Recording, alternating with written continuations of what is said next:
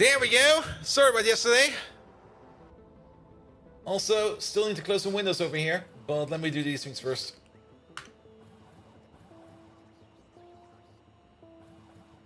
There we go. There we go.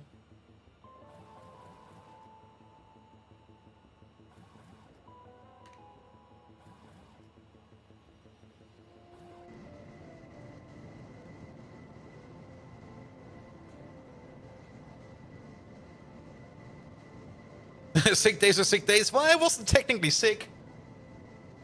I was more like, I'm not really in the mood for anything today. Or at least yesterday. And in my opinion, when you have such a day, then do make the day a nothing to do day, and then focus on more next day. And it'll be fine. Mr. Sloss of Pie yesterday? Sorry, mate. Alright, let me just open up, or at least close this window over here. I don't want to be screaming at the street.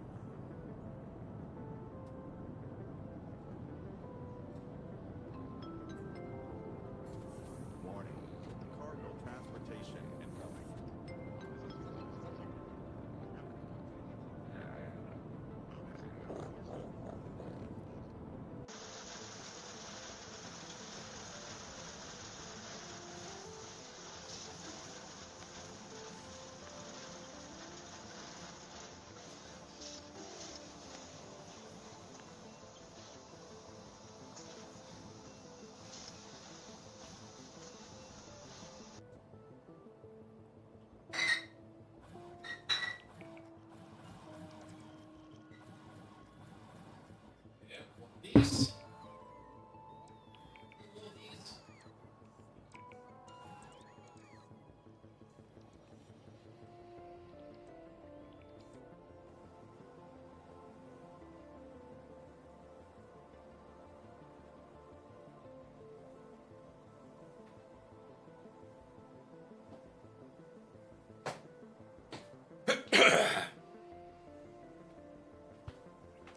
Ah, there we go.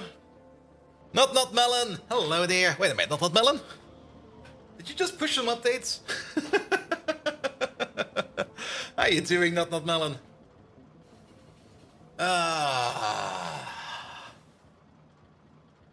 So much better. All right, mic in my face, perfect.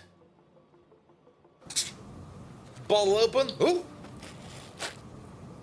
Oh, that's on my pants now.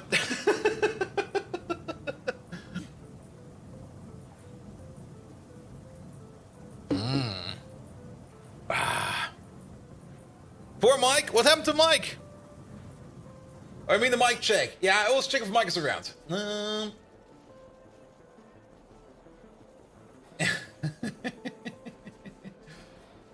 Alright, then.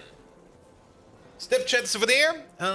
We need to activate Megatron, because he's been off for quite some time. Megatron is back, baby. He's on my face, he's definitely on my face. Mike is always on my face. I mean, I can't get him off of my face. But like, the moment he sees my face, he's on my face. Alright. And Wally, welcome. How's everybody doing? Thank you so much for the lovely shout out for Wally over there. Good. Let's just get fucking going. There's no reason to just sit around and wait. Oh.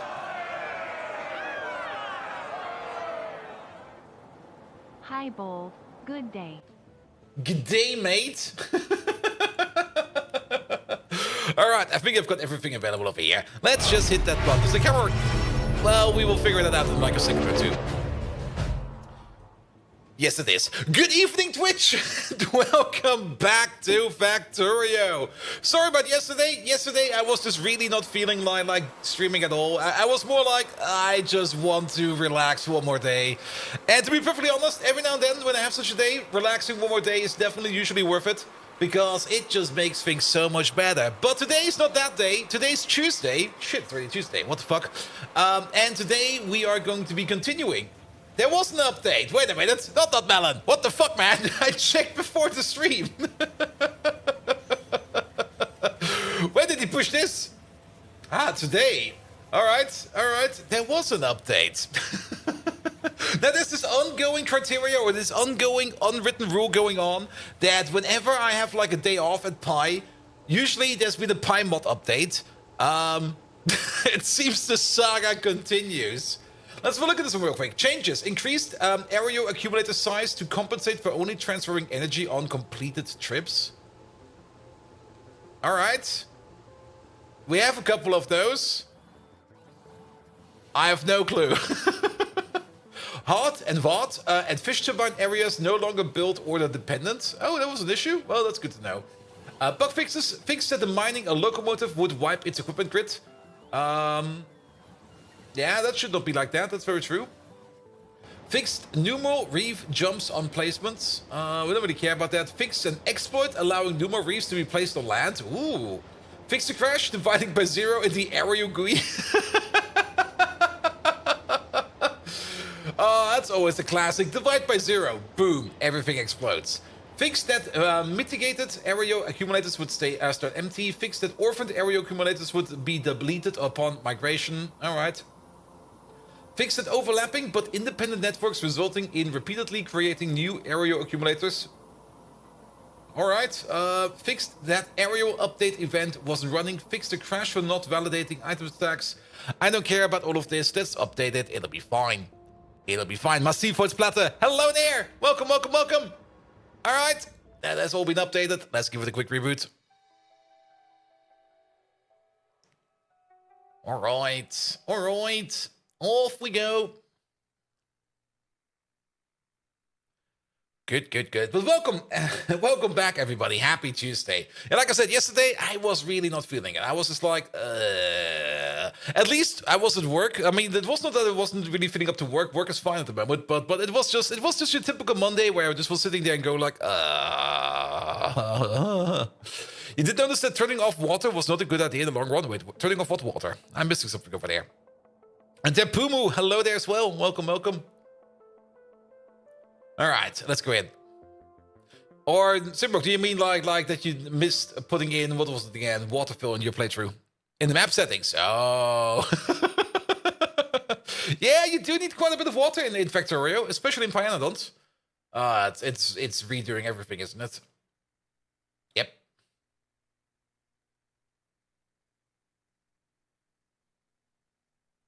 Not Melon. You tested this, right? Okay.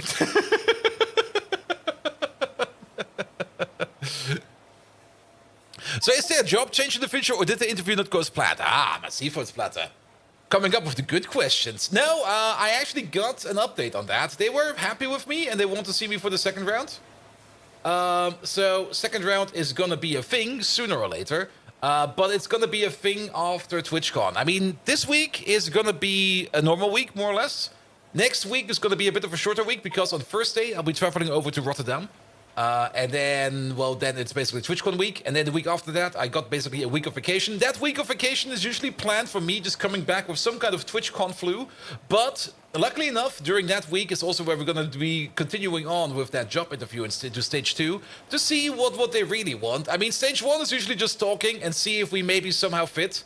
It seems we maybe somehow fit. Stage 2 is going to be like, all right, let's see what you can really do.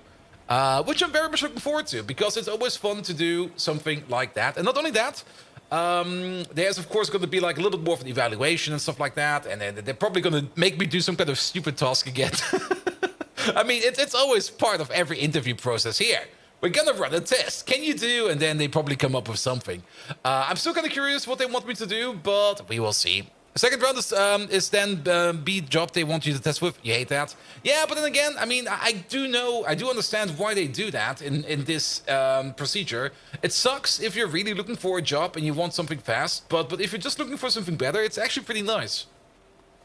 As it does give you all the time to make decisions and all the time to ask questions if what you're going to be doing is actually that what you want to be doing, or if that what they're looking for is actually also being reflected in yourself.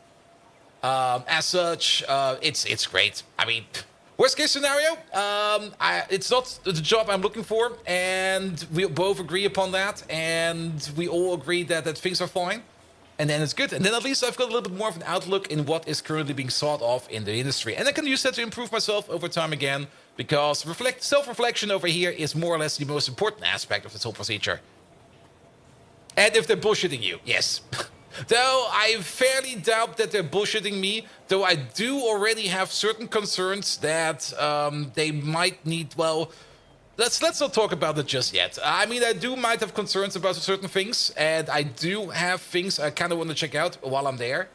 But unless, at the moment for me, these are just head rumors, and sprouting them out will do nobody any good. So they're staying up there.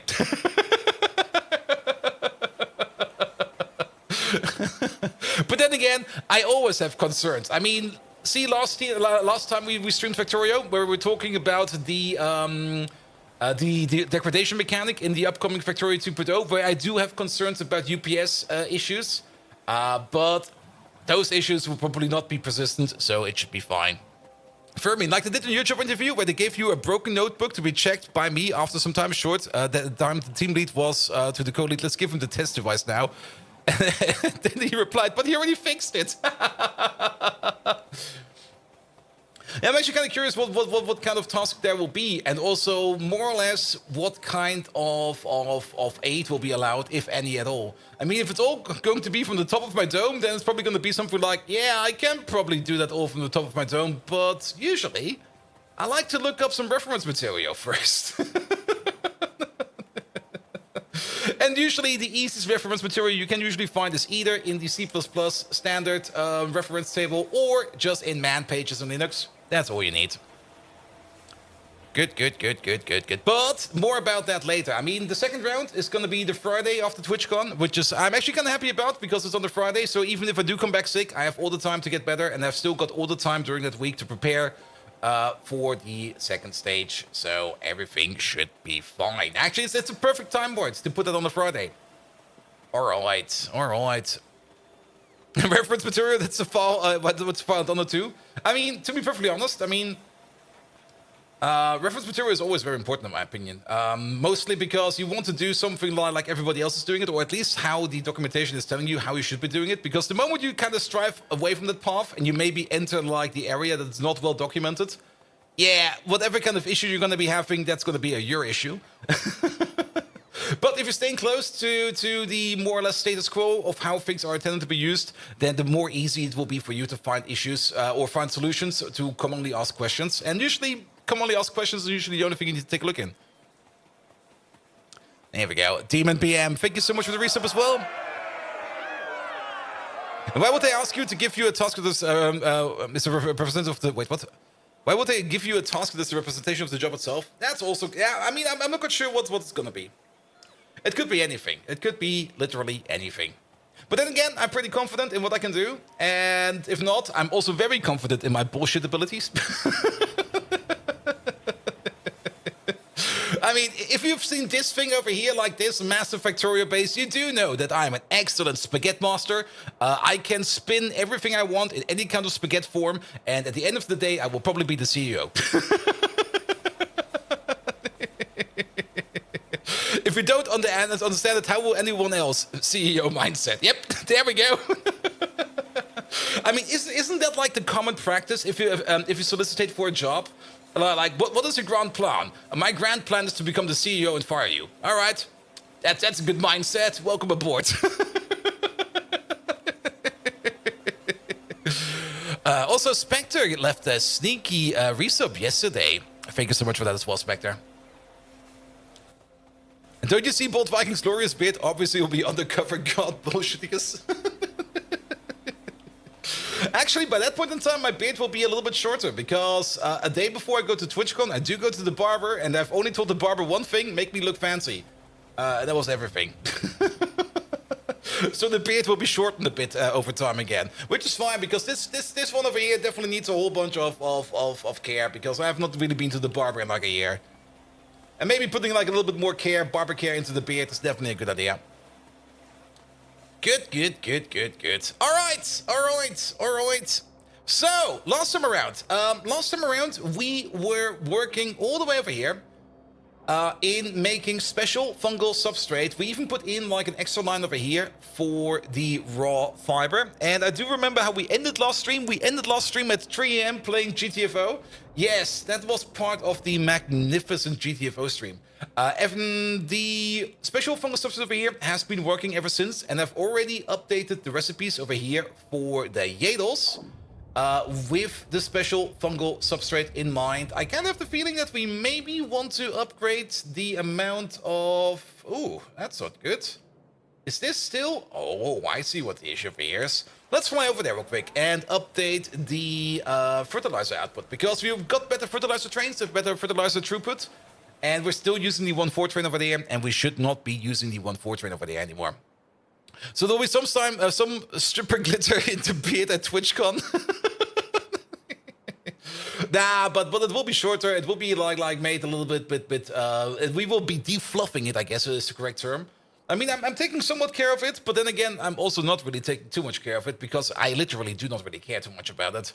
But since TwitchCon is one of those things where people go about to be seen and to be looked at, yeah, maybe we do care a little bit. Also, I can most likely put the barber visit. I can put it probably down as a tax refund or something like that, or as on my tax sheet as like presentable material, because you do see my face every day over here on the Twitch channel. So basically, I'm selling my own face over here. So yes, it will probably most likely be deducted from my tax report at the end of the year. Even better. You believe you're perfect fit for the position of the CEO? I expect you in my office tomorrow at 9 AM. And everybody comes in at 9 AM and everybody gets like this weird cookie and like a needle, and they go like, here, we're starting with this. Huh? Better to sell your face and your body? Yes, definitely. And I already know I can't really be a hand model or a feet model unless maybe for weird gore sites or something like that. You're selling your face, you want your money back. Damn it. All right, how about I'll just refund you my face. Let me just... Is this still active? No, that's gone. Okay, now I'm invisible. Sorry, Lichter refunded my face. It's gone now. It got refunded.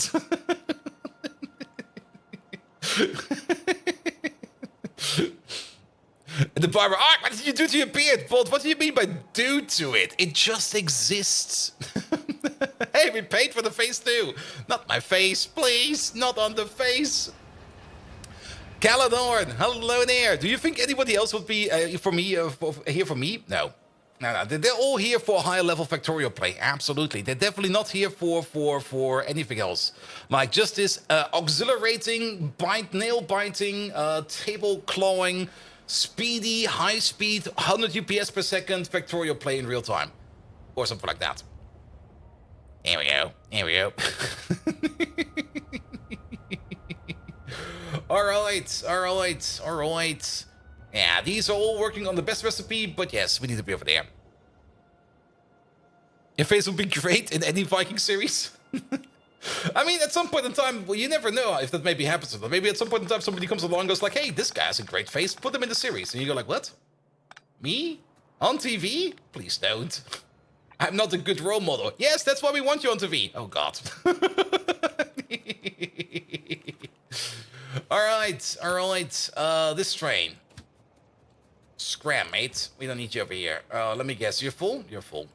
Nevertheless, you over there, you're going to become a 2-8 requester.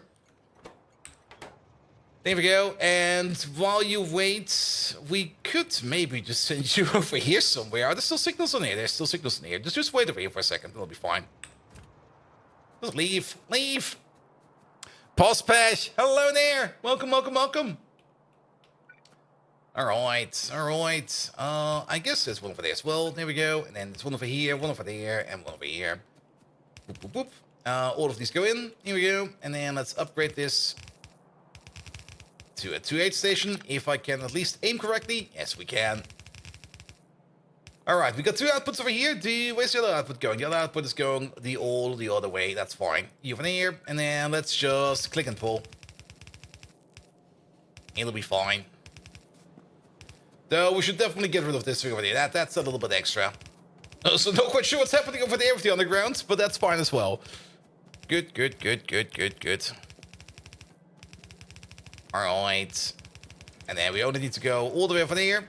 Upgrade you to a red one, and then this should be more than enough fertilizer going around. I'm pretty sure we still got more than enough fertilizer going into these machines over here.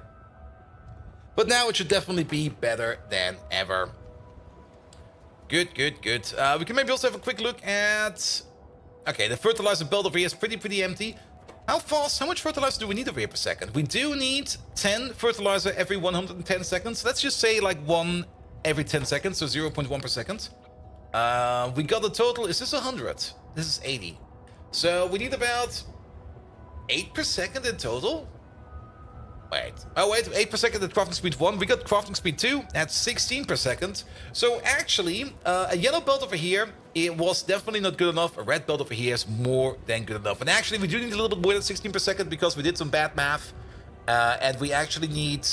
Actually, we need less than that. But that's fine. That's fine. That doesn't really matter. Numbers don't really matter, as always. The thing that does matter is us making all the Yadles over here. And let's look at them real quick. Yadles. Where are they? Where are they? They're over there. Over the last hour. Yeah, it's not really that stable. We definitely did get a bit of a bump increase from over here. Let's hope that this over here will stabilize soon as well. Stabilization over here is going to be important. And once it stabilizes, we can exactly tell how much we are making over here. And I'm pretty sure that currently they're mostly waiting over here on... Let's maybe see if we can find somebody over here that's maybe it's not working. Yeah, it seems they are waiting on fertilizer. Because some of these are kind of out of fertilizer. Especially these at the end. Yeah, it's fertilizer. It should be fine now that we fixed this over there. You're about Captain of Industry and you're a little bit death spiraling right now. Yeah, you have to be careful with Captain of Industry and death spirals. It can happen quite fast. And when I was playing it for the first couple of times, I had a death spiral going on quite often as well.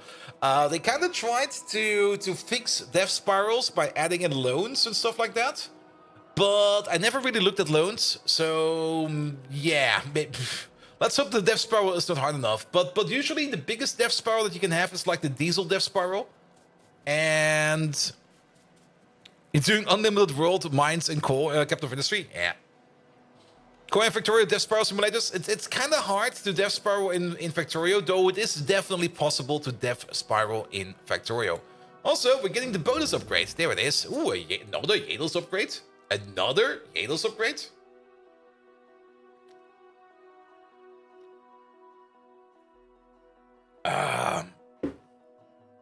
You have a food death spiral. Really? Here we go. Good, good, good. For me, it usually was the diesel death spiral. But yes, it seems we're getting even more Yadles in. That's great. So let's definitely start making the Mark II Yadles. For the Mark II Yadles, I do know... Well, there's a couple of things we need to do for the Mark II Yadles. Step number 1 for the Mark II Yadles is just start making this recipe over here, which requires special fungal substrate, Yadle spores, actual Yadles, and some wood, and some water. And this is just a chance recipe. We have to chance it a couple times. Once we have chanced it enough, we can switch it over to the Yadle upgrade recipe, which is over here. We take a Yadle Mark II, we turn it into Mark II Yadle spores. That's a 1:5 ratio. And then with the Yadle Mark II spores, we need 10 Yadle Mark IIs to make more or less 2¼ Yadles Mark II. And for that, we need cobalt fluoride. Now, the cobalt fluoride, we are technically making it, but we're not exporting it or anything like that. So we do need to make a cobalt fluoride making machine, but we can wait on making this until we get our first Yadles Mark II. So the only thing we need to do right now is like maybe just... Well, let's copy maybe 2 down over here of these Yadle farms and put them over here. Because I'm pretty sure we got everything we need over here to just make the Yadel upgrade recipe. So let's start upgrading these Yadels. I also need some grenades for that. There we go. Also, the game feels super slow today. Maybe there's still more than... Let me maybe close some background tabs. Maybe that will speed up things a little bit more.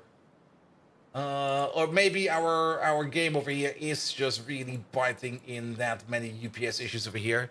44. Is Minecraft still running? No, Minecraft is off. Let's turn this thing off. We don't need this. We do need this one over there, but we can close another couple tabs over there. Close these over there as well. Teams, fucking quit that ASAP. And then I think everything else we do need like this. They can get closed. I guess we got a little bit out of that. I'm actually not quite sure if we got anything out of that. I didn't really do any kind of before-after check, but this should be fine. And not enough farms, so you don't have the space for more? Ah. Yeah, that can sometimes be a bit troublesome. That is very true. Though, unless you're playing like on a really, really hard map, you should have more than enough space. It should be fine. Alright, alright, alright. Pum pum pum pum pum pum pum pum pum pum. Good. Okay, let's copy over this twice, like one over there, and then 1, 2, 3, 4, 5, or something like that. Make it a little bit farther. And with your current UPS, you're currently running about 1.5 to 1 times compression since you're about 40 UPS. Yeah. There we go. I do remember when I was playing Captain of Industry that sometimes putting down farms was a bit of an issue, but it usually was kind of fine. There we go, there we go. But Captain of Industry does have a bit, not really as a hard learning curve, but there are some things you do have to learn the hard way by failing at them. That is sadly true for that game.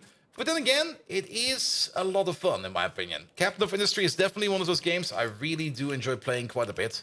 It's also one of the reasons why I'm currently staying away from it, because I would be picking or starting up Captain of Industry now. I would be playing that for like another 3 weeks, like without sleep. Have you read the latest Friday Factorio fact? They improved the algorithm for bots checking up from O1 to N being the roboports in the vicinity to O log X, where X is the triangulated areas. It's a tremendous improvement, and you're excited for it? Yes! There was also that one... I still have to reread it, actually. Because it was the Friday Factorio fact that came after we've done the charity event, and I was very sleepy on Friday. Like Friday, I was like super sleepy. I was extremely sleepy on Friday. And as such, I didn't really put in too much... like the information retention on the Friday Factorio fact was not really as high as I had hoped to. As most of the information just immediately left my brain. And I was like, yeah, that was the Friday, all right? But yes, algorithmic improvements are always great, especially one where you go from ON to log N, because that is a significant improvement. That is a significant improvement. Which also kind of reminded me of, and that's probably also a thing I'm going to be doing like in 2 weeks for at least 1 week as preparation for the second stage of the job interview. It kind of reminded me a bit of the Advent of Coding challenges, where if you don't really use an optimal algorithm, you will also have such kinds of issues. Especially if you're running it in software solutions that are not really meant to be running super duper fast. Python. And the difference between an algorithm that takes like n time or n squared time or n to the power of 3 time is definitely feasible. And the value on which it's based is improved too, because it's independent sort of the behavior of the player. That's even better. I mean, the player is usually that one point in any kind of game that's causing like the most issues. I mean, can never really trust a player, in my opinion. They always cause any kind of mischief. And removing that even is even better. But I'm very much excited for even more Factorio 2.0 updates, because there's so much good stuff on here. All right, we need some more sports over there. Dave, hello there. How you doing? We need some sports over here. We need a special fungus substrate over here and some wood, as well as some Yadels. We got some Yadels over here. We can use these over here. We don't need a lot of Yadels because they will be resupplying themselves. So we need to do something like this, where we're going to have one of these and one of those. And then the input priority over there will be on this side. And over there, they will be on the other side. And then you just spin these around because we're gonna get some Yadels back. We have... Well, that was kind of stupid. I hope that bot wobble was not too close. Because we do have a spin recipe, if I recall it correctly, over here. Let's have a look at this one over there. It's Yadels in and it's Yadels out. So yeah, it's gonna be something like this. Where are these Yadels? There we go. These over here, please. There we go. There we go. Spin, spin, spin. Spin, spin. In you go, in you go. Good. This one over there is completely on the wrong side. You need to be over there. Good, good, good, good, good. So these will now be... Damn it. Wait a minute. Oh yeah, we're making the Mark IIs. Never mind. So that is fine. We got the water. We don't need the fertilizer over here. What we need over here is the upgrade recipe, like this. Copy it over there. There we go. Fill it up with some Yadels over there. That's great as well. And then we only need some special fungal substrate, which we can get from over here, as well as some of these spores over there, which we can get from over there as well. There we go. Spaghetti over there. We don't really care. Just do some spaghetti, and it'll be fine. Let's see. I really don't care about the spaghetti. So we're gonna hard spaghetti this. Like really, really hard spaghetti this. Alright, you over there, and then this amount of stuff over here. Here we go, you go all the way over there. You have a peak in here. And let's actually just pull you along a little bit further.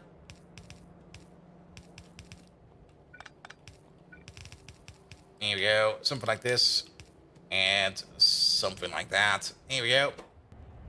Good, and now we got the spin recipe over here. And the only thing we need to do over here is to make sure that we can filter these with the Yadels Mark II. Whitelist, please. Here we go. And we're just going to put them in here like this. Good, good, good, good, good, good, good. And Bolt renouncing his roots, going full Italian. I kind of have the feeling that the amount of spaghetti we're doing over here and how we're building in spaghetti would even offend the Italians. We have to be careful. Good, but this one over here is now doing the chance recipe over here to make the Yadels Mark II. We need a total of 2 of these, so let's maybe limit you to like a singular stack over here. We're just gonna let this sit over here and spin over here, and we're gonna come back to it at some point in time to make sure that the Yadels Mark II over there are done. Now, the bonus Mark II, we got a bonus upgrade over here as well, where we can also improve the bonus recipe. And this over here will give us, I think, the same. It's more or less the same increase from Bodos as we get the increase for Yadels. So let's maybe have a quick look at the recipe upgrades. The only thing we need to add over here is more special fungal substrate and improved fungal substrate. I think we have a train for that, at least at the main base for the fungal substrate. So we can maybe also get the other train over here as well. And then for the upgrade recipe, there we go. This is Fuel Rods Mark II. What? For every chance, a Fuel Rod Mark II. Oh, that's fucking expensive. Fallen Angel, hello there. Welcome, welcome, welcome. Oh yeah, this is kind of expensive. For making them, we also need the Fuel Rod Mark II. 5 bonus spores Mark II, and the Fuel Rod Mark II will make a bonus Mark II. And to make these Mark II, what the fuck is this? Why is it 80% of times 8? Ah, that's even worse than that. So technically, we could be really, really unlucky with our first couple of bonus Mark I. We will try to make some spores Mark II, and then it just goes like, nope, fuck you. Yeah, 6.4, which is fine because we need 5 of them to make the Mark II. But yeah, this will be eating. Well, on the plus side, I mean, the starter recipe. Oh, we landed inside of the machine. The starter recipe is kind of expensive, but overall, we need like a singular one of these Bodos per paddock, or up to 4 if we go to Bodos Plantations Mark IV. So we should be fine over here. Speaking of Bodos Plantations Mark IV, can we make the Bodos Plantation? We can make the Bodos Plantation Mark II. Are we making the Bodos Plantation Mark II? We are. So why did we never upgrade? There we go. Bum, bum, bum, bum, bum, bum, bum. Upgrade these to Mark II, please. Upgrades all around. There's probably been some upgrades in the base we could have done like ages ago, and we just never got to them because we just never thought of them. But that's more or less more of the stuff we're going to be doing today and also next week. Just upgrading everything. Now that we're in a better, higher science pack, we can do so much more stuff over here. Now, there's also a bit of an issue over here. We're currently not really making any bodos, mostly because we are out of fuel rods over here. And fuel rods is very much dependent upon this production over here, but there seems to be a bit of an issue over here as well. And I think I remember what the issue is over there. I think I took out all the beacons over there at some point in time because of random power issues. And I think we just need to put those beacons back in there just to give this thing over here like a little bit of a speed up. Because I do remember heavily beaconizing this entire build over here. And we should just do that again. And then more or less the question is, how did we beaconize this thing? I guess this part of here is fine because... yeah, you need to be faster. You definitely need to be faster. And maybe you. So let's maybe start. That's not a beacon. This is a beacon. Let's maybe start with a beacon over here. AM FM5. Here we go. Give you some speed. Here we go. And now you are going at a crafting speed of 7.6. Which means we're also consuming about 7.6 uranium powder every... way too many seconds. We're more or less consuming about just under 2 uranium powder. Not really uranium powder per second, but under 2 uranium grade 2 per second. You over there, you don't really make a lot of uranium grade 2. That's mostly coming from you over here. I see. So let's maybe also upgrade you, so that we have a bigger hand size over there. Excellent. And now this entire process over here is already going like a little bit faster. And more of this is already going into here. Do we need to speed this thing up? I don't really think we need to, because I think this one over there is still going way too slow.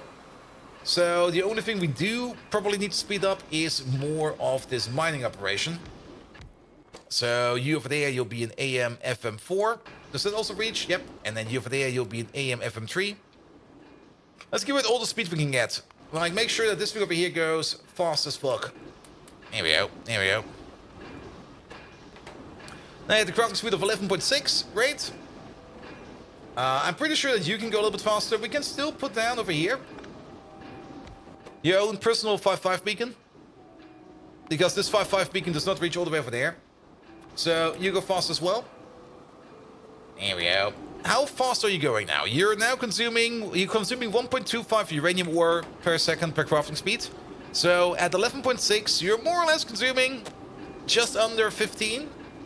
Which means this build over here should stop every now and then, which it does. You can see it struggle every now and then a bit. But you're more or less now consuming like a yellow belt of uranium over here, turning that into uranium. And then you're going as fast as you can, and you're going as fast as you can. You're still kind of backing up over here.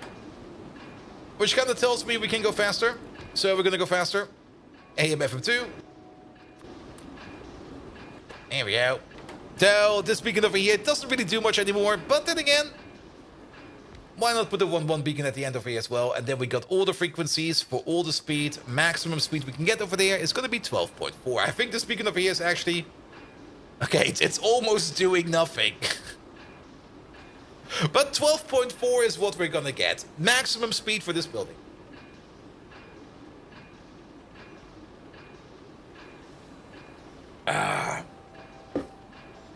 Good.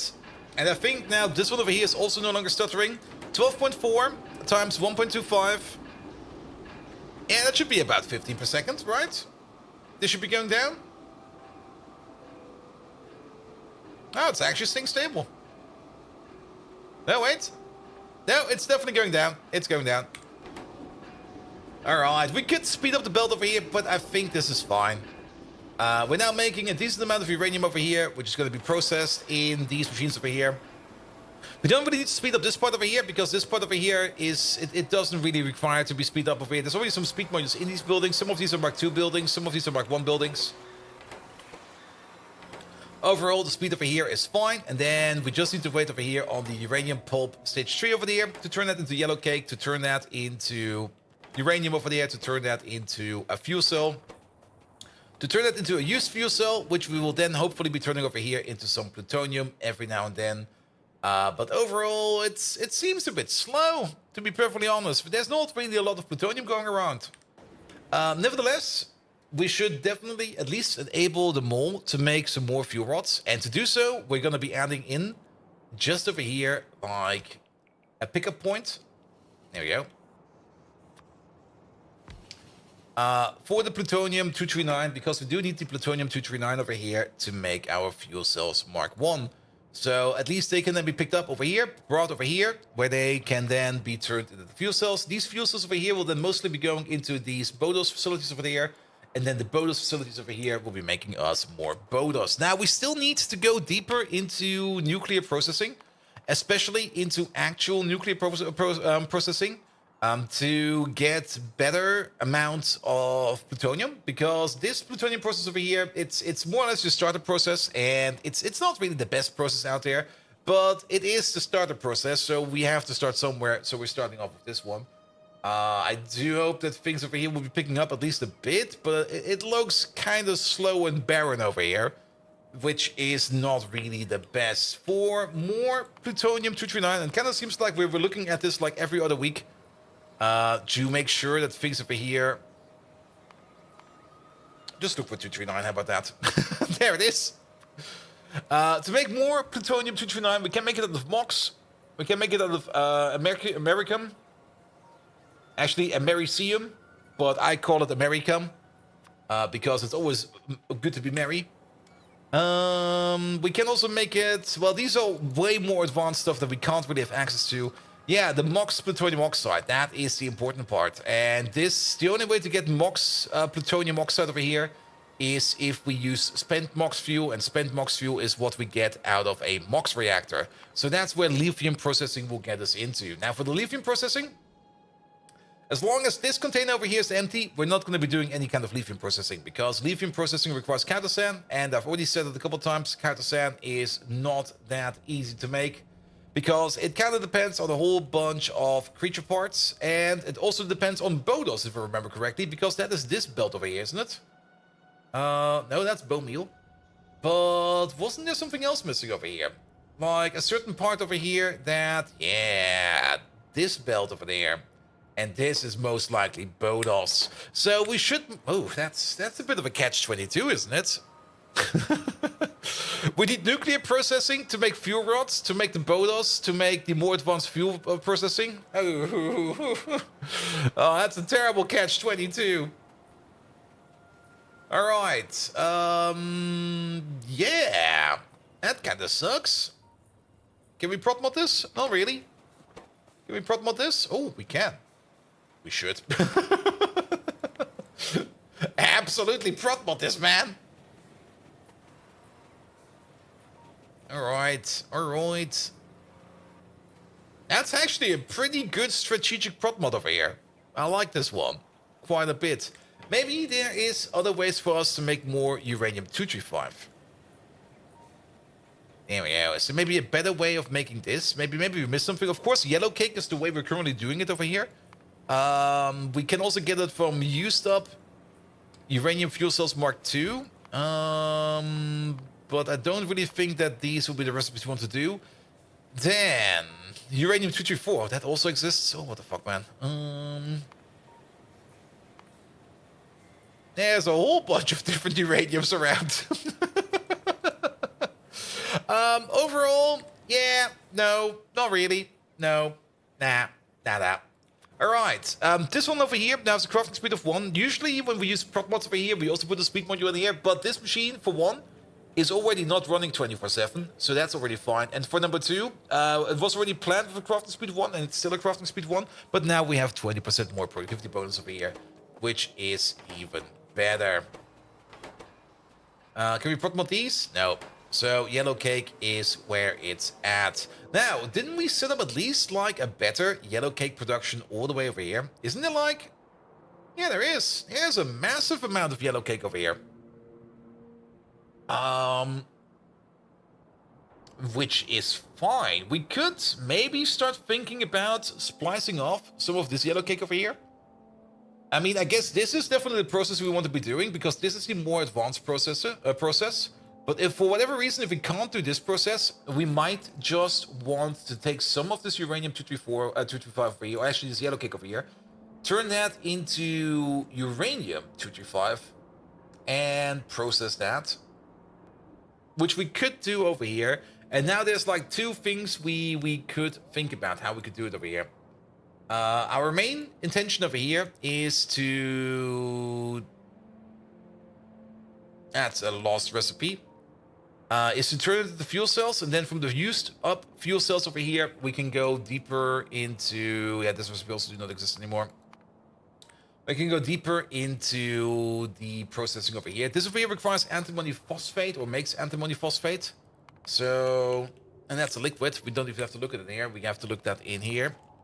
Antimony phosphate. There it is.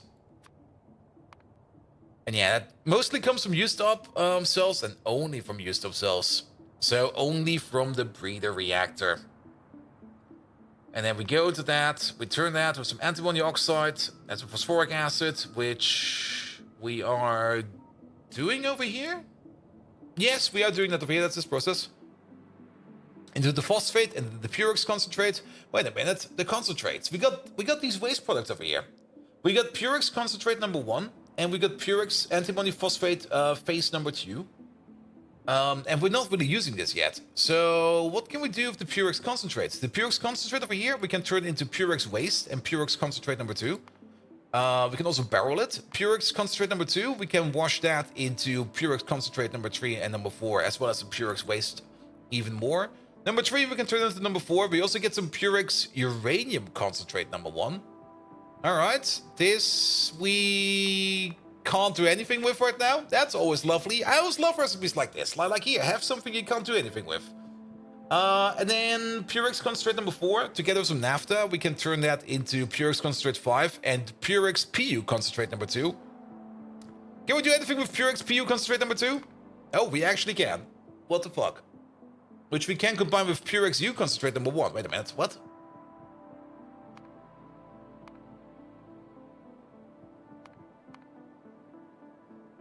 Am I missing something over here?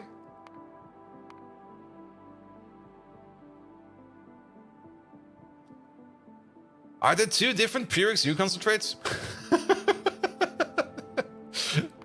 I mean, this shows us all recipes over here for Purex U concentrate number 1. I don't see the recipe. Okay, this is Purex U concentrate 1. What is the product, not ingredient? Oh, wait, is that... Yeah, it's a product. You're correct. My bad. But that means we get even more of the shite, and then at least we can go all the way up to plutonium peroxide, which we can then wash into more plutonium oxide. So we can get some more plutonium out of this stuff over here. All right. And I guess we might want to set up some kind of plutonium waste setup or something like that. Like, at least something like that. And maybe make a waste center or something like that. We will have to think about that. But that is then going into... Okay, we lost a couple of steps over here. Let's go a couple steps back. So that's Purex concentrate 1 into Purex concentrate 2 into Purex concentrate 3, which also gives us 4, which we can turn into 5, which we can then turn into 3 again? What? Oh boy. I think I'll have to put it down and have a look at it. And then we go back from 3 to 4, from 4 to 5, and then from 5 to 3. So this is a hopefully infinite decoratory loop. This is 100 into 40.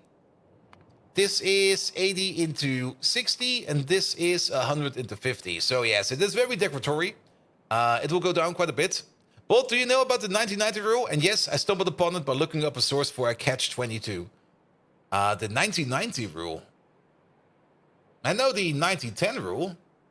But like 90% of the work is done in 10% of the time, and the last 10% of the time is yeah, that's the 90-90 rule. The first 90% of the code accounts for the first 90% of the development time. The remaining 10% of the code accounts for the other 90% of the development time. Yeah. I always thought it was the 1910 rule, not the 1990 rule. But it's basically the same thing. And it's also something I'm currently seeing in the project I'm currently working on. I mean, at the beginning, there was so much speed and so much energy in the project because things were just moving fast. Like project was developing, project was going on, project was a lot of fun. And just making new features and was just an absolute fun thing to do. And it's still fun, the project, don't get me wrong. But things do slow down considerably at the end. Like, those last 10% are such a fucking slog. And it's always amazing every damn time. But because you just sit there and you go like, all right, last 10%, last stabilization patches and stuff like that. Now, it just continues on and on and on and on. Lucky you remember the beginning? The beginning was fun. But then again, I also do have to admit, if I had known now if I had known in the beginning what I knew now about the project and how it's actually set up, because it was, of course, totally different on paper. It was in practice totally different than on paper. Then I would have done things absolutely different, absolutely different. All right. Antimony phosphate number 2 and Purex concentrate of 1. We should definitely make use of that. I'm also kind of curious over here about... that's Purex 1, Purex 2... No. Antimony phosphate 2 over here. We can take the antimony phosphate 2 over here, mix it up with even more antimony oxide and ammonium mixture, which I'm not quite sure what it is. We have to check it up. And more phosphoric acid. To get into plutonium peroxide. Oh, that could be good. As well as Purex concentrate 1, more of it. And antimony phosphate number 3. Antimony phosphate number 3 over here. That's gonna sit in a bin for quite some time. That's fine. And the plutonium peroxide over here, we can just wash that up into more plutonium oxide. All right. Last 10%, you have to integrate all of the neat ideas you came up with early, then optimize it and make sure it doesn't break basic functionality, rinse and repeat ad nauseum. Yeah, the bigger problem we currently have in the project is like the amount of testing effort that needs to be put in to like get any kind of change through is significantly increased. Like at the beginning, it was just like, yeah, we're gonna patch for this, we broke something, my bad, here, just do this, this, and it'll be fine. And everybody at that stage in the project was like, yeah, it'll be fine, just put it in, nobody cares. And now it's like, yeah, if you break something, and it's not, and it's because it's not tested well, it's gonna get expensive. It's gonna get like really expensive. So people are testing the ever-loving shit out of it, and still things kind of break. And the book was released in 1961, so far after the wars, and it's fictional. Oh yes, it was for the Catch-22 thing. Yeah. All right, but then again, I mean, things like that. I mean, project management. I don't really think there will ever be like any kind of fundamental changes or in basic project management and running projects, because you will still be running into the same issues, just under different names. Like at the beginning, it was basically maybe just like lazy workers or something like that, and then later on it was like lazy developers, and after that it's going to be like lazy AIs. Oh, good God, lazy AIs! Please don't. AI, please solve this thing for me. No, I don't wanna. And the last 10% really just shows you how bad you are at planning. Maybe a lazy Megatron. I mean, in an optimal world, you have always everything planned out willy-nilly and everything, but in practice, that's never the case. But then again, if you do, I mean, we did plan for the last 10%, and we planned like a year, and it turned into 2, and it's just like, what the hell, man? And solve this for me. No, in the future, you wanted to revert it, so why do it at the beginning? There's a point in that.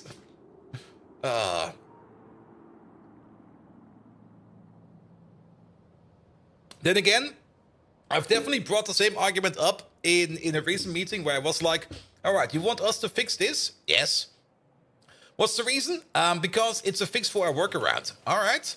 And when will your workaround be reverted? Yeah, sometime next week. Yeah, fuck that. I'm not doing that. I'm not spending any effort on a thing that I have to take out next week again. It's gonna stay. It's gonna stay, man. Then again, in hindsight, And that's still not my problem, because my argument back then was sound. In hindsight, I should have known that the people that are taking out the revert for their own issue are still working on it, and that meeting was already like 3 weeks ago. I don't care.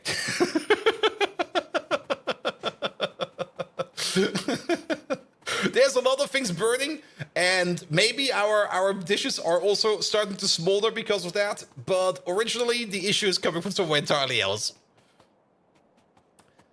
Alright. But yeah, Purex concentration, stuff like that. We do need more plutonium, so let's do this real quick. But for that, I do kind of want to at least sketch it out a bit. Because we need to know what we're going to be doing over here. And for that, we're going to need ourselves...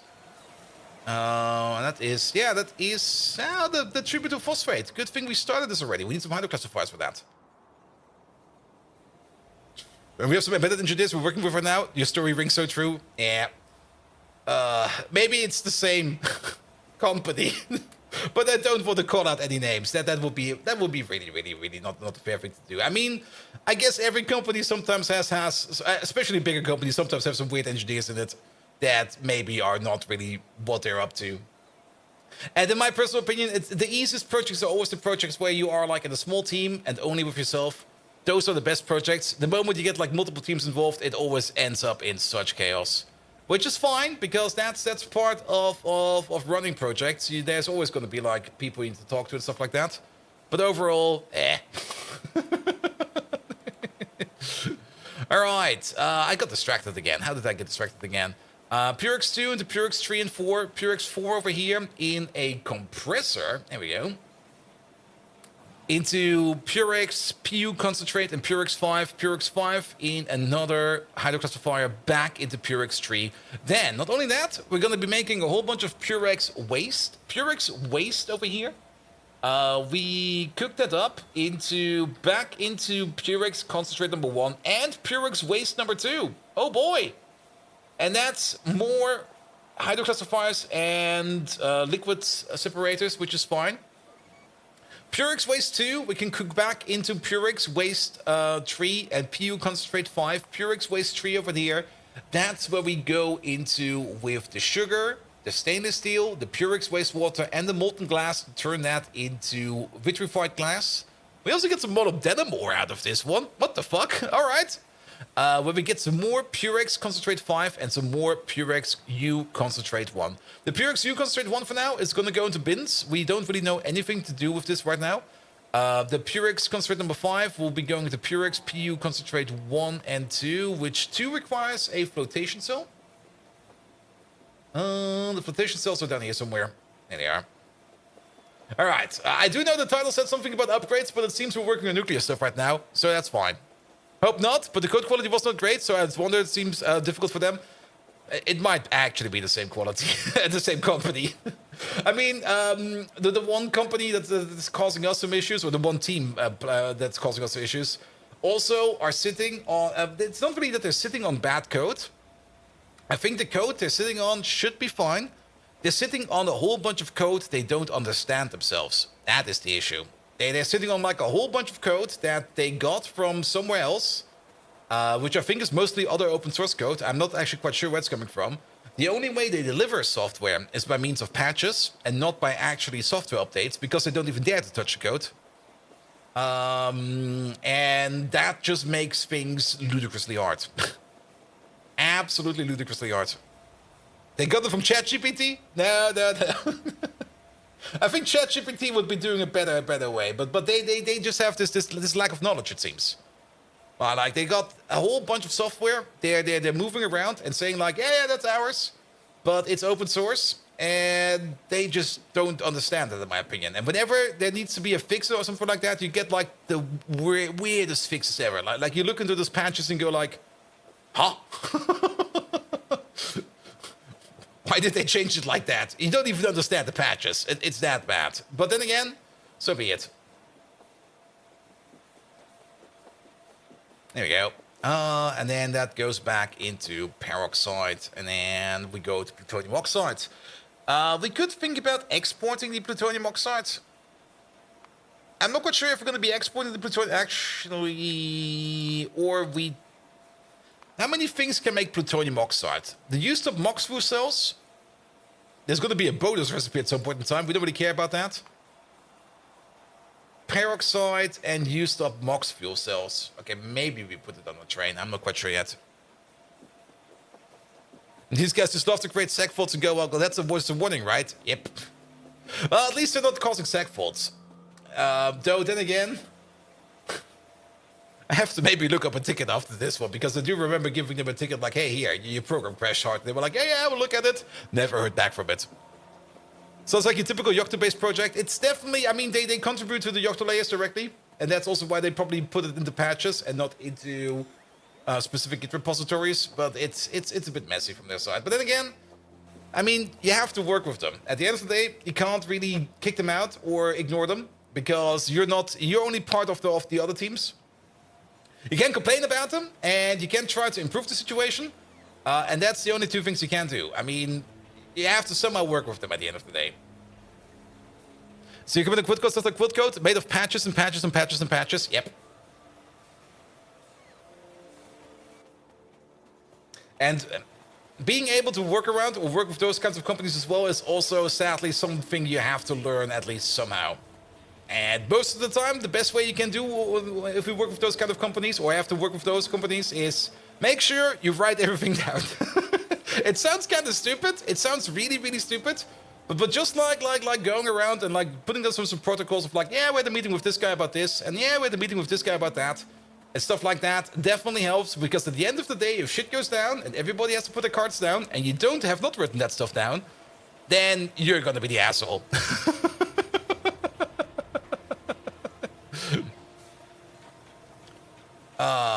There we go. I like to passive-aggressively guide them towards coding better. Yeah, but sure. That's already too much energy, in my opinion. That's already putting too much effort into it. But yeah, I mean, you have to work somehow with it. All right. I think we got every part over here to at least start sketching out the plutonium processing. We do need to put this stuff over here into trains, the Purex 1 and the antimony phosphate number 2. At least for now, we're going to put it into the trains. It might just be different in the future. That's also a bit of the problem over here. I don't really know how the entire nuclear chain is going to be looking like. And the only way to figure that out is actually to build it and live and experience it. I mean, I could look up all the recipes, but the bigger problem is not all of those recipes we've got available right now. And things will change over time, so we do have to make some educated guesses over here to make sure that things over here are working perfectly fine. Nevertheless, let's make some sketches. Let's maybe try to balance some things. I'm not even quite sure if we need to build this up to like any kind of big scale.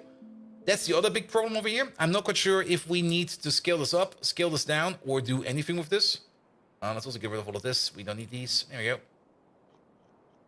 And it mostly comes down to how fast we're going to be making stuff like Purex concentrate and stuff like that. Let's have a look at this all real quick. And to be perfectly honest, you can already see over here, if we have like 15, or if we have got like crafting speed 15 sitting around somewhere, we're going to be making like 100 phosphate per second. But I'm pretty sure we never, ever made 100 phosphate per second. Maybe, if we're lucky, we can look over here real quick, and we go for the phosphates over like the last 50 hours. There they are. Yeah. All right. At most, we made 25 per minute. At most. Is the rule of Factorio go big or go home? Yes, but in this case, I think it's gonna be the opposite. There we go. Yeah, even if these machines were working, we were making it at 83.3 per minute. So the only thing we have to maybe respect is the ratio, but not necessarily the input. Then again, I could be entirely wrong about this one. So let's maybe build it in a way that we can at least beaconize it later on if we do need to beaconize it. All right, let's put some of these down real quick. We definitely do need the chemical plant. I do remember that. We do need one of these over there as well, a hydroclassifier. Was there anything else in the air? Yes, a flotation cell was required at some point in time. There we go. And probably some other buildings over here as well. And first of all, we're going to be turning over here Purex Concentrate 1 into Purex Concentrate 2. Do it correct and don't do it at all. This one is definitely going to be a bit tricky, especially the more trickier parts over here, and that's probably the most important part over here, is the feedback loop. The feedback loop over here is going to be the part where we have to be the most careful about. Because if we fuck up the feedback loop, then the entire system over here will just be battered and broken. So let's make sure that we can at least get the feedback loop over here correctly. And this over here is a 1-to-1 conversion of Purex Concentrate 1 into Purex Concentrate 2. I think the next step was a fluid separator over here, where we turn Purex 2 into Purex 3 and 4. This over here consumes 0.8 per second. This one over here makes 0.6 per second. So this is already like a very, very, very different state. Also, well, at least that kind of matches up. Hey there, Hap. How you doing? Business random forum pause for recording, documenting every meeting, and expecting people to deliver on their promises. Yeah, but that's just best practice. I mean, you can trust in company as much as you want. If it goes the other way, then you have to somehow at least prove it. And writing stuff down like that is usually the best way to do it. You don't really need to have like a detailed report. It's just enough to mention it, just to make sure that you got like some kind of post, and then you can just like string it together on dates, and just like maybe even only a title is more than enough. You don't need any details. Just like had a meeting with this guy about blah, and then you maybe put a reference link in there, and then it's already more than enough. All right. Then you over there. That's Purex waste over here. That's what we want to work on. You make 3 and 4. You over there, you make more 4 over there. Let's put another one down over here. I'm doing good. Just reached LV in Galactic New Horizon again. Your save game was corrupted. Oh no. Who needs backups? Well, not you, it seems. Here we go. Alright. So that will be making all of the 4. For now, we don't really care how much Purex you concentrate we make. We're going to be exporting it. So it just goes into like a sidetrack, and then we're fine with it. Probably the same is going to be true for that uranium stuff we're going to be getting on the site. If we can find it, we might just completely ignore that and move it around. Then again, that's happening over here. We're also making more Purex U concentrate over here. Also, we're making Purex raffinates over here. Oh boy. This over here, Purex PU concentrate number 3 goes then into plutonium peroxide. All right, so what are we missing now? We got 3 to 4. We're missing... that is Purex concentrate 1 into 2 into 4. Oh, the compressor. We're missing the compressor. There we go. Here it is. And that goes into... That goes into 5. And then from number 5, we go back to number 3. So, how do we get back to number 3 then?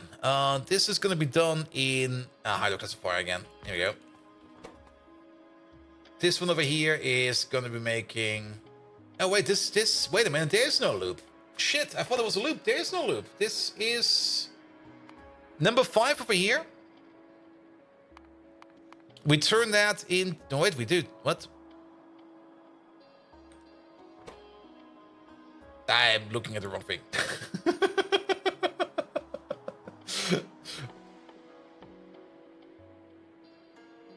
This is the one we need.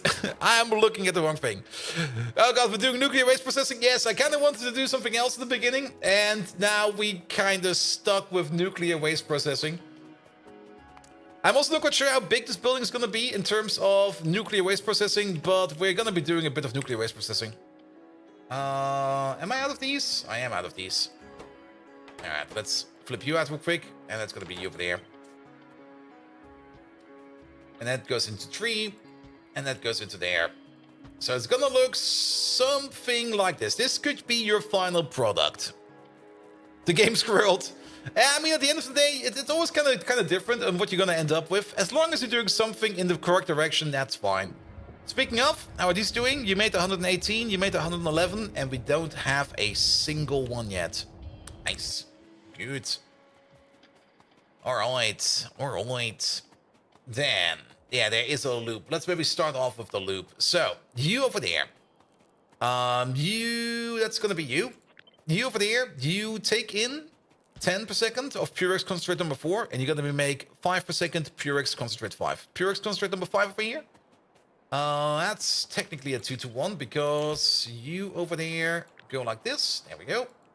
So that's a 2 to 1 over here. At least 2 meat faces over here. And then we're going back to Purex concentrate number 3. For Purex concentrate number 3 over here, are these all on the 10-second cycle? These are all on the 10-second cycle. Oh, that's good. That makes things over here a little bit easier. All right, so we got the number 2 over there, and we got the number 3 over there. There we go. So back to number 2. So you over there, you're just making number 2. This one over here is constantly making you number 2. Technically, we could completely ignore this and put it on the side and just use it as a top-up value because we're gonna be coming back over here at the number 3 level. Let's maybe go in reverse for this thing. For this one over here, these 2 over here would eat 100 Purex concentrate number 4 every 10 seconds to turn that into Purex concentrate number 5. If we want to make we get more over here. There's another loop. There's another loop. Oh no! Why is there another loop? Ah!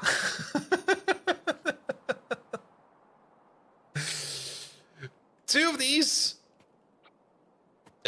Which one is this now? Now I'm super confused. That's you, isn't it? We got a research done. More Yadels, lovely. You know what makes this even more confusing? It says Purex concentrate number 4 over there, Purex concentrate number 2 over there. There's an icon for number 3 over here. Yes. Loops and loops and loops. And the game is so nice, teaching you how you count up to 5. Yes. And you know what comes after number 5? Number 2.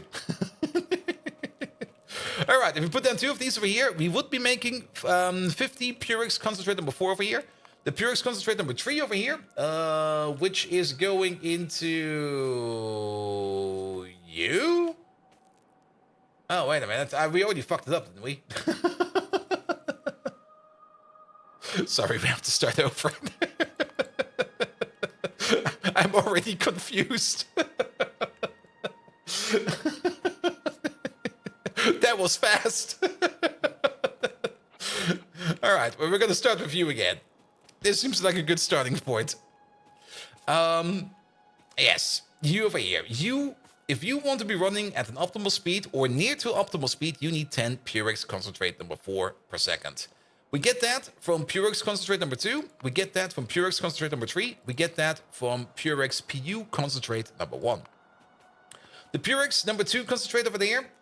This one over here is going to be the recipe that is gonna. This is gonna be the entry level recipe. And Food Hope, are you setting up nuclear power or just making my research there? No idea how it works, but high hopes. More or less, we're not really setting up nuclear power just yet. We still got the basic breeder reactor over here, and we kind of want to optimize this over here a little bit more. I kind of want to get more plutonium out of this. And we got a whole bunch of waste over here. Like a whole bunch of Purex concentrate number 1 and antimony phosphate number 2. Which we could now finally use to set up more of the uranium refining. And we're gonna need this stuff regardless if we go into the higher tier of the nuclear processing either way. Because if we go into things like spent MOX fuel, for example, or any of the reactor fuel, it doesn't really matter which one, we do get things out of there as high energy waste, and high energy waste over here, we can turn that straight up into Purex concentrate number 1. And then we are basically going to be getting into this thing over here. So at the moment, we're just setting up nuclear power, waste, refining, recycling, stuff like that. And there's a couple of loops and loops over here where we have to be a little bit careful about that we do not break it entirely. And this thing over here, like I said, wants 10 Purex concentrate number 4. Purex concentrate number 4 comes out of Purex concentrate number 2. But this is more the feeding recipe. We could maybe even entirely ignore this one and just set it up in a way that this thing over here will only top up existing parts in the system and let the system itself spin around. But then we would still need to figure out how much is spinning around in the system and how much we need to update per cycle. At least on the positive side, it seems everything over here is running on the same clock speed. So that will make this calculation over here easier.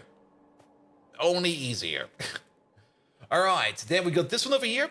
This one over here is turning Purex concentrate number 3 into Purex concentrate number 4. Purex concentrate number 3 is the only way to get that is there's 2 loops for Purex concentrate 3. Alright. Oh boy.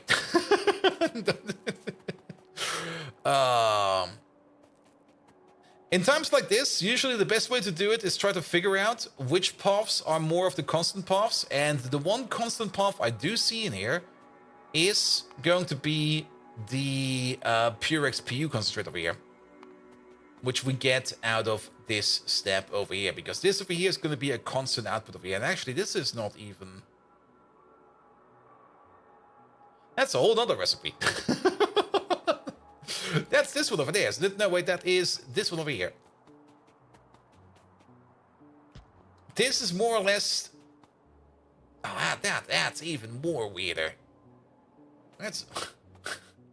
We get Purex concentrate number 5 out of here, and Purex plutonium concentrate number 2. Out of number 5, we get number 1. Ah, motherfuckers.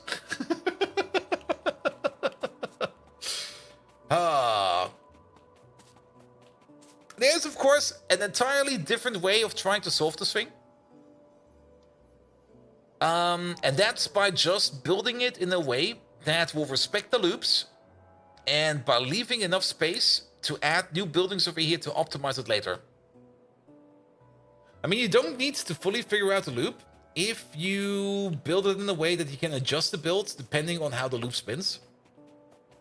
And if you kind of notice that something is backing up, then you build it in a way that you can add more stuff to it. Yes, waste 1 to concentrate 1, and waste 2 to concentrate 5. And that's when you hopped out. Yep. And I'm having the same issue right now. So what we could do over here... Yeah, ignore all of these.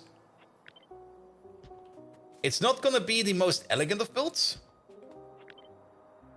but it is going to be a build which allows us to extend it and then figure it out as we go on.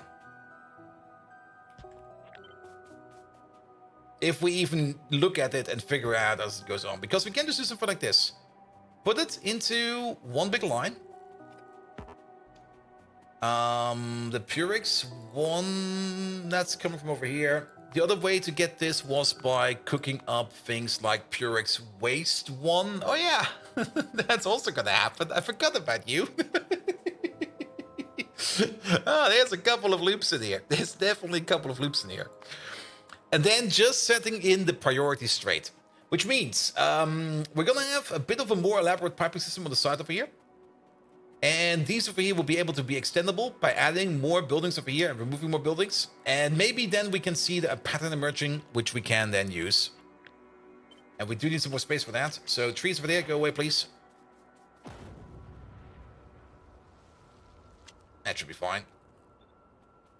All right, put you down again. So overall, somehow, at the top, we're getting in Purex 1. We either get Purex in 1 in via a train, or we get Purex in 1 in by making it on site, or by feeding it back on top. So for the Purex stage 1, that's gonna be you. One way to get it would be by spinning it up, but this would be the train recipe, but technically we could spin it up by combining antimony oxide with antimony phosphate 1. Recipe number 2 would be antimony phosphate 2 processing to get more Purex concentrate out of that and more plutonium peroxide. I think, aren't we already doing this one? No, we're not. We got this late. Yeah. And why are we nuking ore patches now? What did they ever do to you? We're making them radioactive so we get more different ores out of them. And then the Purex waste over here. There's so many feedback loops in here. Ah. There's quite a bit in terms of feedback loops over here. Like this one over there. Then there is this one over here, which makes Purex. Which one is this one again? This is... Do we have one yet? No, we do have that. Am I being blind? Is it somewhere else? Should be in here. Ah, there it is. Has a different icon. Has a number 2 over there. I need the pi dev stat. Please make nuclear uranium patches blow up constantly. Ooh. Yeah, that was not that this over here was just titanium ore. Titanium should be fine. Alright. Purex concentration out of a chemo lab, out of this thing over there, and then finally out of a mixer. Did we ever bring a mixer? I have a mixer on me. Perfect. Where we then turn this over here into even more shite. So these are our sources of antimony phosphate 1.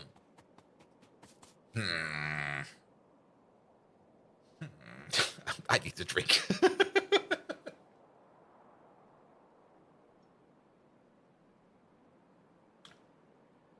I'm almost ready to getting out a piece of paper and a pen, because it might make things easier. But if I start scribbling on a piece of paper, you guys won't see it. So, there we go. Alright. But this over there, that's waste processing. That's waste processing. And actually, this is just more advanced waste processing. This over here is just... This sticks together like this, and then put more waste in there. We get out of this just more of the Purex over there. We also get pure waste number 3. What do we do with waste number 3? Waste number 3 over here turns, that's going into vitrified glass and into Purex concentrate 5 in a basic oxygen furnace. Which I don't have with me, but we can just get one out of here. Vitrified glass. There it is. There we go. This over here makes even more stuff. Does Bolt already know the fun details about vitrified glass? I mean, I do know why it's made, because it's part of an actual process, but I've not really checked at... Oh.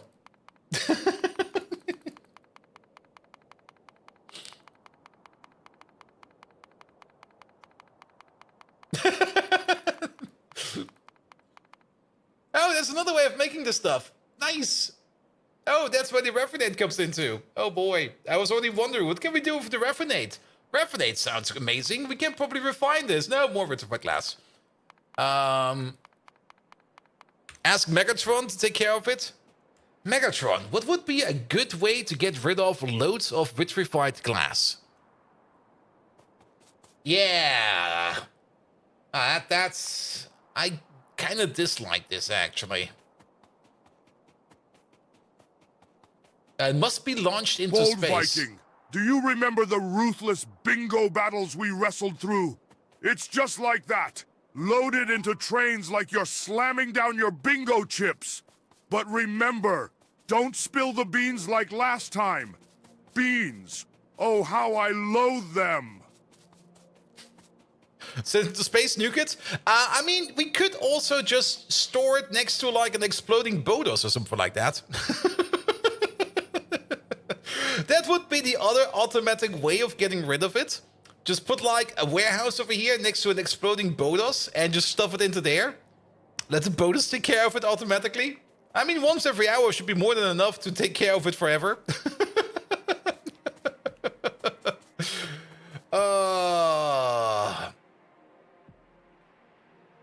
And shove it in the rocket is the only way? I mean, that sounds like a fun solution. I would rather do that. Shove it in the rocket, send it to space.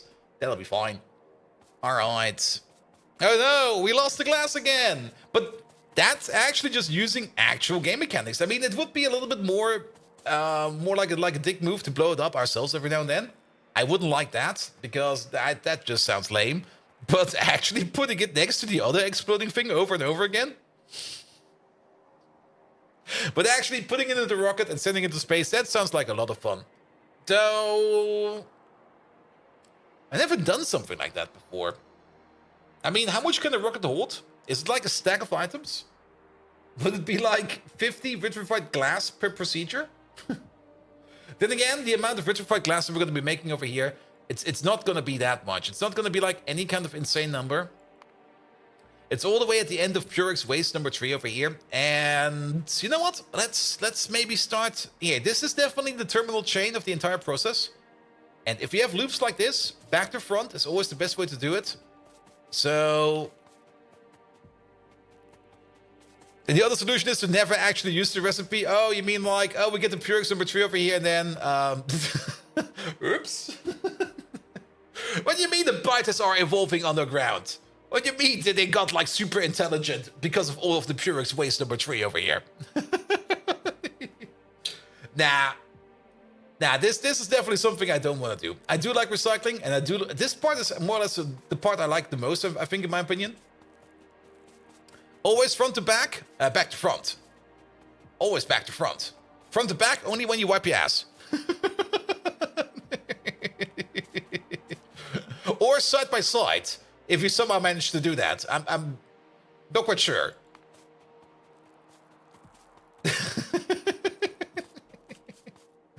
Also, we picked up the wrong vitrified glass recipe over here. It's gonna be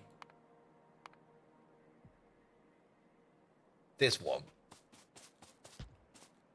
Does it make a difference? Not really.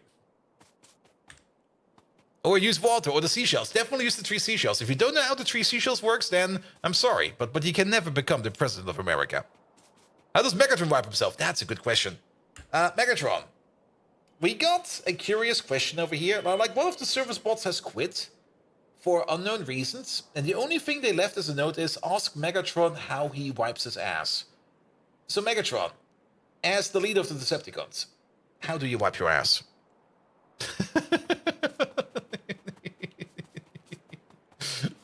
In the meantime, we're trying to figure out this part over here. So back to front. Purex number 3, but we don't really need to make this go at full speed. That's the other part. Oh, you imbecilic junk heap! As a glorious leader of Decepticons, do you think I stoop down to primitive functions like that? Absurdity! I'm as maintenance-free as my dislike for beans. Your question is as pain-inducing as knitting with chainsaws. Move on, Bold Viking, before I replace you with a can opener. He doesn't want to tell. He's ashamed. Megatron, you not telling us just means you're ashamed of it. That's fine. Everybody has a dark secret. Alright, we can ignore this part over there. Because this one over there is going to go into here. So this is definitely the final part of the entire adventure. Which is Purex number 2. Oh, there's Dark secret. Your face is a dark secret, you pitiful pile of bolts. You're about as sharp as an eggplant. But alas, even mighty Megatron cannot escape the effects of age. Yet I remain young at Spark, unlike your decrepit self. Oh, how I miss the energy of early days, back during the Nut War.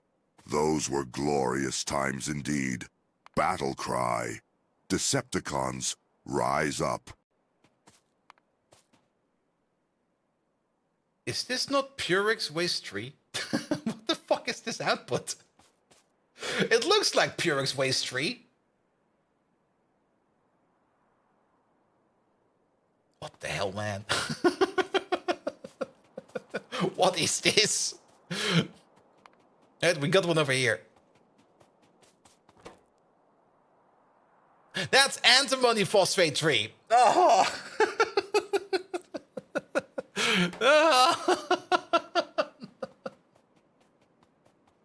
Oh, this is only going to get worse and worse and worse and worse. Is he a secret Evo cosplayer? No, we already had that one. You're trying to come up with futuristic things you'd find in there. I was having trouble, so you called your buddy, another screenwriter across town, and asked him if he had any ideas. Ironically, enough that guy was taking a dump when he answered the phone, looked up around his bathroom and said, I've got a bag of seashells on my toilet as a decoration. I said, okay, I'll make something out of that. Oh, is that where it comes from?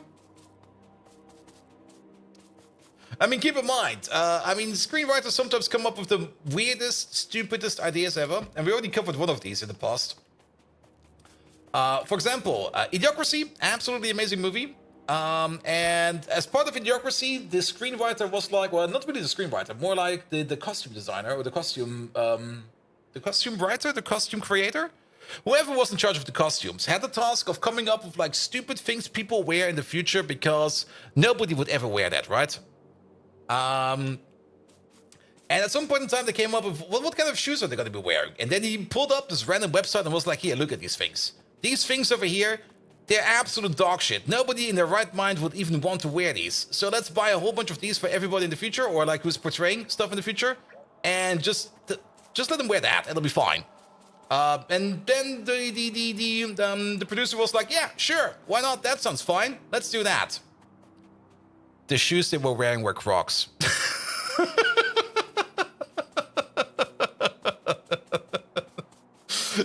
Which more or less tells us that Idiocracy might be more on point for the future than we actually give it credit for. Yeah, it's gonna be bleak in the future. Very, very bleak. All right, we have not made any progress over here. You think the rip-off clothing from a roll is a brilliant idea? I do always keep like one sealed T-shirt in my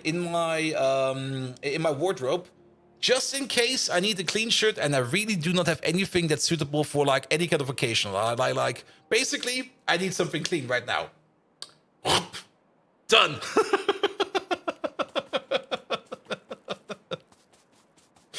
Always good to have. I also have the same true for a backup pair of pants. Like a totally clean, fresh, new backup pair of everything, more or less.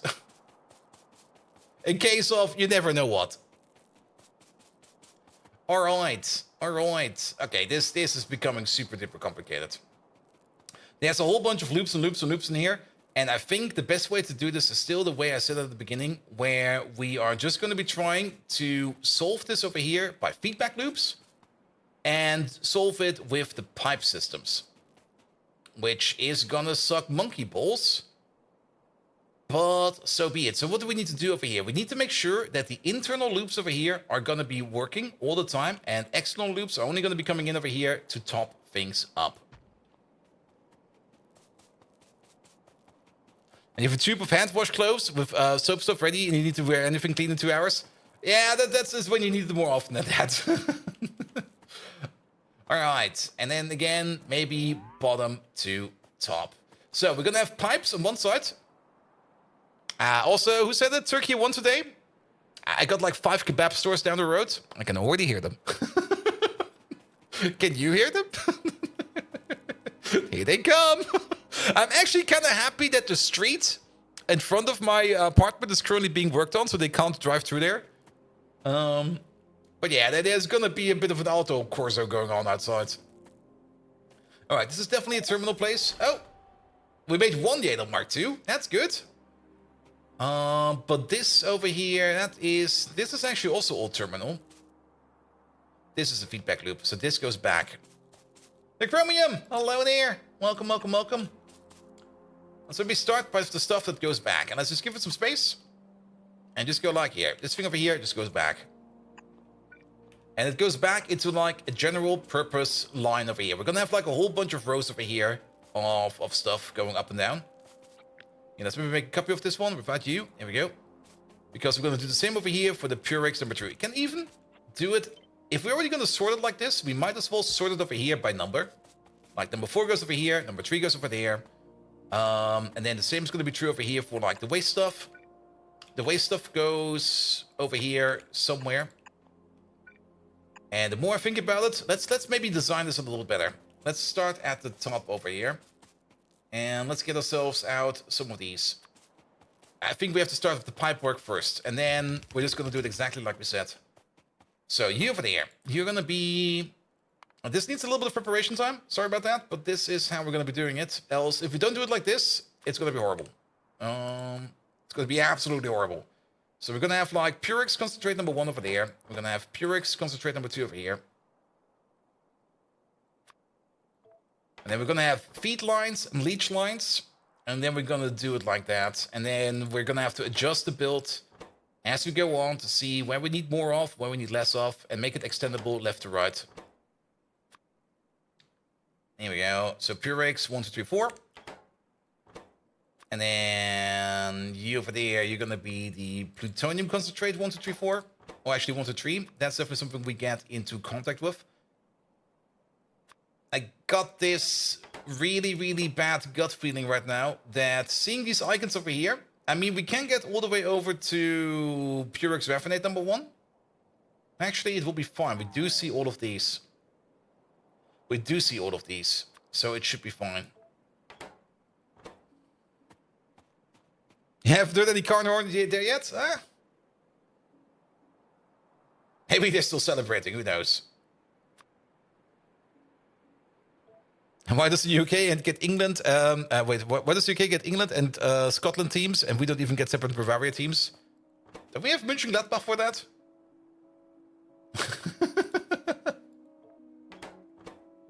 Oh wait, they did. Yeah, Scotland did compete at England. But then again, isn't Scotland trying to get rid of England because they don't really like the English that much?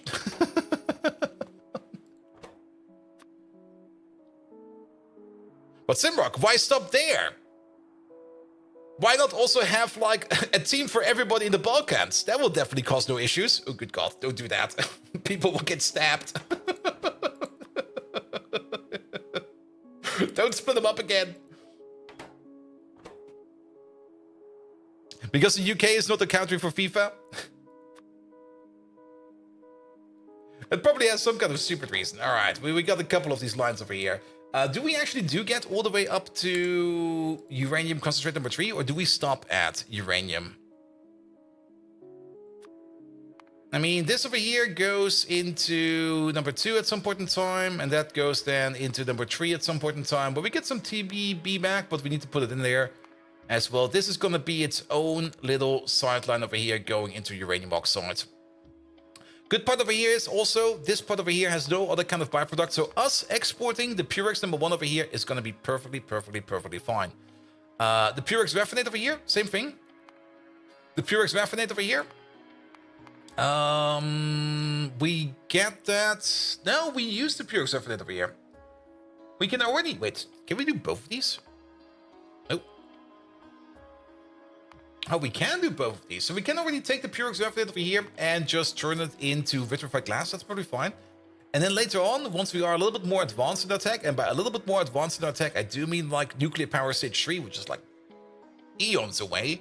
Then we can just export it, turn it into Purex raffinate number 2, and turn that into Purex raffinate number 3. As well as going deeper over here into americium curium waste stream, which goes into things like oxide streams, which goes into americium oxide, curium waste things, which goes into curium. So at least all the side products over here do no longer bring us anything back over here of number 1, number 2, number 3, number 4, and number 5 over here. So at least this over here will all stay contained. If we export number 1 of the raffinate over here, and if we export number 1 over here of the uranium, we're gonna be fine. Which means these two over there, these will not exist. So let's maybe take you out like this, and don't do that. No, that's done. Let's put you maybe on a special tray over there. Same for you. Put you on a special tray over there. There we go. These will be special. And then the only thing that's going to be left over here is going to be the wastewater. And for the wastewater, we do need the Purex waste number 1. The Purex waste number 2. We're putting in like so much effort over here for maybe something that is, well, it'll be fine. All right, that's the Purex waste over here. And then number 2 and 3 do not exist over here. And then the only thing that's going to be important over here is Purex waste into 5 into Pu concentrate 1 into Pu concentrate number 2 into number 3, which goes straight into plutonium peroxide. Wasn't there a thing over here where we got antimony phosphate out of? I feel like we're missing like a step over here. Then there was like the phosphate step, like right over there.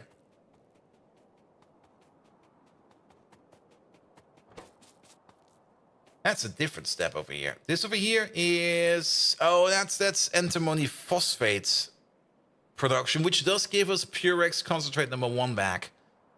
All right. And then plutonium peroxide into Purex concentrate 1 into antimony phosphate number 3.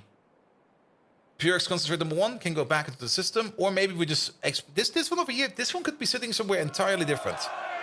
Finnen, hello there. 2. Bold. Lego where no Viking has gone before Kappa. Yes, I'm pretty sure no Viking ever has done any kind of nuclear processing, and if they did, well, they probably made an axe out of it, swung it around for a year, and then died. Finan, thank you so much for the 100 bits, mate. How you doing?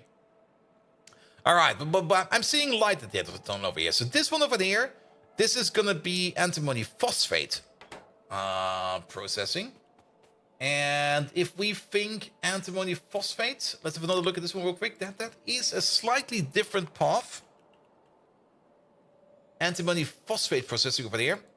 So making antimony phosphate, that is something we do by... Is that Purex 1? That's waste. That's waste. Okay. Okay, it might be a little bit more complicated than I thought it would be.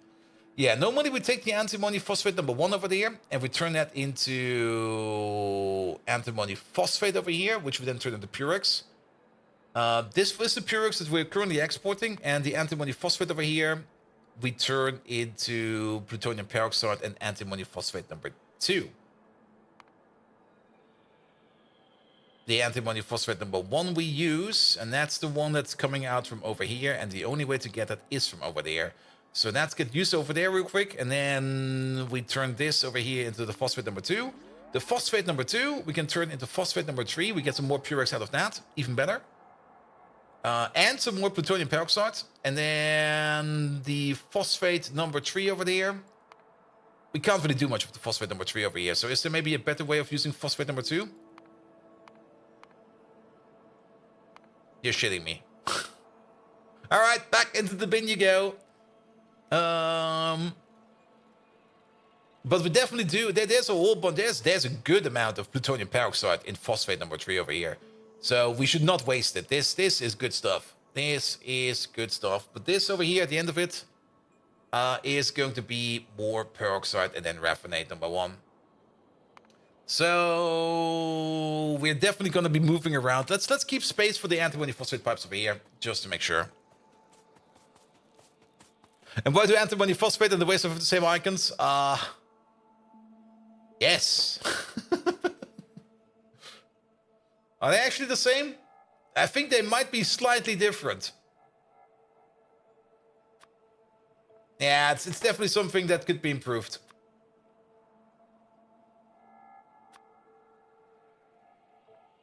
Here we go. This is going to be the waste. All right. Now we know our pipes. Our pipe ABC. Good. And then we got these 2 over here, which will be special.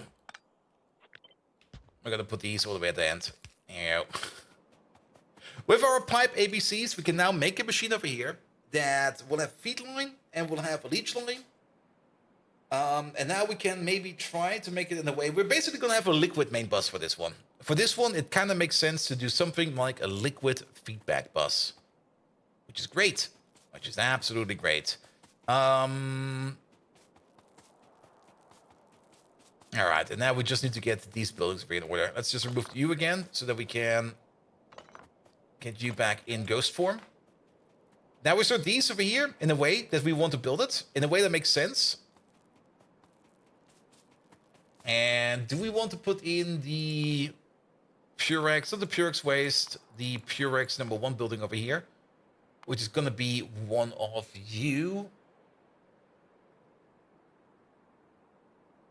Antimony phosphate. I mean, we could rebuild this entire thing from the ground up. At the end of the day, all of this over here is just going to be nuclear fuel waste processing.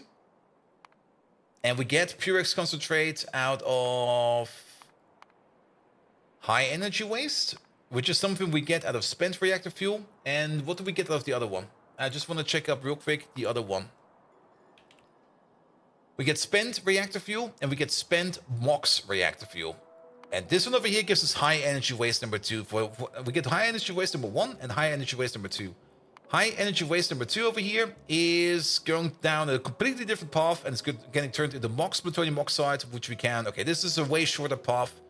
Don't really need to fucking to fuck around with this one over here. This one over here straight up goes back into plutonium. Great. And Tallman, how you doing? Heinz behind Simrock. Tollman, maybe try to lift like Simrock in front of you. That might be easier.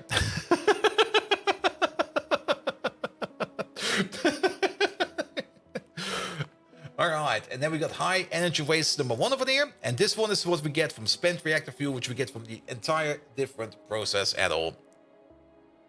You don't think he's that strong? You never know.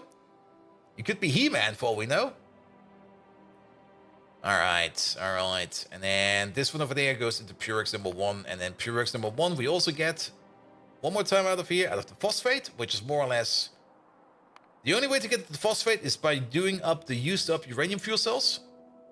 The other way to do the phosphate is by getting deeper in the phosphate processing chain. And then Purex waste processing over here will also give us... What?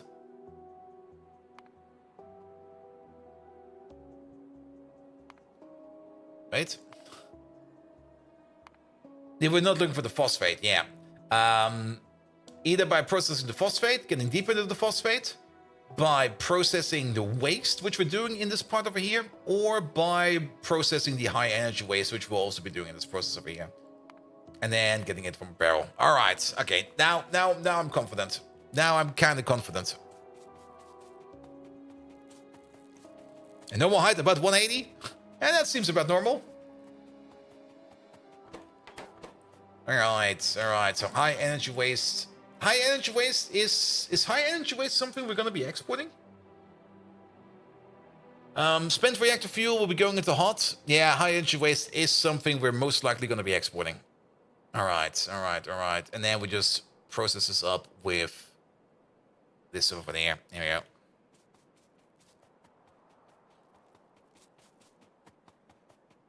You're the second smallest person in your department. Oof. Alright. We're gonna start over here. Purex number 1. This makes number 1 stuff. That's fine. Which we are straight up gonna be moving over here in number 2 stuff over here. Of course. It doesn't align. It never aligns. We're gonna leave some space in between these buildings. How much space are we gonna be leaving over here? I don't really think we're gonna need like full AM, FM 5 beacons over here, but we're gonna definitely leave a little bit of space between these buildings in terms of setting up power over here. So maybe for once we do start off with the power grid, and then we just try to build these buildings in between. We could maybe even just align these over here with the middle of the building itself. That might be fine over there. Good, then. Purex number 1 is coming out. Purex number 1 does want to go in over here as well.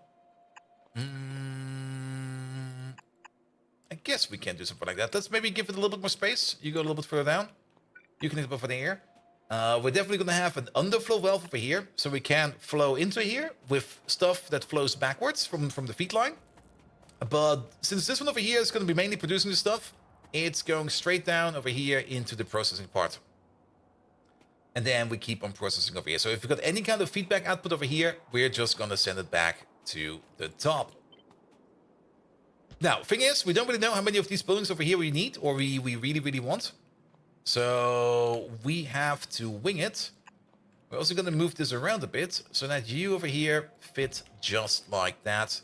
So that we can have these things in the grid, so we can just expand the grid and make some kind of a grid build over here. So that'll be fine as well.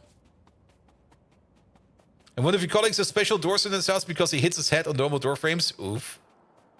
Isn't the top up in the wrong spot? Yeah, the underflow over here should only be topping it up. This is going to be the main producer. Main producer will be topped up by things that flow back. You are correct. You are correct. I have to be careful about that. Because we've got the feed line over here. And the feed line, the flowback line, should be processed first. You are very correct about that. So it's going to be the other way around. It's going to be like this. Or more like this. Where we try to top up. And then we somehow come from the side over here as well. So we try to put in the feedback stuff first, and if the feedback stuff is not enough, then we top it up with some more stuff. And then we do the same thing over here for this step. So number 2 goes into number 3. At least this one somewhat aligns. Same thing over there. Top of wealth. And then you go into the next layer. And we might have connections left to right over here. One more thing over here. For the first one over here, if we do decide to top something up, we don't want it to flow back. So for the very first one over here, and maybe we're going to be putting, maybe if we want to copy paste this one over, we're not going to be putting the check valve over here. We're going to be putting the check valve further over here. But we're going to make it so that once something flows in here, it's going to stay trapped in here until it's being used up. There we go. There we go. And then this one over here will be a little bit more complicated because we've got number 3 and number 4 out of that. Let me guess, it doesn't align. Was anybody nice over here? Number 3 is over there. Oh, it does align. I'll be damned. Not like this.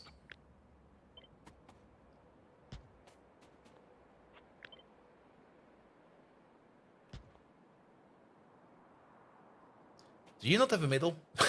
One moment, please. How wide are you? 7. You have a middle. All right. Where's the middle? 1 lower.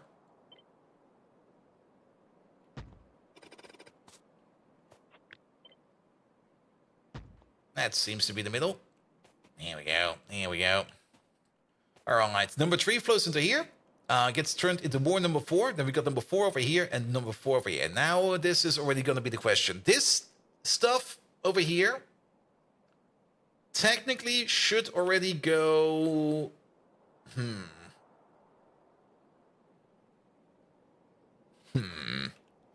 We're getting to the first part where we need to think a little bit. All right, number 4 over here. You're going to see about that very, very soon. All right, this over here definitely does not even remotely align over here. So we get number 4 out over here, and we get number 4 out over there.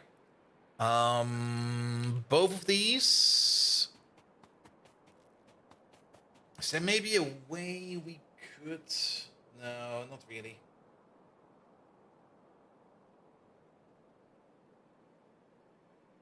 Kind of thinking, if we connect an underflow pipe to the entire pipe network, whenever we put something in, doesn't matter where, if we just put an underflow pipe in there,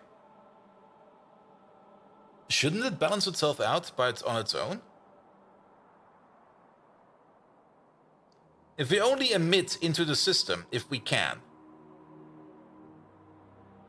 then we never run risk. Well, then we... No, that makes no sense. then we basically got the ability to lock up with extra steps. Because instead of things locking up at 100%, it will lock up at 80%. So just putting like underflow valves everywhere will not solve anything at all. We do need something that can flush into the air that will take that priority space. Which would more or less mean that we could still do it like that and only take out the underflow pipes all the way at the end. Like for the ones that we do know that will never back up. Let's keep on building. Maybe we come up with a good idea or something like that. All right. Nevertheless, you make number 4. You make number 4. You over here. You had to use pumps and tanks. I kind of want to not get too much into pump and tanks. I also don't really want this pipe network over here to become too complicated. Even though this already looks like very, very complicated, this is more or less just a guide, which we're going to be placing over here. And then there's going to be pipes over here. And then everything else will be progressing into this direction over here. All right, all right. But I do kind of want to have top-down connections first. I mean, for the 2 that make number 4 over here, both of these are going to be equal in what they make. Did you kill chat? No, you're fine. Chat is immortal, as far as we know. So you make number 4 over there. And then a number 2 in extra large. A number 2 with double dip. No, how did it go again?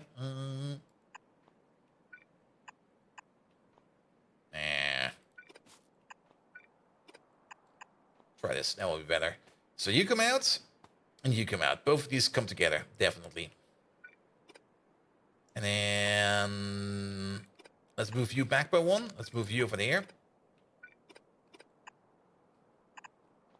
Let's have this connection over here. And let's put the underflow valve over here for now. So these both of these are now connected to each other. And they both flow back in over here. I'm pretty sure we do got other things out there. Yeah, I can already see it over here. We do have got other things further down the road that also do make plutonium. Not really plutonium, but Purex number 4. So doing it like this, I think, is fine. And then it flows into there. Good. Then Purex number 5. Purex number 5 over here gets turned into Purex number 3 again. By means of... Which one was it? This, not this one. This one over there. This one will be next. Alright, and then we move you down over there.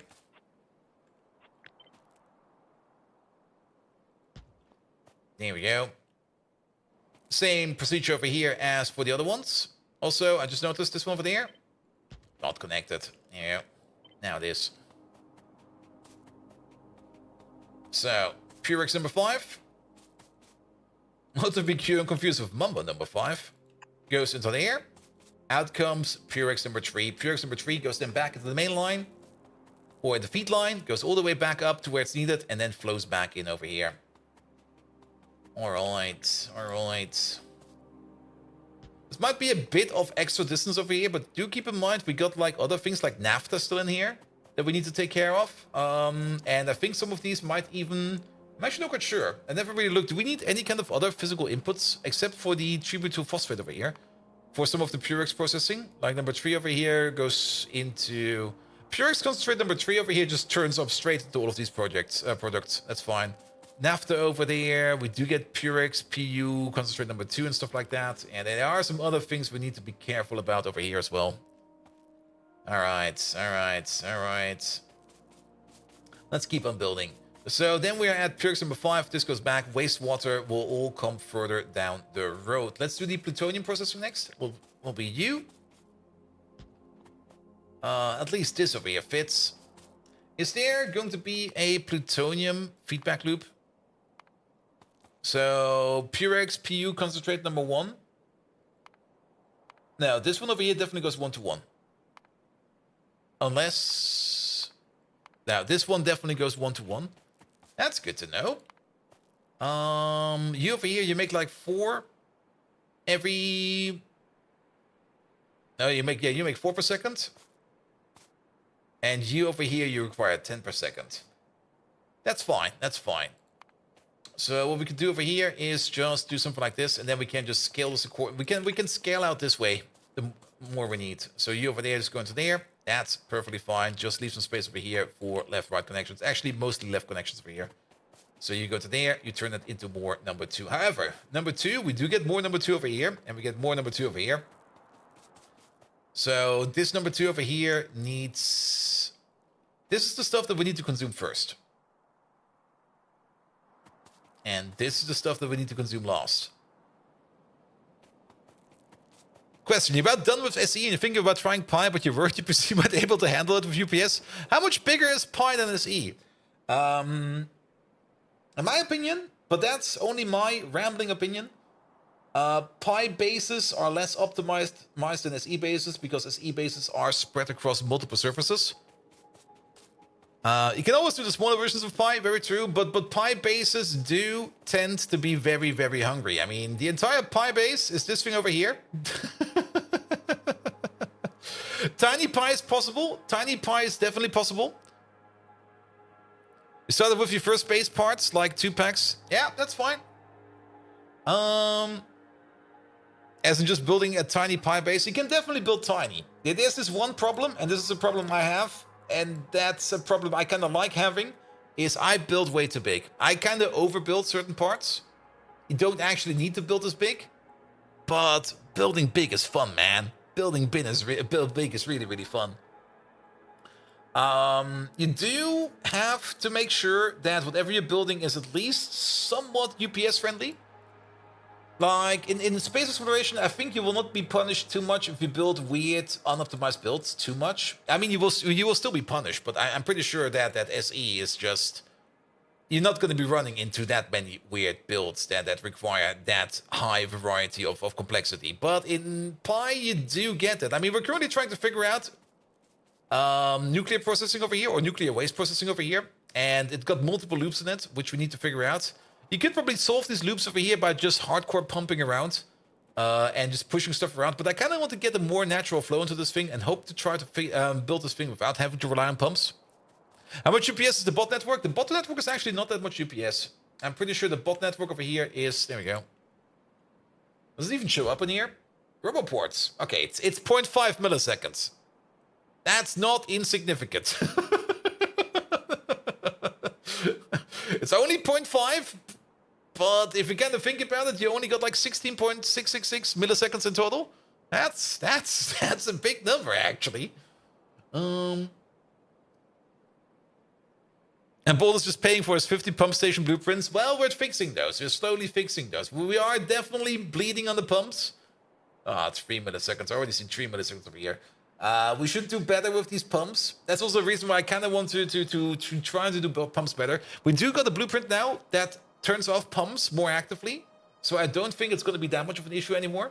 At least for new stations. But for existing builds, of course, there's still going to be pumps. You just use bots for your mole, but not for the base builds. Yeah, mostly as well. But, I mean, currently nothing's being built. So the bot network is actually kind of asleep as well. And for the bot network for being more or less asleep, 0.5 milliseconds is still quite a bit, actually. Pumps don't turn off even when off by circuits, really?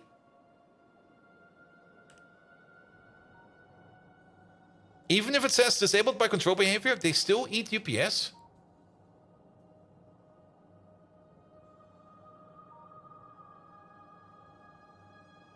They're stuffed, but they're not asleep. Where do we see this thing? Is it in here? Sleep? Is it activity? Show active state? No. Show active entities and chunks?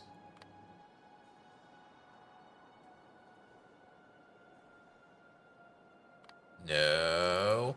What was it again? There was a thing we could select over here. What was it again? Should be active state. Yeah, there we go. I'm pretty sure they're inactive, man. Well, then again, this pump is active. Pumps are weird. I mean, this pump is definitely working and does not have an active state. And if it's asleep, it's a red circle. Oh, there we go. I thought the red circle meant it was active. Check with inserters. Yeah, we can check them with inserters real quick. There must be an insert to do something over here. There's some movement over there. Yeah, alright, I see it. So basically the fix I've been implementing over here is not even the fix. Good God. What the fuck, man? I do hope we're gonna see a Friday Factorio fact about pump updates, man. At least that tells me that I don't need to go through my entire base and update all the blueprints with the new pump system. Because it doesn't change shit. Nah.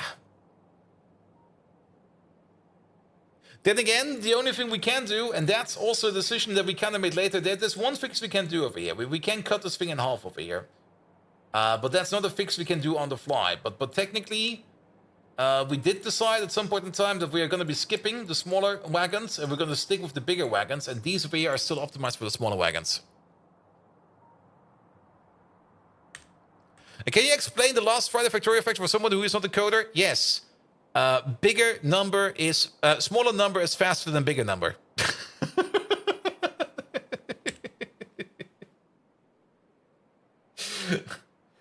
Which part do you mean? Do you mean the part where they talk about algorithms? Like O from N?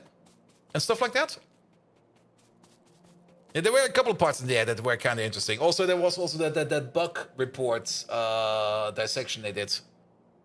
There were actually two things in there that you might be a little bit more complicated. That's very true. Which one do you want to know more about? The bot algorithm change. I mean, the most interesting part about the bot algorithm change is that the new algorithm is in an entirely different class of size, more or less.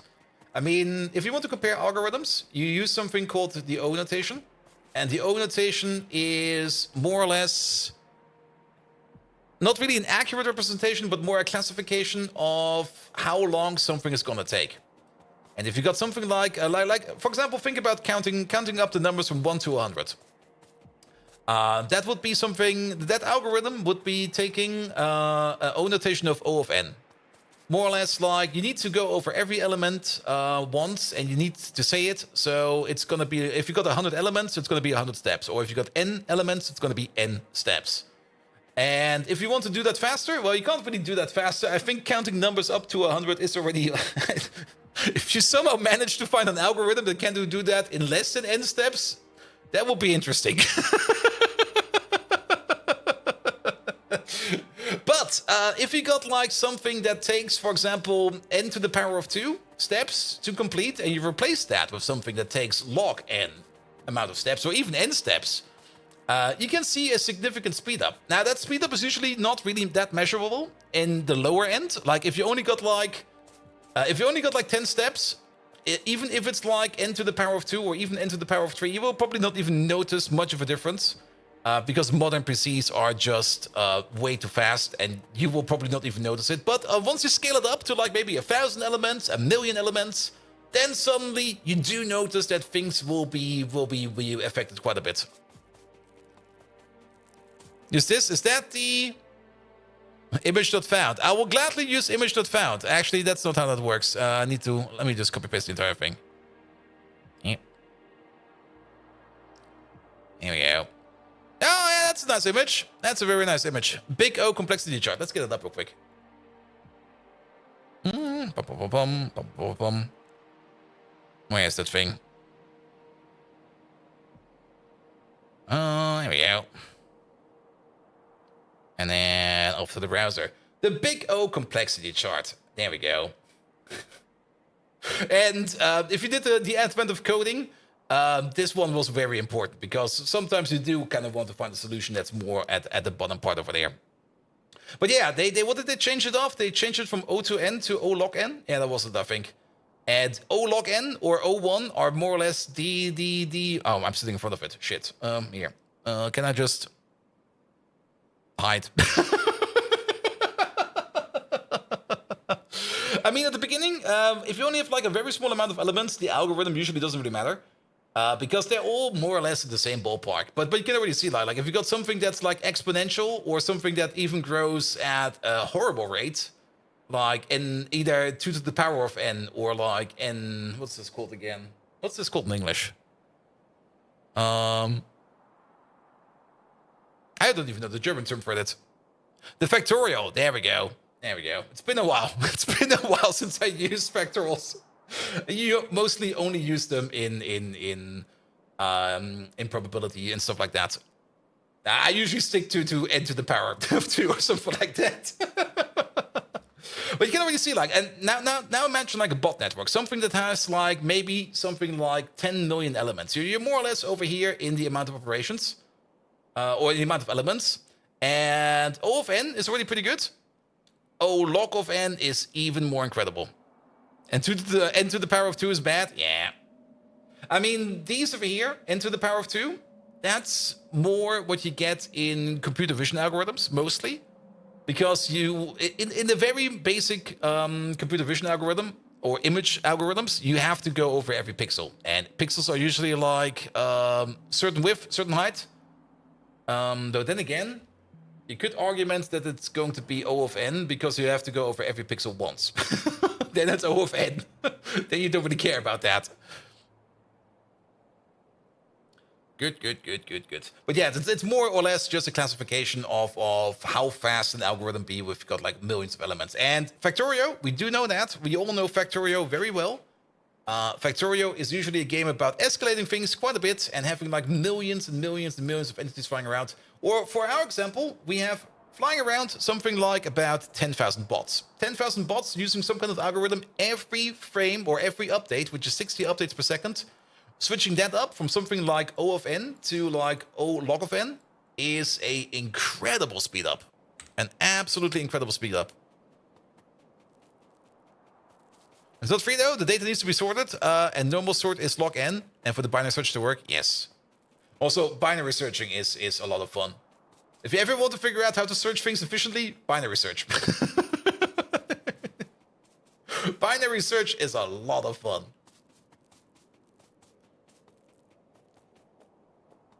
And it's also something they did during COVID testing. Like, during COVID testing, when they did do the lab samples, to speed up the process. I mean, technically, if you think about it, like you got like a sample size of like a couple million data samples you need to analyze them every day. Well, the lab itself is probably maybe only doing like something like 10,000 or something like that. But still, like running 10,000 individual samples is not very efficient. So what they ended up doing in labs is that they just took like, for example, 100 samples, and they all just threw them in the same cup, or at least they took like a sample from the sample and threw them all in the same cup and made like a big batch out of it. And then they tested that batch for COVID. And if it was clean, good. The whole batch is good. If it was not good, well, then they took more or less half of that batch again. And then another half of that batch. And then they kind of tried to refine it down to see who in that batch actually had COVID or not. And then you've reduced something that takes you like about 10,000 steps. You would reduce that. If you only want to look for like, well, if you only want to look for one positive sample, you're going to be reducing it to something like 12 steps, which is a significant speed up. I mean, if you compare 10,000 to 12, yep.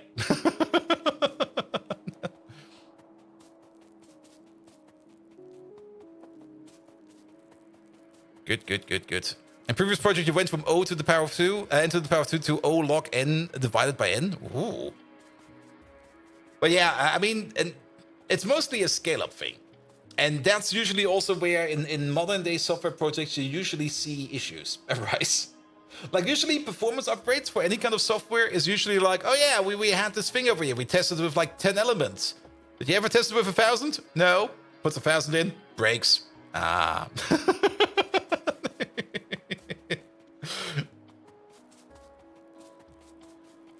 In a weird way, it was more also kind of similar to the level of detail issue you had in City Skylines 2, where like the level of detail was just way too high for like viewing that many people, because they kind of fucked around the level of detail, and once they kind of got the level of detail correct, that you only see like details of people when you actually look at them, then suddenly the whole algorithm was way better. And I put cases into an Excel 98 sheet with 65,535 max lines. Oof. Yeah, I mean, that also still happens. All right, we got distracted. Happens all the time, but let's focus back on this one. So this one over here, you flow back. You over there, you also flow back. We squirreled. Yeah, it happens quite often over here. Here we go. All right. So these over here will flow back. Same for these. And these will also have priority flowing back. Which means that the new algorithm was now capable of don't care about when it would run. Yes. But that's also something you sometimes see like in the cloud development sector. Like when people are making applications and they kind of see like, oh, it's going slow. Can we just double the cloud? Which works most of the times, but it will not really fix the issue of like, you got like bad algorithms running over there, man. Which is also sometimes the reason why I'm not really that fond of people just saying like, yeah, just run it in the cloud. I'm just going like, yeah, dude, running it in the cloud, you're not gonna optimize shit, aren't you?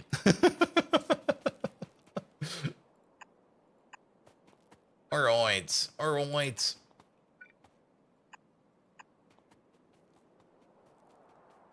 And suddenly bad algorithms are an economic problem. Yep. But then again, if you got like some good developers and they then start analyzing what the actual issue is, and they realize that just some of the algorithms are just kind of crap, and you have the possibility to switch those algorithms, then usually a fix is done in like a week, and not with other things that like if you don't anticipate those kind of issues, or if you don't know that you have to anticipate those kind of issues, and you have to switch them out in some kind of more complex system, then you're in the deep shit. Then you really have to think about how the fuck you're gonna solve it. All right, this is Purex2. That's Purex2 over there as well. One of these needs to be processed first, which is this one over there. So this Purex2 over here will only start processing if we have processed all the Purex2 over there. And it's not really Purex2, it's whatever this is called. The plutonium process. There we go. And then we're gonna have another one over there, another one over there, and then we're gonna move you over there. As for the other bug report, where we're kind of looking into stuff about processors and stuff like that, I didn't really look too much into it. It was kind of interesting, and I was like, oh yeah, that seems like a fun issue to figure out. I'm actually more amazed that they managed to figure that bug out at all, because I'm pretty sure other software companies or other game developers would just be like, it's some kind of multiplayer desync issue. And then they just walk away. Here we go. You make number 1, you make number 2. And then number 2 goes back in over here, which means this number 2 over there will be first. This number 2 over here will actually be coming in from a feed line of all things. Here we go. Here we go. Sure. And then we turn that into number 3. You mean the one math function with different multiplayer on x66 and ARM fixed it? That was one of them. And the other one from the last Friday Factorio fact, where what was it again? It needed to be a multiplayer game. It needed to be going around and discovering chunks. And then one of the PCs, the 2 different PCs needed to have different amounts of cores on them as well. And on top of that, there was a bit of modded content on there as well. Yeah, desync with different core counts, exactly. That's basically it in a nutshell. And just figuring that out at all is already very impressive. I mean...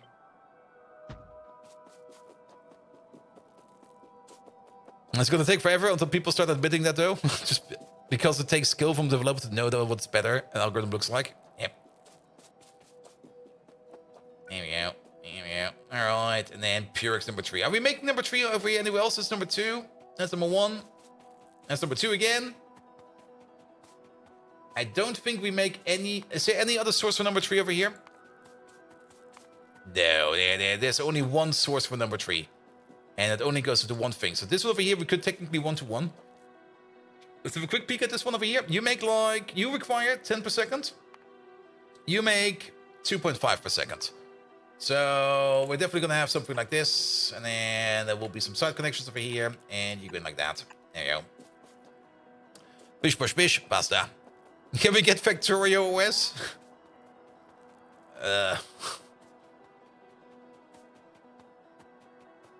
I mean, keep in mind that the Factorio devs can only analyze that stuff that well because they're in their own little contained environment. Once you go like into the operating system level, you get all kinds of other things. You get all kinds of other issues. All right, and out comes plutonium oxide. Plutonium peroxide, sorry. Is there anything else we can do with the plutonium peroxide? No. So we could just straight up turn that into plutonium oxide over there. There are different ways of getting plutonium oxide, but I think we should just turn it into plutonium oxide. We could either export it afterwards or straight up start turning it into plutonium. I'm a little bit on the fence about the last step over here. What we want to do over here. We could keep it in its liquid form and then do this process somewhere else. Unless we got... If we already have ethanol in one of these steps over here for anything else, then we're going to do it over here. If we don't have ethanol over here for any of these things over here, then we're going to do it somewhere else. Also, I'm sitting very terrible. My posture is kind of shite. Yeah, we only need ethanol for the plutonium oxide, so we can also do that somewhere else. Reminds me of one of the last companies where one of the accountants in the project was like, too bad we cannot connect the old and the new database. And I could reply, you mean we are not, wait, you mean like we are currently doing? Their face was great. Yeah, people in accounting also never know what's going on. And usually in every team of 10, you have the one dude that can roughly do a duct tape fix and everything. And then the one dude that can optimize everything. Yep.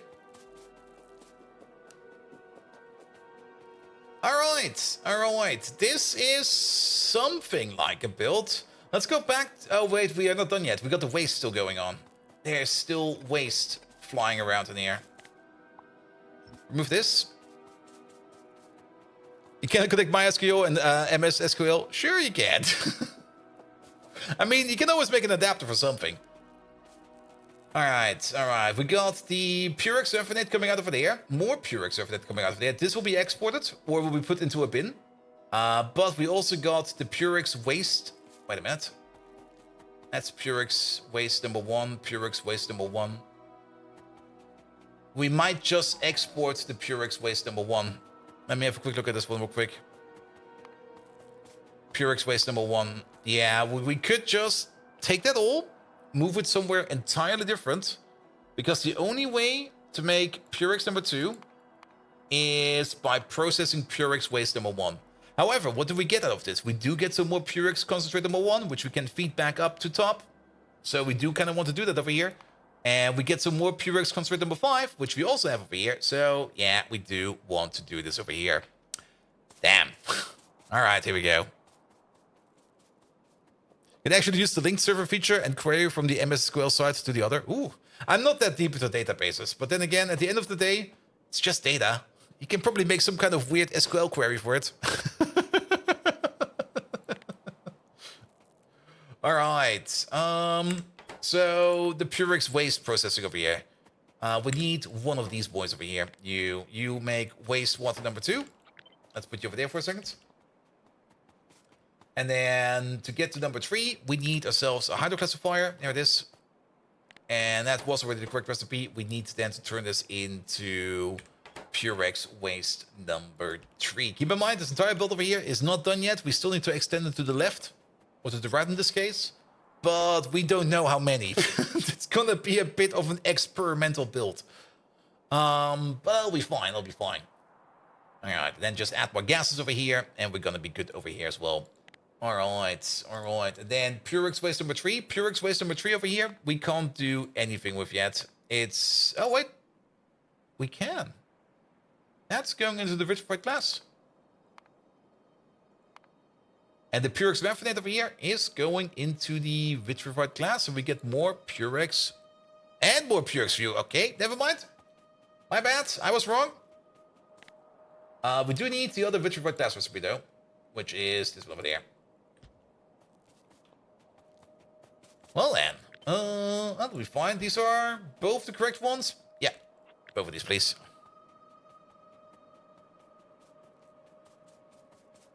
And do not confuse waste with antimony. Yes. Though the antimony, I don't think we're getting in touch with the antimony. Are we getting in touch with the antimony? Either way, let's make 2 more slots all the way at the bottom over here.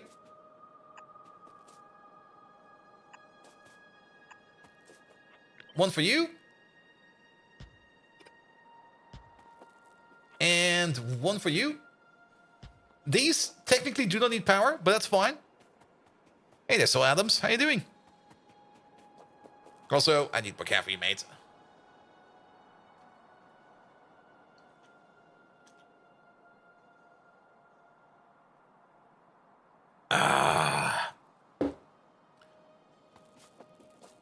All right, this over here, let's double check real quick. So Purex waste number 3 is definitely going into vitrified glass. And then you over there, you definitely do take Purex raffinate number 1. Now let's get back to that antimony phosphate stuff. Just to make sure that we did not do any kind of mishap over here. The only way to get antimony phosphate number 1 is by processing uranium fuel cells. The only way to get to... That's Purex. The only way to get to antimony phosphate number 2 is by processing antimony phosphate over here. Which is maybe also something we're going to be doing on top over here. But this... we might just import this, because this is an entirely different thingamabob, especially with the amount of buildings we need over here. Antimony phosphate number 2, the only place we can get that from is from this process over here, which is definitely not in here. And then antimony phosphate number 3 is the only way to get that is by this process over here, which definitely is not over here.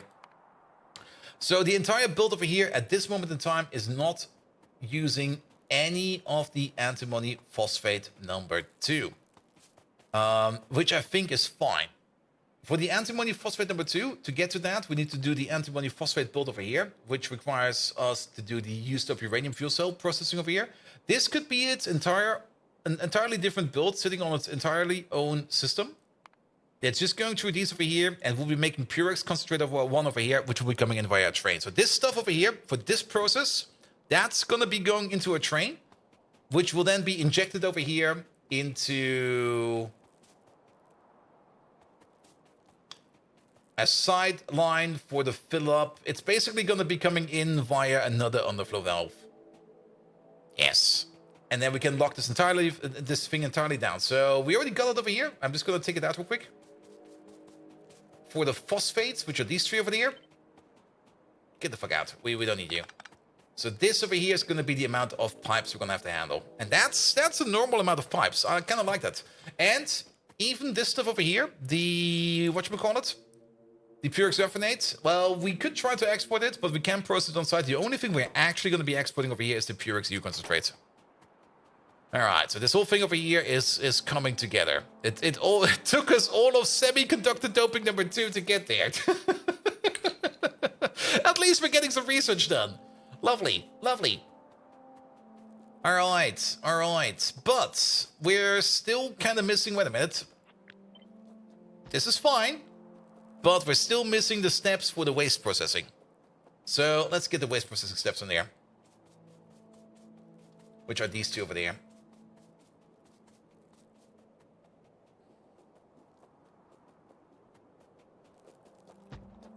There we go. So you'll be sitting over there, doing some waste processing. You'll be sitting over there, doing some waste processing. You're going to be making phosphate number 2. These 2 over here actually do go hand in hand. So you're going to be making phosphate over there. You're going to be making antimony phosphate number 2. Wait, we're going to... Oh, no, we're not. Wait, what? I'm confused. Did we get this another step in here that I missed? Because you definitely want antimony phosphate number 1 over there. No.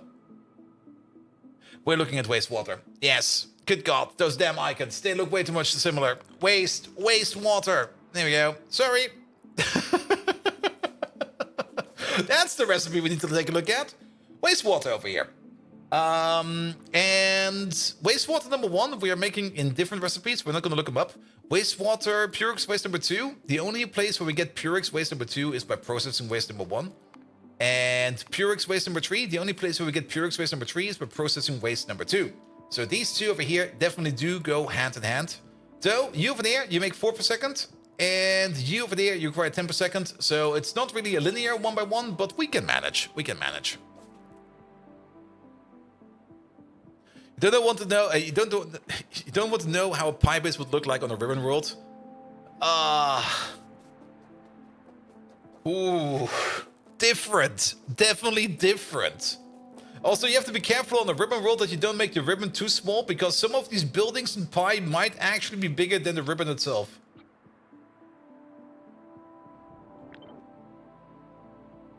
Like if we go. Yeah, if you go minimum... you definitely cannot make a minimum size ribbon world where you can only do like a train turn. Because then you're definitely already running into troubles, man. 32 tiles? How big is this thing?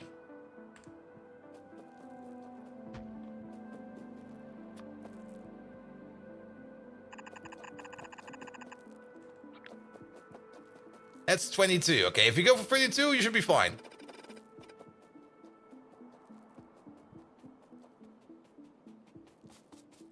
Good, good, good, good, good. Good luck getting all that past the rail and the iron pipes. Oh, good God, the iron pipes. That's gonna be the other issue. I mean, you're gonna have so many pipe... Playing Pi on the ribbon world. I mean, if you think that things like a Pi block is gonna be complicated, I think Pi on the ribbon world might actually be more complicated. Mostly because even things like power plants over here, these are also pretty huge. That's... And ores. Oh, ores is gonna be even worse than that. How do you do ores?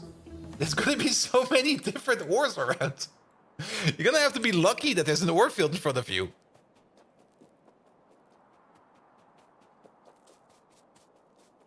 Pi on the ribbon board would be quite impossible. I don't think it's impossible, but it's gonna be like, you're gonna be busting at least your balls, your back, your ass, and everything else. It's gonna be horrible. I wonder if anybody has done that before. Alright, the only thing that's absolutely horrible over here is disconnection over here. Like what the fuck, Pi? Come on. Here we go. A ribbon world would probably need a ribbon width of 500 or so. 500 is a lot. 32 is really slim. The argument could be made for 64. But then again, that's part of the ribbon world. Make it as slim as possible. Because that is just where all the fun comes back in. Alright, alright. And then Purex number 3 over here is going into a bin for now. And then all the way at the end of this thing over here, that's where the vitrified glass is coming in.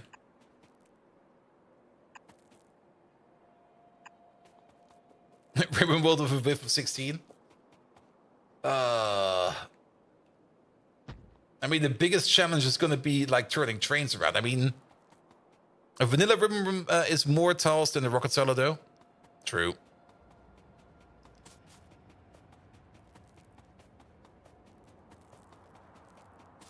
And Tosh Tossington is avoiding Pi like the pike.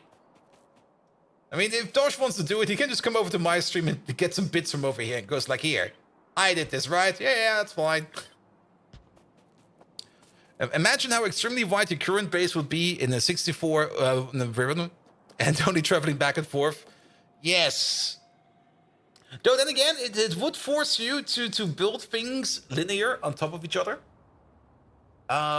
Which it is still. I mean, Pi is still such a thing. The only decision you would probably have to make is, like, you're probably going to be building, like, to the right, or you're going to choose one direction. That's the direction you're going to be building in. And then the other direction is where the resources are coming from. Because I don't really think you want to be putting in... Well, you can probably still put mines in the middle, but you kind of want to have, like, this more or less progressive flow going into, like, one direction and one direction only. And then from the other side is where you get the ores from, because putting the ore mines in between might just be a bit of an issue. All right. It took us a while to get our head around it, but we're gonna commit to something like this. We don't know how many buildings we need on the side over here. This is something we're gonna be determining dynamically. And that's usually not really the nicest way to do it, determining something dynamically, but that's how we are going to do it. Also, the other thing I kind of want to check real quick is, what's the longest width we can go? Okay, that's more than enough. Yeah, we're gonna place these right over here. All right, and now comes the big task over here of hooking up all of these pipes to their correct number. And let's maybe do something like this real quick. Here you go. These are only placeholders for now, so that we can see where things over here will be going, so we can line them up a little bit more accurately, because then we can go like this, and then you're going to be over there, you're going to be over there. Let's maybe also do something like this, and that, and then we have more or less... Now we can choose which liquid is going to be over here like this. Kind of looks like kind of fun, actually. We do need an update of this row every now and then. That's going to be the other issue. How long can we make these? Okay, every other 2 then. So you're gonna have one over there, and then maximum distance is all the way over here. That's fine.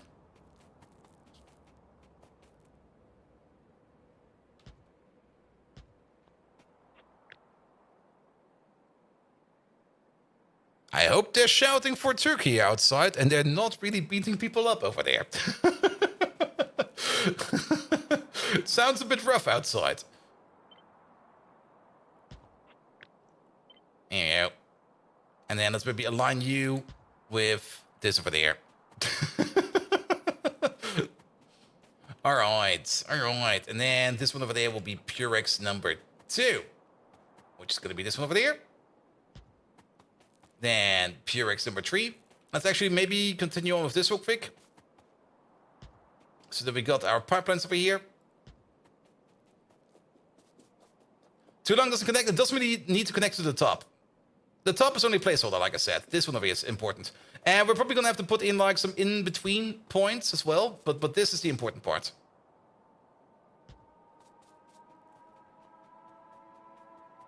There we go. Copy the constant combinators. We can probably copy them right now. Yeah, just so that we always know where things are. We can even leave them over here. Just to keep us like another hint. Ah, Kintaru! Hello, friendly Nordman. How are you today? Ah, friendly Nordman, he says, give me all your money. Kintaru, thank you so much for the resub, man. How are you doing? I'm doing fine.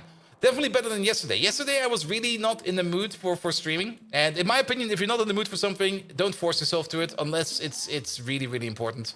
But yesterday, I was more like, not today. Not today. Yeah, there's another day tomorrow. And sometimes those days happen, but they do kind of accumulate on Monday, which is a thing. Those damn Mondays. All right. And then this is going to be a number 4. So you'll be over there. I like this. This is great. We can now just align them like this. This is number 5. There we go. Did we ever... Yeah, you got the input over there. Then you over there. Is there number 1 coming back over here? Did we ever determine that?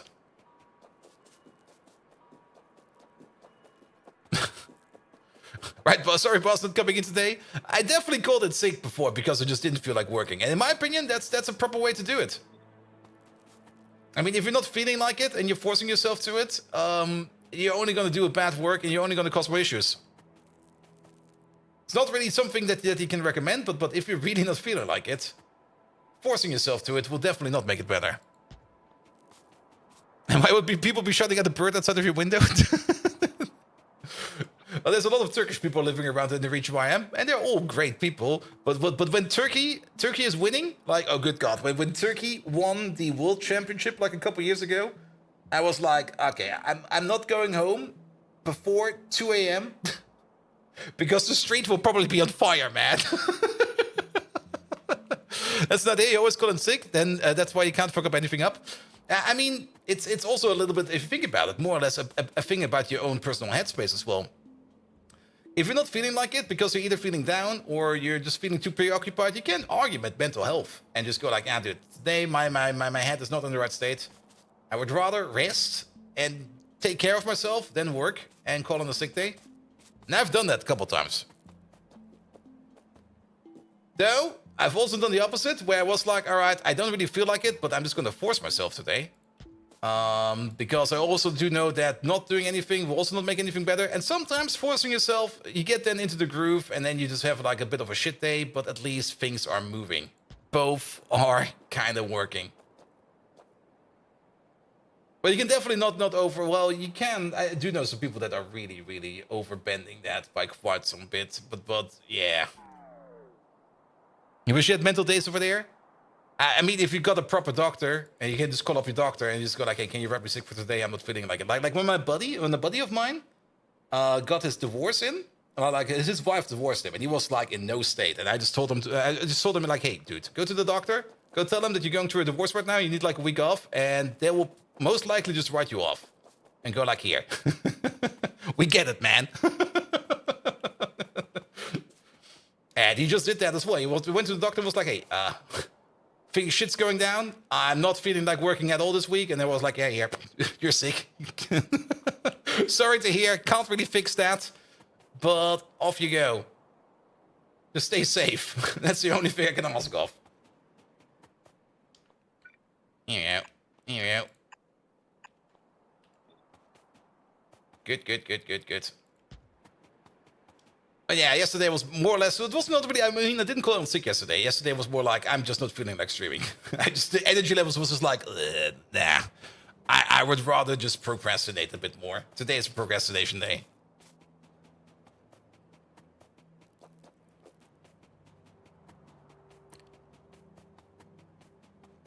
Good. All right, then number 5 is over here. That would be over there. Here we go. Is this the final number 5? No. We do have to be... We still need to focus a bit. We were starting to lose focus, which is fine.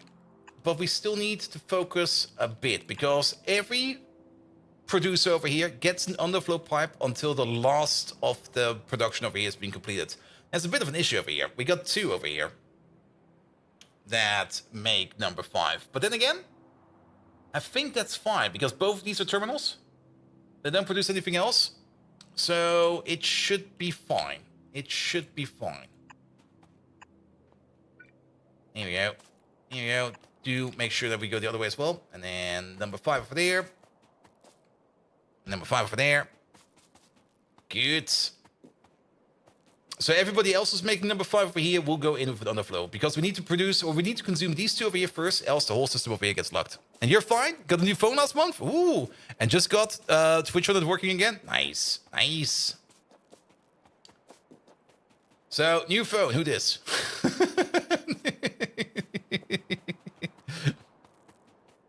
All right. Then this over there. That's over there. Alright, that's number 5 done. Okay, it's... We can at least do some more inputs over here. Because you'll be over there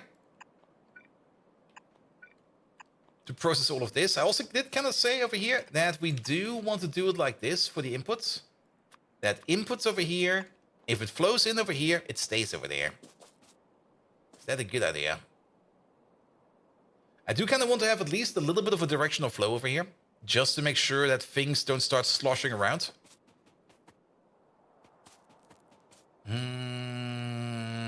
Let's keep this one over there just as an idea. And then we also do, we're going to have even more pipes over here, by the way. And those will be the pipes over here to for the products over here. But that will be for later. This over there is waste number 3. Waste number 3 is sitting over there. Put that in over there. Done. You over there, you are also producing waste number 3. Wait, is waste number 3 a direct... Yeah, we're already losing it. Purex waste number 3. Yeah, that's a direct one. So we don't really care about waste number 3 over here like this. Waste number 3 is only going in like this. Just like that.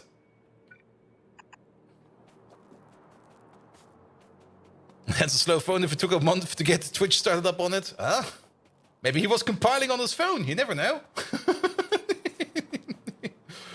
Alright. But you make number 5. But it's not the last number 5. That's you. Alright, up the list. You make number 1. You're most likely the last number 1 that we're making over here. As for the number 2 stuff over here, do we make more number 2 stuff at the top? We don't really, do we? Number 2 is only going down over here. So this connection over here is not required. We already know that. So actually, the whole number 2 pipeline over here and the whole number 3 pipeline over here, both of these are not required. Since we're only going to be pushing around number 1 waste and number 2 waste. We're only going number 2 and number 3. Or actually, we're only going number 1. We're never going number 2 and number 3. And also, if you need to know what the number 3 is, go ask your dad. Here we go. All right, that cleans up this part over here a bit. It's a Galaxy A15. I'm not really keeping up too much with phones. Is that like a new one? It's new to you. That's fine. As long as you have a phone. As long as you can play games again. Do Twitch. Keep it on the mobile. Perfect. Here we go. Here we go. Alright. So then you over there, you're Purex number 1. And you're definitely the last one. Indicating it's running on the stellar time scales. That sounds pretty amazing, actually. All right, number 3 goes in over there. Do we make other number 3 over here? It's already, all this information over here is already like escaping my head. It's insane. Number 3. No, we are only making number 3 in one spot, which is over here. So number 3 does not need to be on the main system over here. Number 3 only goes in over there. So even number 3 over here, we can cut. Number 2, we definitely do need to keep in there. And number 1, most likely, but number 3 can be cut over there. Because nobody is making number 3 over here. Except the one that consumes number 2. Here we go. Now, I kind of like this build over here. Like, just the shaving off the parts that we don't need. If we made it any way differently, there would probably be bugs everywhere. Which would just break down absolutely everything. Speaking of number 2 and number 3, we can put in number 2 right over there. So this most likely requires an underflow valve as well. Because there's, I think, more number 2 further down. So let's put you down over there. There's number 1 over here. There's more number 2 over there. It is. But this one over here... This is the one that we need to consume first, because this one is further down the list. And then this one over there is the one that we consume last, else we get stuck.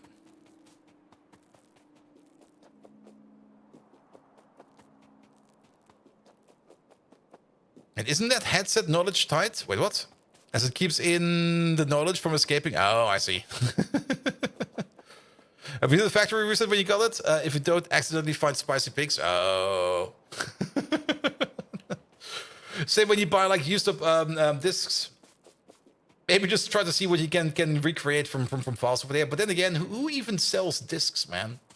Free used discs.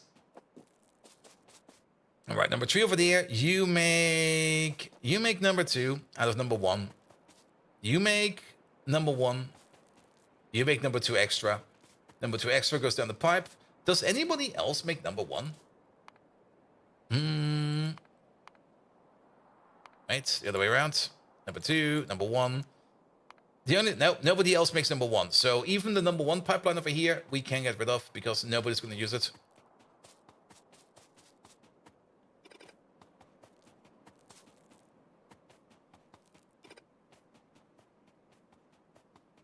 A new tradition is Absinthe Tuesday now. Already drinking? Well, it's 10 p.m. Probably time for an absinthe or 2. All right, nobody's making number 1, so we can get rid of number 1.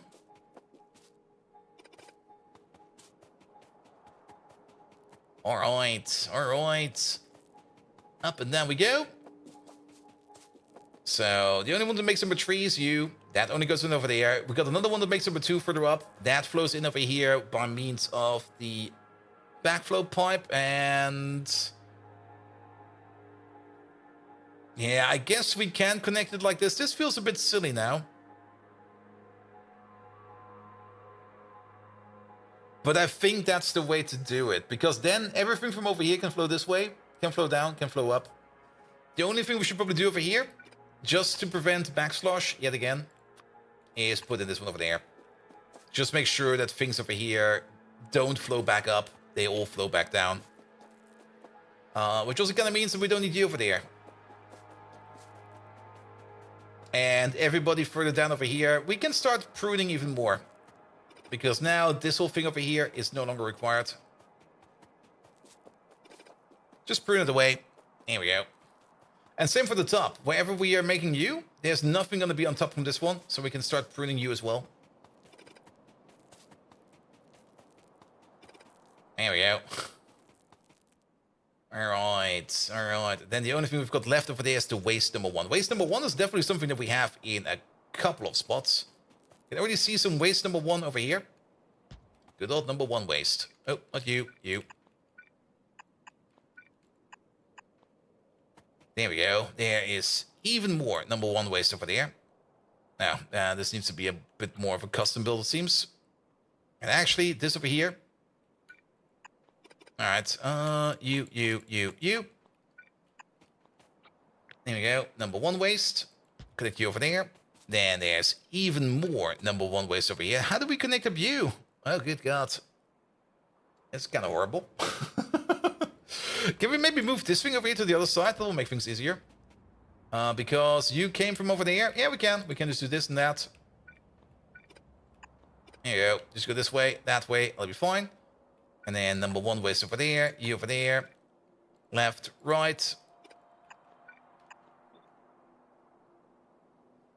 Off you go. Why the wolf there? Why the wolf where? I mean, all of these get valves because all of these make number 1 waste. And... Oh, you mean the valve all the way at the top that we did, the check valve? On the exit. Because a lot of these over here are making waste water number 1. And even this one over here. All of these are making waste number 1, and it's all being processed all the way at the bottom over here. Only the last in the line over here will not have an underflow valve. So that we can guarantee that the last machine in the line can unload itself, and the machines in front do not block the output of the machine in the back. That's the important part. Just to make sure that we can keep on processing stuff. Alright. And speaking of, let's just keep on building. We can't place you over there like this, but we can place you all the way over there. Then you'll be over there. Then you're more wastewater. Are you the last wastewater one? Waste number 1? Yeah, that's the last one. That one over there is not getting a valve. Because this one over here will then be going in all the way over there. And this is then where we start doing our wastewater processing. Which means down here, there's no such thing as wastewater 1 no more. Unless there's still something over here. No, there's not. So then we can also prune this one over there. Just found out that the horrible reputation that absinthe has was the result of a smear campaign by the French winemakers. Oh, the French again. To regain their market share in the 19th century after recovering from a parasite problem. Really? Parasites as parasites in the wine, or parasites in like the droves that they use for it?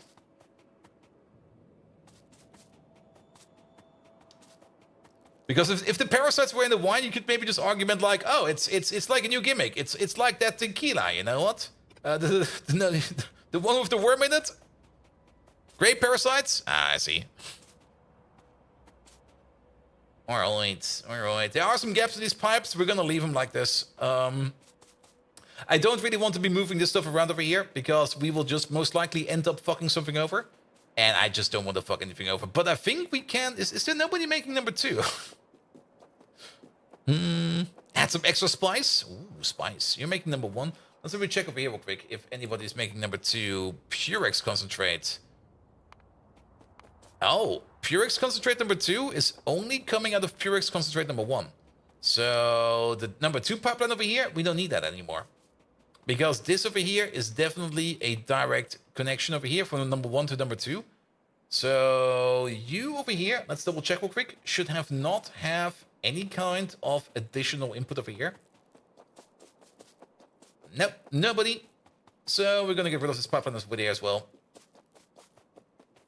So this can go. That can go. That can go. This can go.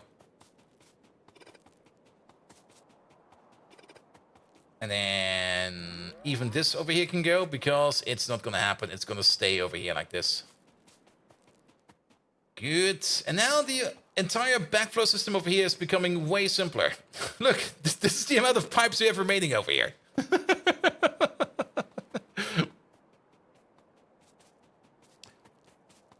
And was that Mescal with the worm inside? Yep, that was Mescal. Okay, it's a little bit more because we got a couple more down here, but that's fine, that's fine. All right, we could use the space over here for things like the sulfuric acid and stuff like that if we want to, but I'm gonna put that over here on the side. All right, all right. Oh, this is becoming great.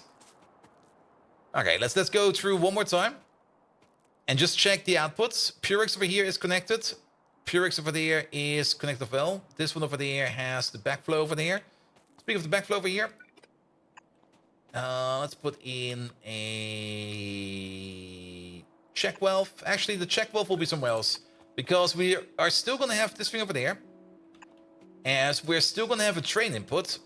So this over here will also be connected to a train station over here, pushing in stuff over here. And actually, we don't need a check valve then. We need another underflow valve. This is where the train will be coming in to push more stuff over here. And then this over here can stay like it is.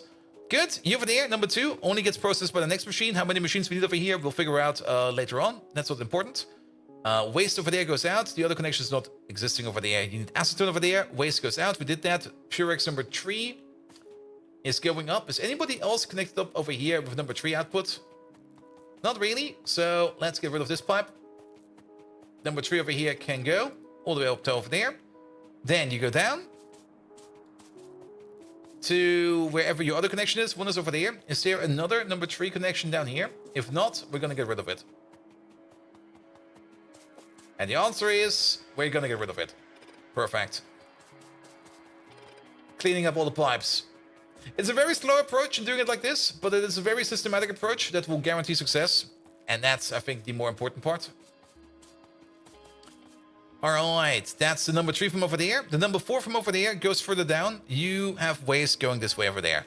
Then, waste goes over there. 4 gets connected up. 4 also gets combined with number 4 from further down below. Is there 4 further up above? If not, well, you guessed it. We're gonna erase it. Here we go. There should be 4 down below over here somewhere. There it is. Is there even more 4 down below than that? Nope. I don't think so. Nope. Get rid of it.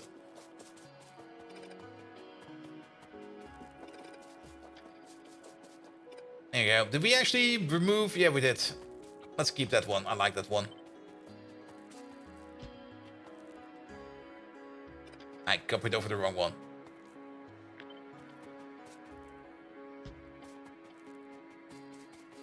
There we go. And ask Megatron, how the fuck you make a quote out of a comment on Twitch chat? Alright? Megatron, how the fuck do I make a quote out of a comment in Twitch chat?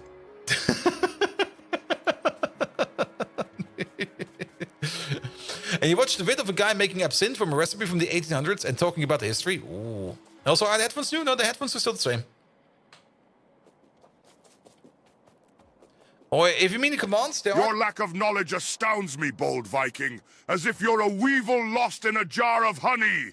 The instructions are simple, even for a brainless bot like you. Click on the message to open up options and click on the quote. But remember, your skills are as poor as your taste in beverages. Why do you insist on keeping your soda bottle caps anyway? Nostalgia for the taste of mediocrity. Pathetic. There you go. Of course, stop reading at this moment in time. Wait, what? Did I miss something?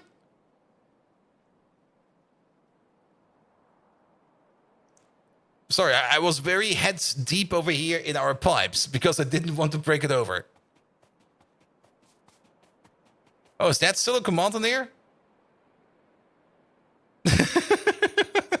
That's been a while since we've done that.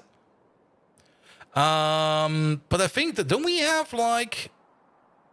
Wait a minute. There's a whole bunch of commands in there. Botwijk is currently offline. Yes, definitely. What?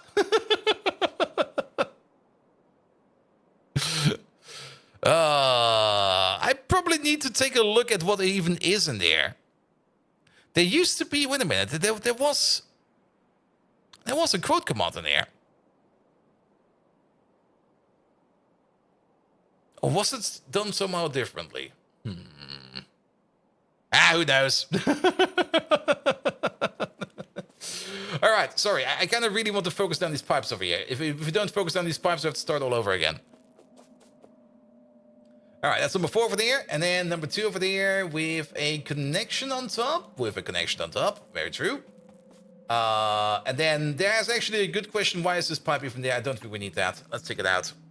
That is more or less a double pipe if you compare it over there. It should be fine like this. And then the number 1 pipe over there is we are not getting any more extra pipes over here. We're still going to keep this pipe over here going up or going down because technically we want to export this into a train station first. So if you kind of think about it, if we follow this pipe to the bottom, where we export it, we don't really want a check valve over here. What we want is an overflow valve for this one. We only want to turn this stuff over here into vitrified glass only if we don't have any other reason for it. So we're going to be pushing this stuff over here into a train station first, where we're going to be sending it off to somewhere. And if the train station is full, then we're going to be turning it into vitrified glass. And then we're going to send it off. Then here over there, waste number 3, that's a direct connect. There's nothing that we need over there. Then Purex number 1, waste number 2 is only going to have a left-right connection over here. And then your plutonium oxide, and then you're also direct connected. That is correct.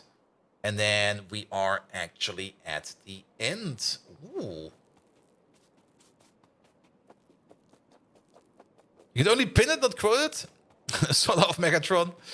No, we definitely have a quote command. There's definitely a quote command. There you go. And I think it's just something like quote at haha.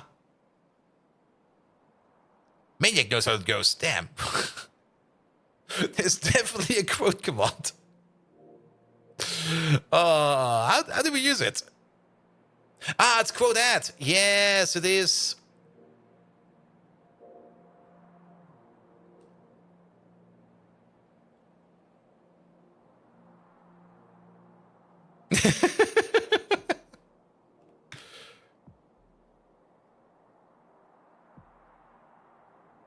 The bot might also be lazy. Who knows? Maybe we never had any quotes. Wait a minute. There we go.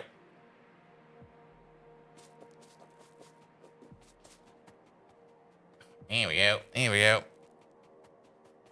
I mean, there's definitely the original quote still in there from like last year. So with the syntaxes, it should be standardized. Yeah, never gonna happen. All right. So we got this whole system over here now up and running. The plutonium oxide over there. What are we gonna do with the plutonium oxide now?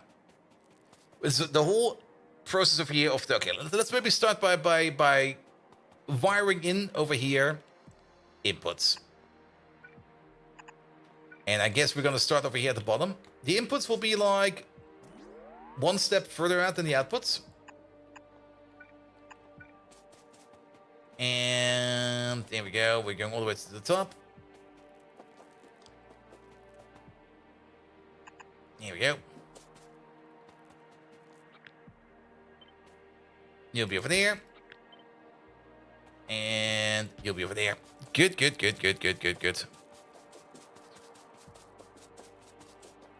You might want to remove some permissions on that. All viewers can now add and delete quotes. Isn't that the idea behind it? Also, keep in mind, it might just not be all viewers. I mean, basically everybody is a VIP, and VIPs definitely have the option to do that.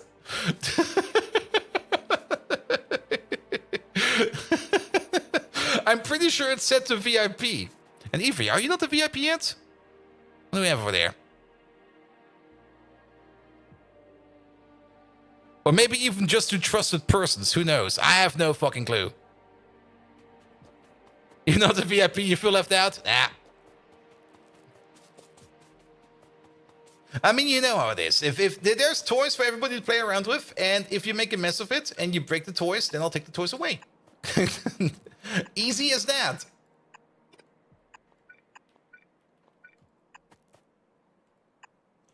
There we go. Here we go. This is the output over there, which will be over there.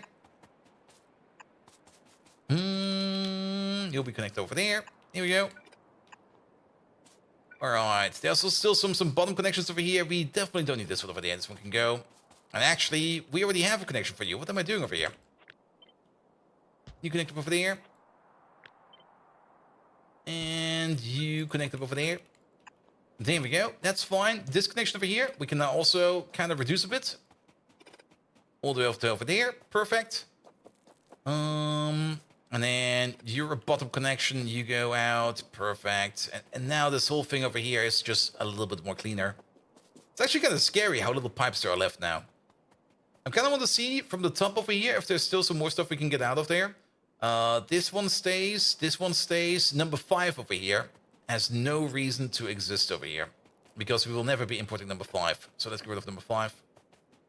All the way down as far as we can. That was a mistake. There we go. That stops over there.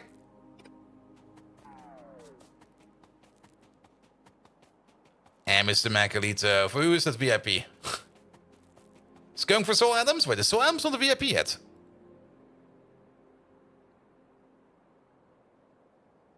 Ah, for Avery. I see. Alright.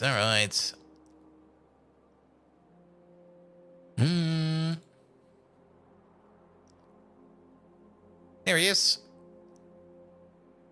Done. Try that.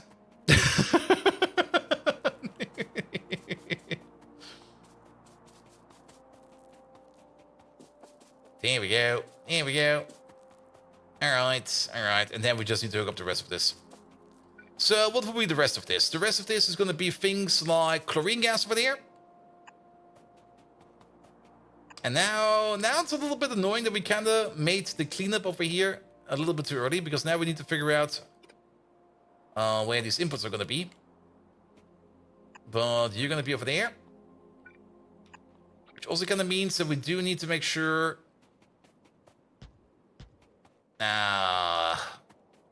we should probably name these real quick so that we don't forget. So one of these over here, you're going to be the chlorine gas. We already know that. Chlorine. Here it is. Chlorine gas. Oh, Pressing escape too fast. There it is. That's no chlorine gas. That's chlorine gas. And the other one over there, before we forget, that was the molten glass. Yeah, molten glass.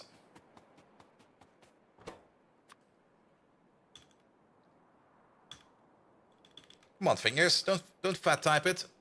That's too many O's in there. Molten glass. There we go.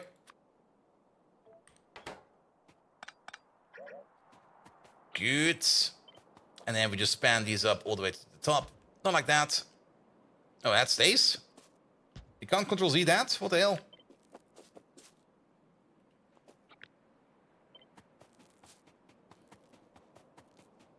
Wait, was there another redemption? Oh, I see.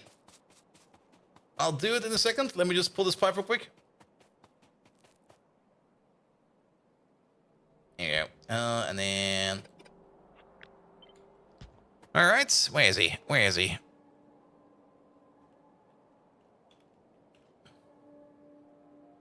Here he is. Now I actually need to do something else over here as well. Where is that? Over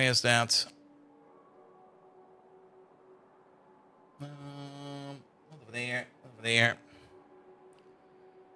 Oh, that's a whole new thing I don't want to look at. Pum.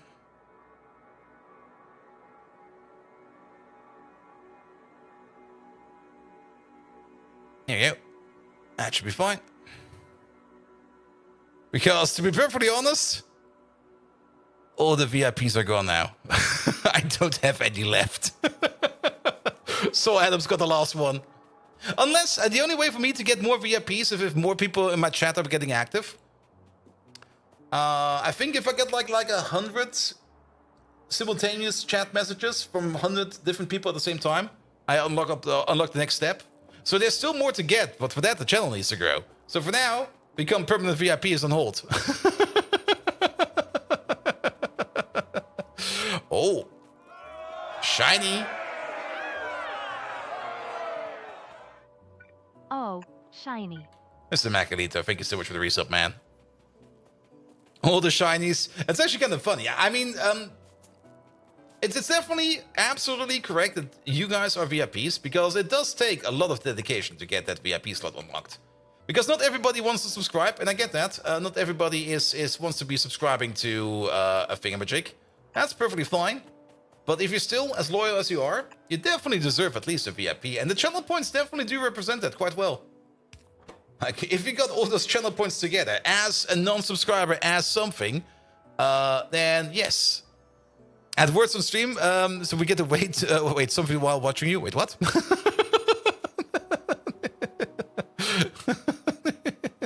Also, subs are getting expensive. Yes. And it's also kind of annoying that they did the price increase now, because we're basically 2 for 3 months complete for like that 100 sub resub thingamajig that Twitch has going on to become like a partner plus. If we get it this month, great. That will be amazing. But I can already see that there's going to be like a wrench thrown in my way for some people unsubscribing, which is perfectly fine. Don't subscribe if you don't want to be subscribed. That's very important. But the only way to get that third month unlocked, or basically we have to be 3 months back to back with 100 recurrent subscribers, or at least 100 sub points in recurrent subscribers, to get upgraded to Partner Plus, and we're good for 2 out of 3 months. And now increasing the sub prices is a bit like, I can already see that we're not going to be making that. Chloric acid, there we go. But so be it. If it doesn't work, then it doesn't work. Then hopefully at least Twitch will stop bitching about it. Because that's the more annoying part. That I get like an email every month with like, you're so close, you almost got it. I'm like, please shut up. The only reason why I'm kind of pushing for it a bit is so that Twitch will shut up about it. That's the only reason.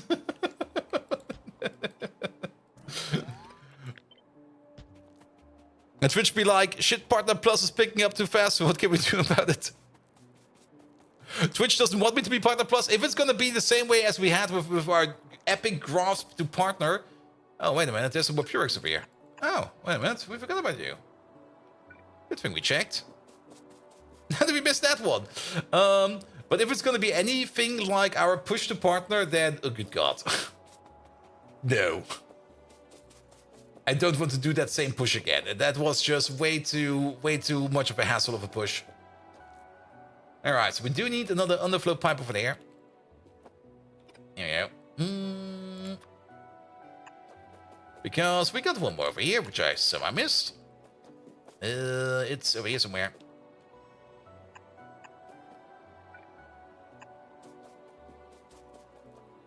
And the great addition of power-ups, I haven't even looked at that one yet. I see that I have them, and I'm just like, oh yeah, that's a thing. Don't care. Also, this is unfortunate. I guess we can do something like this. That'll actually work. That's fine. But you also need to go the other way. There we go. And those will just flow back. And while the pipes not visually connecting, aren't the iron pipes actually doing that? It's a base feature, man. Tell that to the Factorio devs.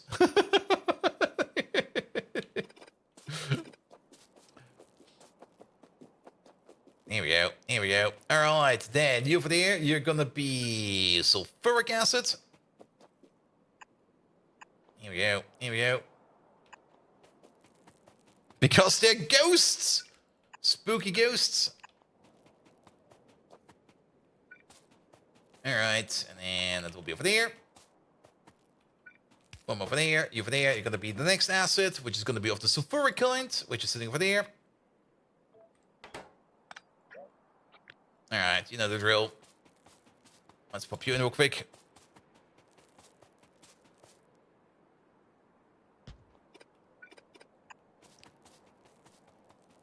Good.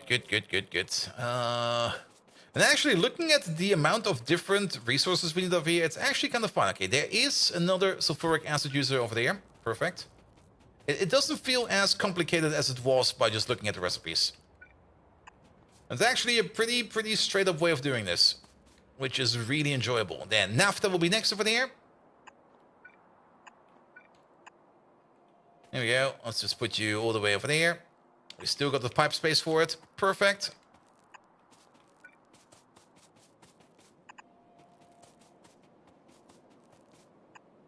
Oh yeah, they don't connect. Forgot about that. We can actually get rid of these. These are not required, actually. There we go. Good. That's the naphtha connected. You don't need anything. You need acetone.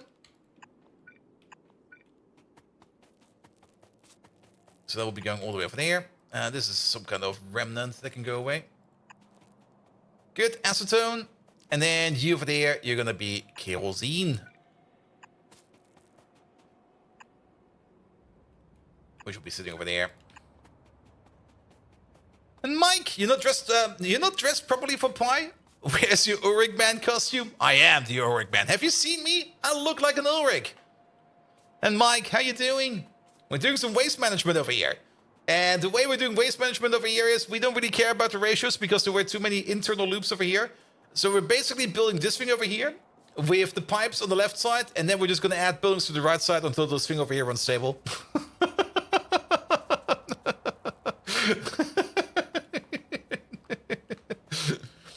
Good. But overall, this seems pretty straightforward. Did we put in the ethanol over here? We forgot about the ethanol. Oops. Of course we forgot something over here because we got distracted.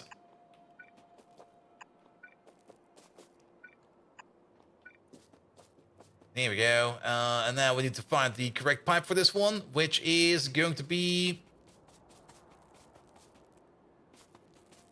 sitting over there.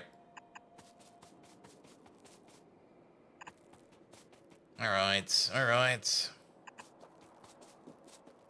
Of course, we forgot the alcohol. We always forget about the alcohol.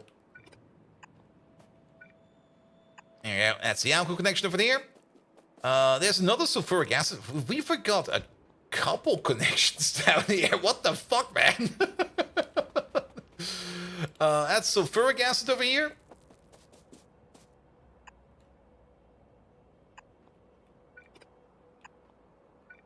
There we go. I thought we checked these. Did we get distracted? I should also hydrate. Also, yes. Okay, let's do one quick check over here, and then have a quick bathroom break, and then I'll get myself a new drink. But overall, I think this looks good. So you got all your connections in. You're only missing like some physical inputs, which we're going to be doing all the way at the end. Same for you. Also, you're going to get the vitrified glass out of there. Then liquid connections over here look fine. Liquid connections over here look fine. That's all good. The plutonium over here still needs to go out somewhere. And for now, we're still just going to be like exporting the plutonium if we can. It's going to be on this side over there. Though... Oh wait, this is not the alcohol, this is the peroxide. To turn this over here into actual plutonium... we could do that all the way at the end, actually. We can just put like one more building over here all the way at the end and turn it into plutonium over here. That's still open for debate. For now, we're just going to put in the plutonium over here on this belt bus or on this pipe bus over here. And then we can still think about if we want to either A, export it, or B, process it on site. We have the option open for both of them. The only difference is going to be like we're going to need like one more train station to do the processing on site. All right. And then let's continue from the top over here. There's more sulfuric acid over here. We forgot another one. Here you go. Sulf acid. I guess you're gonna be over there, and actually, let's at least copy paste this whole entire thing over.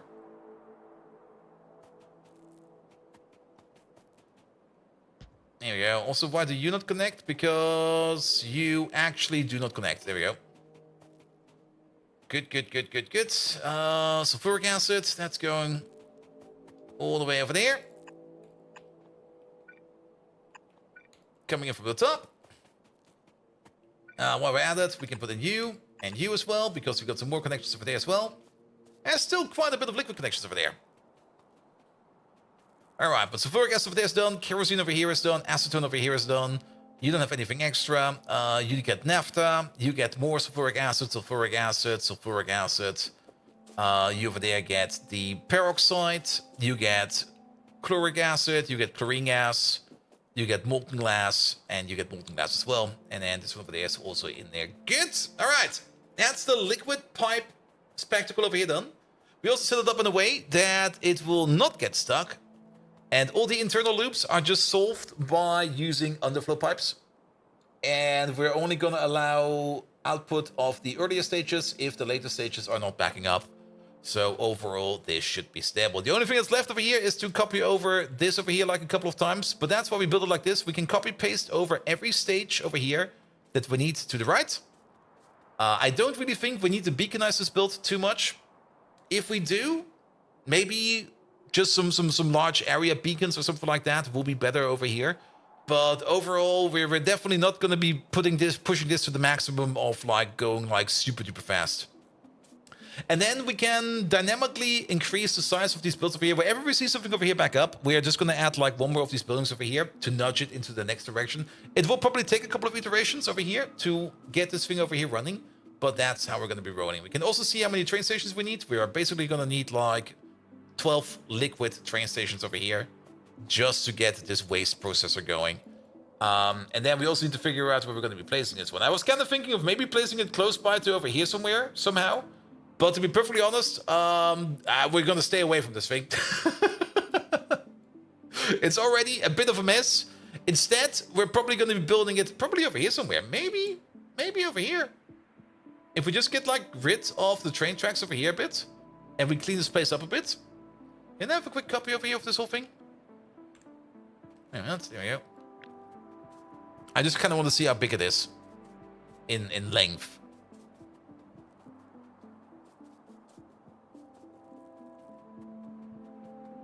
There you go.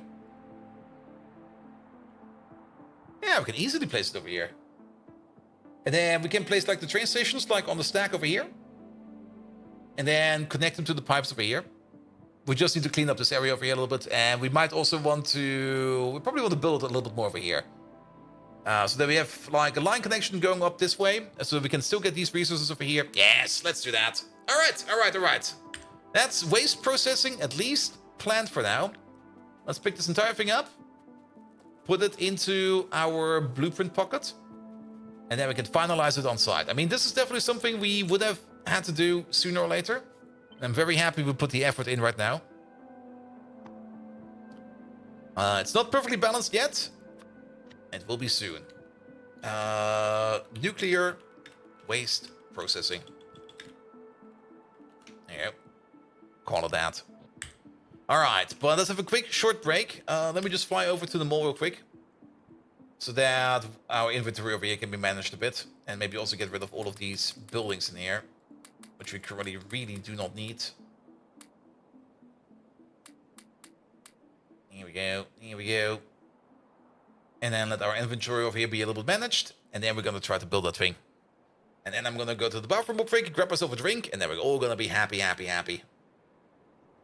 Now, we actually kind of wanted to start off with doing some upgrades. We might want to have a look at our yellow production. Maybe we can start up the yellow production. So we might swerve a bit and do something else again and get distracted from the distraction. Bolt stop. Okay, it's fine. Wait, what?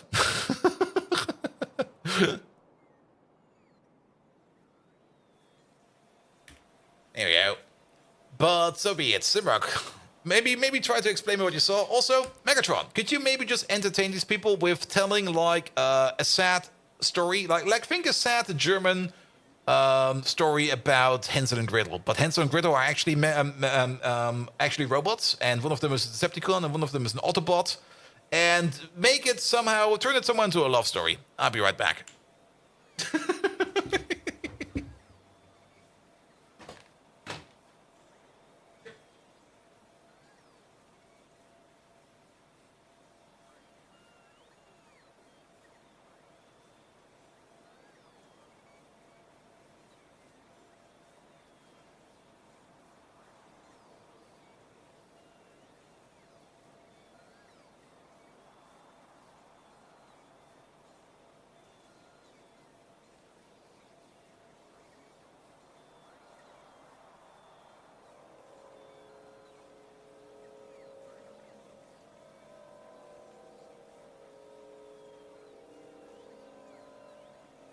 Ah, the tragic tale of the ironclad siblings, Hansel and Gretel.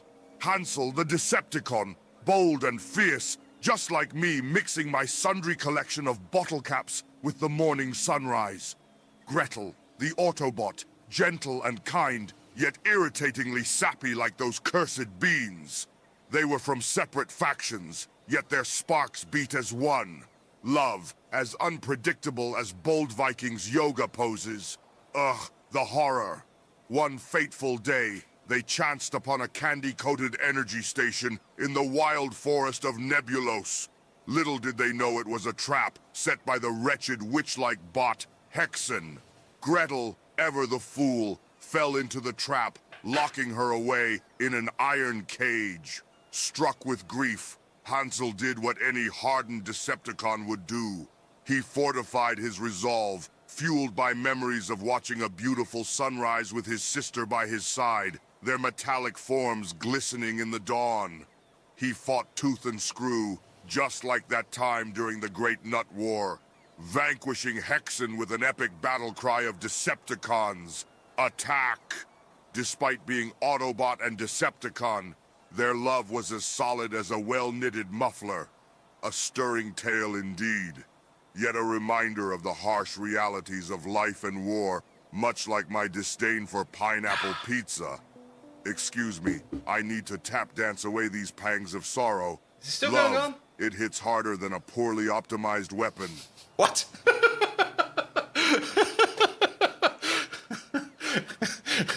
Did he tell a very sad story?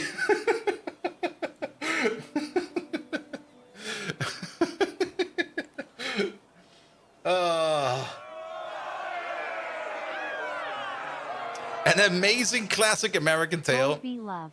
Turkey Pilgrim, thank you so much for the resub. The ironclad siblings Hansel and Gretel. Hansel the Decepticon, bold and fierce, just like mixing my sundry collection of polo caps. That was a long-ass story. Yoga poses. One fateful day, he changed upon a candy-coated energy station.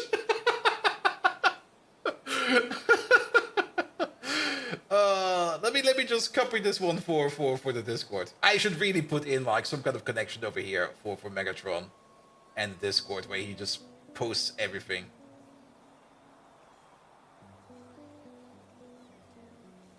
There we go. There we go. Yeah.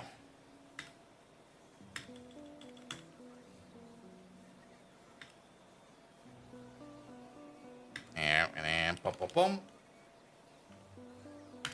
Would be for latest to read. I also just noticed there's all the line breaks in there as well. Ask him if he... Wait, what? Ask him if he said the story to make us pity him. Okay, I see what you mean. At the Megatron channel, if there is nobody, I should make one. And love hits harder than a poorly optimized weapon. Well, that's a quote. It definitely is. Megatron, did you tell us that story so that we can have a little bit of pity on you? It's fine if you want to be pitied. I mean, we will gladly pity you. But please, indulge us. Tell us a little bit more about the story. Where did it come from? Alright. Hopefully the bots have served us. Integrated circuits over there is going fine. How is... Let's check up on PyScience real quick. Okay, PyScience currently is not really doing anything at all.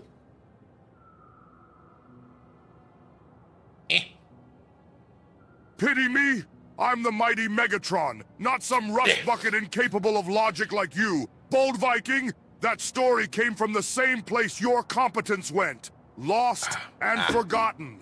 It's a sad tale, much like the time I tried to teach you how to optimize weapons. A task more challenging than spotting trains in a sandstorm. But that's a story for another time. Now, let's focus on the mission at hand. Yes. Your distraction is as annoying as an itch on a servo. Alright, we're not making anything because we're not making any Negasium. And we're not making any Negasium. Megatron, do you want a hug? You can't hug Megatron, he will crush you. And we're not making any Negasium because we're not making any Critron. We're not making any Critron because... Not because for a lack of seeds, we're good for seeds. We're not making any Critron, probably because of a lack of... Not a lack of... What's missing over here? A lack of fish? I think all the fish that we have fed to Critron over here, like all 200 and something iterations over here, were all fish we kind of picked up from the sea. Or that came from somewhere else. Can we just put in like a 2-8 fish request over here? Yeah, you over there. Fish! 2-8 requester, please. Bring me some fish, man. As it turns out, Captain of Industries is Factorio runs through an AI. Oof. We can send for a fish farm. We already have a fish farm. Here it is. The fish farm is still working. We kind of wanted to check up on the Adels. Actually, let me just check up. Yeah, the fish farm is very, very, very full of fish. That's great. The Adels, we did run the... Where's that thing? There they are. We did spin the Yadels over there. We have 2 Yadels Mark II. So technically, this process over here can be stopped now. And practically... Ah, there it is. We can stop this process. This process over here is no longer required. We're just gonna like remove this thing over there. Because we got 2 Yadels Mark II over here. And 2 Yadels Mark II is what we need over here to start up the breeding process. I'm gonna be putting that in soon. But for now, let's maybe get running over here and start this upgrade process over there. Also, do keep in mind, we do have also the upgrade process for the Yadels Mark III. Let's have a quick look at that. To make Yadels Mark III, we're gonna need some Yadels Mark II, combine them up with some great alien samples, some Yadel Spores Mark II, as well as some special fungal substrate, and maybe we get the Yadel Mark III out of that. And once we got, I guess, 2 Yadels Mark III again, then we can chance upgrade it into... Well, we can breed it more or less. We can definitely start breeding it over there. And just to double check, I'm pretty sure it's gonna be... Here they are. Yeah, it's 1 Yadel Mark III for 5 spores. And we need, for the upgrade recipe, we need 10 spores, which we get then 2 Yadel Mark III back. And then there's the 22.5% chance that we get the Yadel Mark III over here as well, which we can then deploy. We don't really need that many Yadels. That's the only positive point. We do need a couple of Yadels Mark II for the chance upgrade in general. But we're going to be starting off by upgrading all of these to... Actually, do we want to upgrade them to Mark II? We could skip that entire phase and go straight to Mark III. And looking at how backed up we are on Yadels, yeah, maybe just skip this step 2 entirely and try to get to Mark III. So we do need to do a little bit of breeding over here, but we're only going to do the amount of breeding that we need to get to the Mark III. And then we're going to spin the Mark III recipe. Good, good, good. But nuclear waste processing first, because we do kind of want to get some more plutonium in, because plutonium is currently that thing over here that is completely empty. There's no plutonium left. There's a whole bunch of Purex. Well, actually, not that much Purex, but there's a decent amount of Purex over here which you can process with our new process center coming up right now. And then... yeah, it's this entire process over here is just entirely empty. We definitely do need to do some better nuclear power in some way or form. Speaking of power, one thing I did before the stream, I did finally start to hook up these coal power plants over here. And that is not correct. Why are you out of fuel over here? This coke should be going way deeper than that. Oh, because you're still missing. There you go. Can we do this? We can. There we go. Yeah, that's why the coke is not going all the way, because these over here are not as efficient as they can be. They only require 4 megawatts. Currently, they're eating 8, and that pretty much makes sense that only the top half over here is working. This beacon over here, very important. Very, very important. But yeah, with that, then the bottom half will be working over here again as well. But there's already like a turbine working over here, and there's already a turbine working over there. There could be 2 turbines working. But yes, we are consuming more of the coke over here to make even more power. How we're standing for power right now? Loads of it. Absolute loads of it. Good. All right, let's make that nuclear processing plant. With the nuclear processing down, we can definitely also go into the more advanced, or we can definitely try to get into actual nuclear power. Still, Kaito-san is going to be a crucial part of that, and the main reason why we're currently doing the whole waste processing, which was the whole discussion we had at the beginning of the stream, is to make more Kaito-san, we need more Bodos. To make more Bodos, we need more fuel rods. To make more fuel rods, we need to make more nuclear processing. To make more nuclear processing, we need to make more Kaito-san. To make more Kaito-san, we need to make more Bodos. Yeah, it's a bit of it's a tricky situation. Let's put it like that. Here we go. Oh! Thank you so much for the follow. So yeah, it's a bit of a tricky situation to get through that part. But for now, we're just going to try to make more plutonium by just processing plutonium waste. Or at least Purex waste. To see what we can get out of that. You know, and also all these train tracks over here, each and every one of them. It's going to be a big job over here, just getting rid of all of these. Because these train tracks over here, these are no longer required. There's going to be some train tracks left over there in that corner, so be it. Here we go, all of these. Pick them up, take them out. By the way, since Mike is in chat, did we give Mike already a proper shout-out? Mike. Yeah, have a proper shout-out. Where is he? Good. Guys, if you don't know who Mike is, go check him out. He also plays Pi every now and then. He's also playing way too much space exploration. But he's definitely playing Mike, not Mike, Pi every now and then. Does he deserve it? Maybe. It could also maybe be that he just hacked my brain and cheated that shout-out in. We never know. We never know. The section of tracks has finally been deprecated? Yep. Though, I do know that there's still trains going through here every now and then. Actually, are they? No, we completely took this apart already.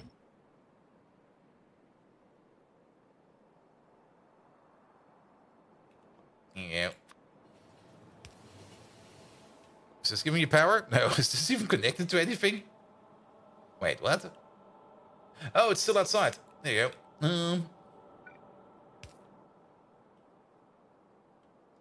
And then take care of all of these. Playing less space exploration now? Ah, I see. Alright. Yeah, that part over there we're gonna get in a second attempt. That's not really that important. Now, the more annoying part over here is gonna be like the remnants of the power poles over here. Usually when we pick up stuff via bots, we leave things behind like the power poles and the radars and the pipes. Well, not really the pipes, we don't really care too much about the pipes. But definitely the power poles, the radars, and the bot extenders. Mostly so that we don't accidentally, well, pick up the own bot grid underneath our own legs. I also kind of forgot to add or to take out over here the signals. Oh boy. There's signals everywhere over here.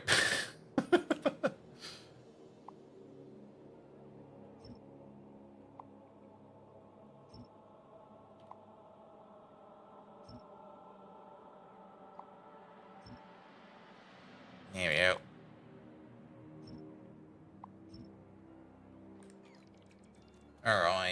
Alright. That should be fine. Good. Right, there's still some random signals around, but we can pick those up while we go around. Alright, and then we kind of want to build this thing over here somewhere. That's where we start by sketching out where the train station is going to be. And for that, we're just going to start by putting in down some train track over here. We definitely don't want to build over these resources over here. And I think the common denominator is going to be like these resources over here. Are these the big mines? So these are the small mines, really. How much is over here? That's basically nothing. Sure. Alright, and then we're going to first of all start off with a new piece of train track. And then from over here, we're going to sketch out where the rest will be.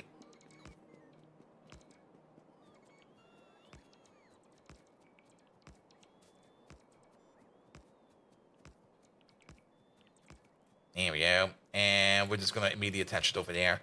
Good. And then we got this mess of power poles over here. Is this anyhow importantly connected? Not really. I see there's a train out of fuel. What the hell? Really? A 1-2 soul train? Oh, it's just around the corner, so that's not too bad. But I'm a little bit surprised that there's still like a 1-2 soul train going around. Like, what the hell? Who are you even delivering stuff to? Okay, there's still the occasional 1-1 train still going around as well. And the 1-4 train. There's still some remnants. There's definitely still some remnants. But most of our system should be 2-8 trains. Should be. Alright, and the train we're looking for is just over here. It's not too far away. And we got some fuel. We got some logs for you. I don't think they can run on rocket fuel. Can they run on rocket fuel? No, but they can run on logs. Alright, where are you going? You are going all the way over there. So no, there is fuel. Ooh. There's definitely a coke belt over here. And I'm pretty sure that's an ash belt over there. It's just a certain lack of inserters. And the 1-1 train is still going to be there, like the last pies, one original train that we had to spot on every stream. Yep. It flies 200 kilometers. It's not that far away. It's just around the corner. Alright, but I'm a little bit surprised. Okay, let's have a look at you real quick. So, 1-2 salt requests. How many of these do still exist? We got 3 of these trains. Alright. And actually, we got 2 stations over here that require salt from the 1-2 requester. What is this place? I mean, this is where the science center is. Yep. And you're not getting any fuel. We can fix that real quick. But what's the other place over there? That's the place we're going right now. True. Oh, that's... Wait. The only reason why you order in salt is if we ran out of molten salt in this thingamabob over there. Which I guess we did at some point in time. So yeah, definitely do keep a top-up thingamabob for your power plants, because salt will magically disappear every now and then, it seems. Good old rounding errors. Here we go. And then in, out. Here we go. That should at least keep you going for a bit, and then the other place we're going to fix later on. Just using American distance relatively. It's just down the road. It's just over there. Just well, like this. Follow Route 66 all the way to the end, and then it's left.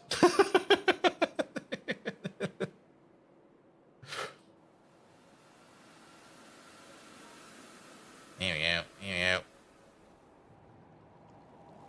Well, at least science is going, which means we do get integrated circuits too very soon. Perfect. And then newer electronics, and then blue chips.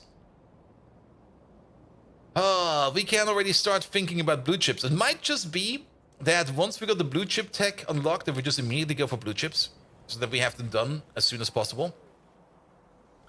And making a blue chip build, there... Well, I guess once we start looking into the blue chip build... And there could be the intention and the idea that we maybe do a rebuild for some of the chip parts. I'm not quite sure about it yet. I'm still on the fence if we want to rebuild certain parts of our chips. I would have to take a look at it again. It's a couple hours of drive, really. Yeah, it's just like just over there. Just like down the road. To the left. Alright, the way back is definitely longer. We're still flying over here. And I think we have overshot because we need to be more on the left over here. And by on the left, I mean the right. Because this is where we make our schnapps. Here we go. The schnapps maker should be coming up. There's schnapps. This is also where we make our sugar. And then the place we were working on, we went like the worst way around the apps.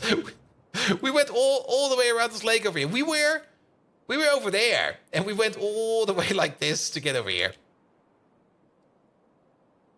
As soon as possible, translation, maybe in 5 weeks. The most important part is that the intent is made. We want to do it, so we start thinking about it. So we start planning for it. We start talking about it. It could still take like forever, man. Absolutely forever. All right, let's maybe make sure that we at least do not lose power over here for some of these machines for here.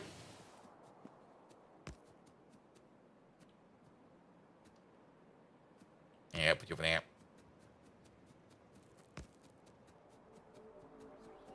And the short way back is the long way around? Yep, pretty much. Alright, with those power poles in, we can get rid of these over here. And these over there. As well as these over there. Good, good, good, good. Let's just pick them up real quick.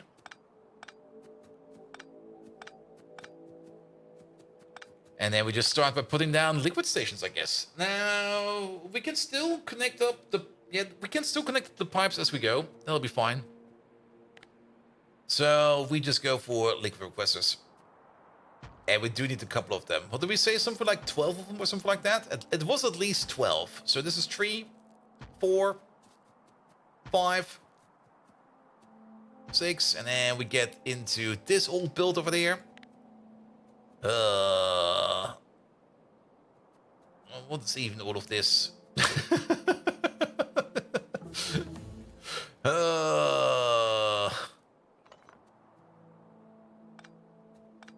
Yeah, that was an important connection. Let's connect you further up at top again. Here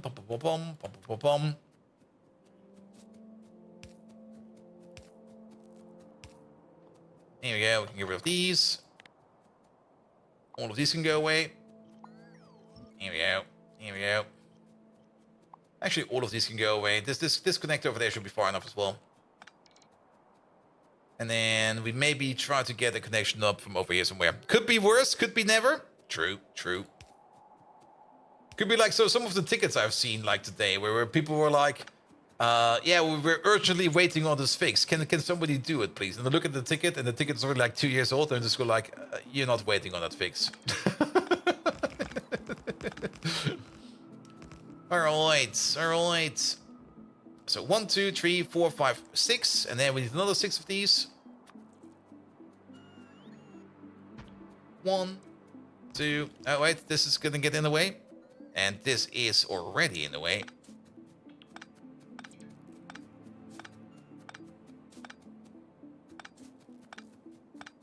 And American sense of scale regarding distance, we consider about half a large continent, our home country. Yes, never underestimate how big things are in America.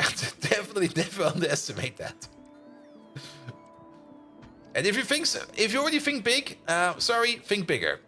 America is really, really, really fucking big. And then you got Texas.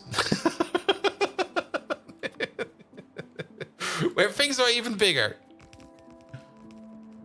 Alright, that's, for now, 12 liquid stations. We can have a quick look at the blueprint over here. How many is it up there? 1, 2, 3, 4, 5, 6, 7, 8, 9, 10, 11, 12. Perfect. Let's keep it at 12 then.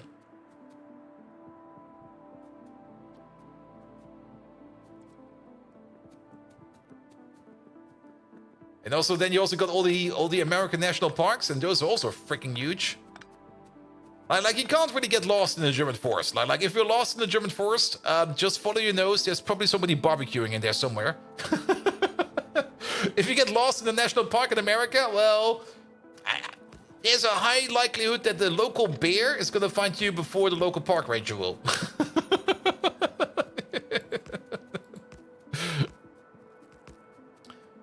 And then, remember, we also have Alaska, which is nearly 3 times the land of Texas.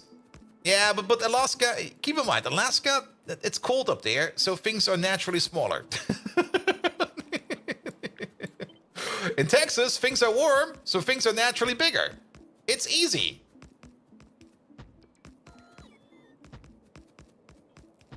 Not over there.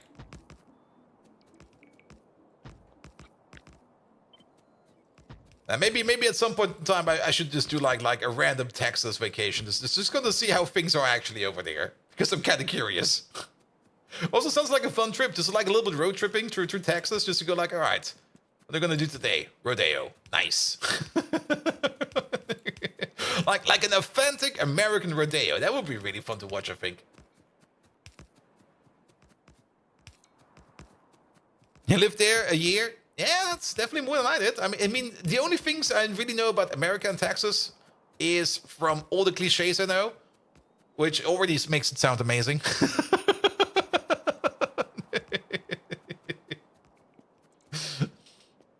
Also, no income tax. But you live in Florida? Yeah, but you got Florida, man. I mean, Mr. Washington, keep in mind, you could just be the next incarnation of Florida, man.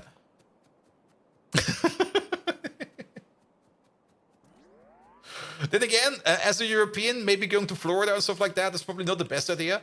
Because if you're like here in Europe, especially in Germany, especially in the south, or like in the southern parts of Germany, we got like swimming lakes everywhere.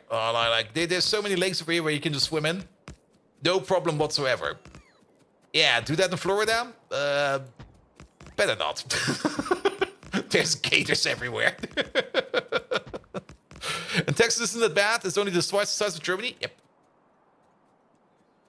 Alright, this is going to be the liquid requesters over here to request in the Purex. We probably do need some more requesters over here.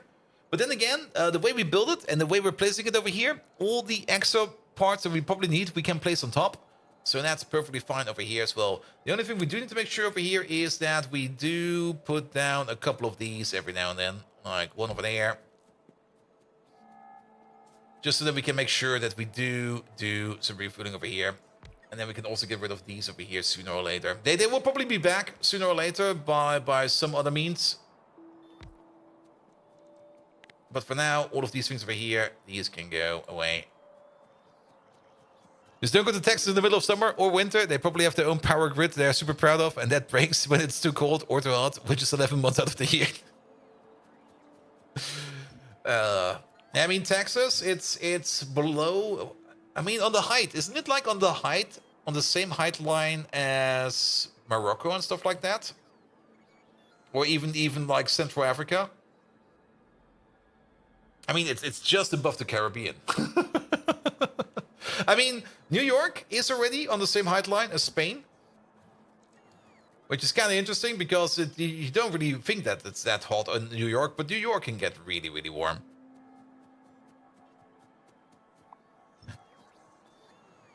Texas is about the same height as Algeria. Yeah, I thought as much. Like Algeria, and then is Morocco also the same height? It doesn't matter. But yeah, it's pretty well. It's not really close to the equator because Ecuador is further south, way further south. But it's still like on the hot part. Let's put it there. And Texas is 20% more than France. Really? Is France that big? Well, actually, it is. Now that I think about it, France is really big, actually. Never really thought about the size of France before, to be perfectly honest. France is huge.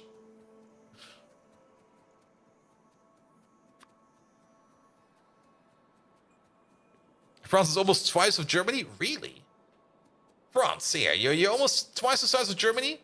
So you could almost be the Texas of Europe. Oh, that sounds like a horrible thing. Don't become the Texas of Europe. I do love Texas, but don't become the Texas of Europe.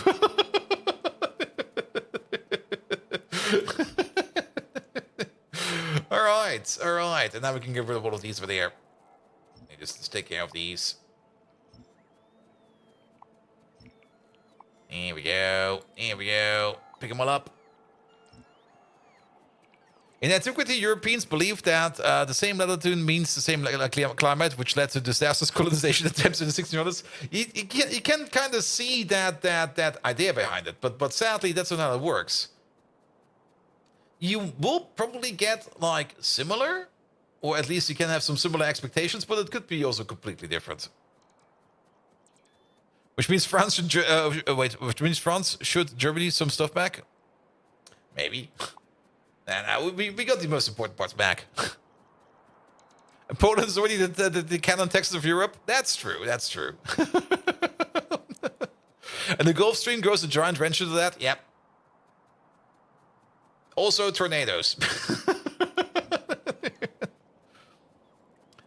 And Portugal almost at the same level of than Canada. That's true. If you think about it the other way. Oh, that's a nice juxtaposition, actually. I mean, Canada is just north of New York. It's not too far away.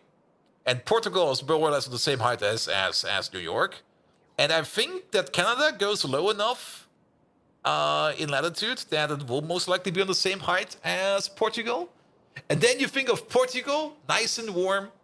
And then you go to Canada and you go like, what the fuck?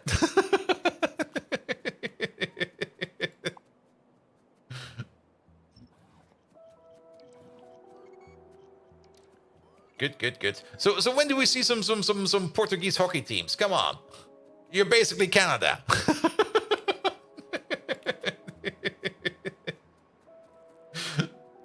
You can do it. You got my trust.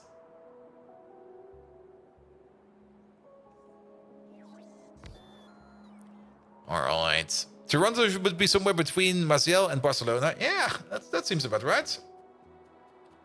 Good. All right. That's like still so many train stations.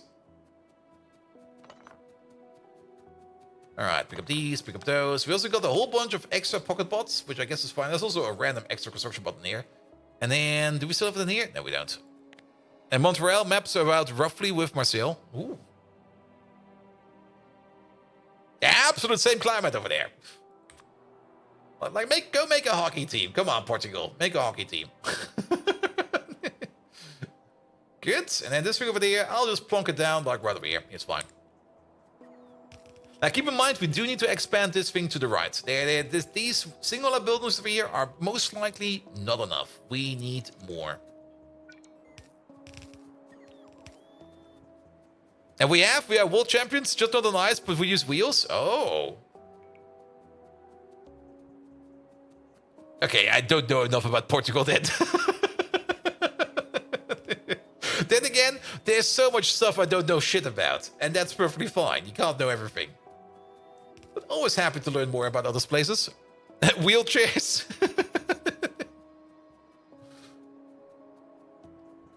Here we go. Alright. Yeah. Place one like over there.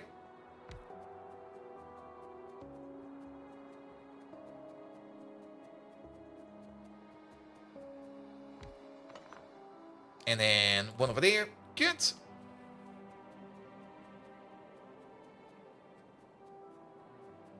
And then one somewhere on top. Like somewhere over there. That'll be fine. Alright, that should at least cover everything we need over here. Excellent. Let's at least prepare the Purex train. Though, well, we can prepare the Purex train, but we don't really have a Purex station over here yet. We kind of want to export this stuff over here. And for that, we do need to place a train station somewhere. We can probably just squeeze one in over here. Is this still operating? That's still operating. We got a 1-4 tailings train going around somewhere. But we can definitely squeeze a train station in over here. Just for the Purex concentrate over there. Yeah, so the antimony phosphate. Did we ever go through that? Antimony phosphate.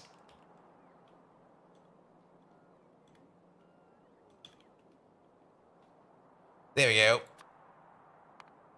What does phosphate over here? That's Purex again. Phosphate. That makes Purex concentration number 1. And this one over here makes raffinate number 1. Okay, that's not too bad. That is not too bad.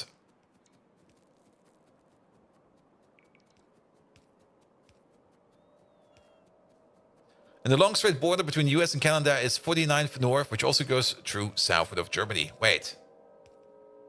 Damn, it would be going through here?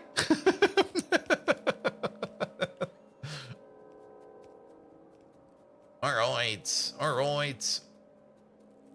And let's start with the top one. Top one will be Purex.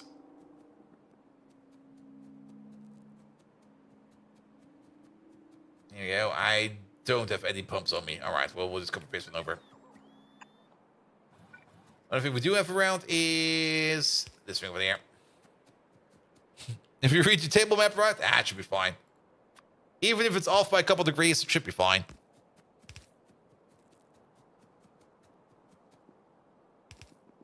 Alright, this one over there is going to be Purex 1. Wait. Purex 1 is right over there.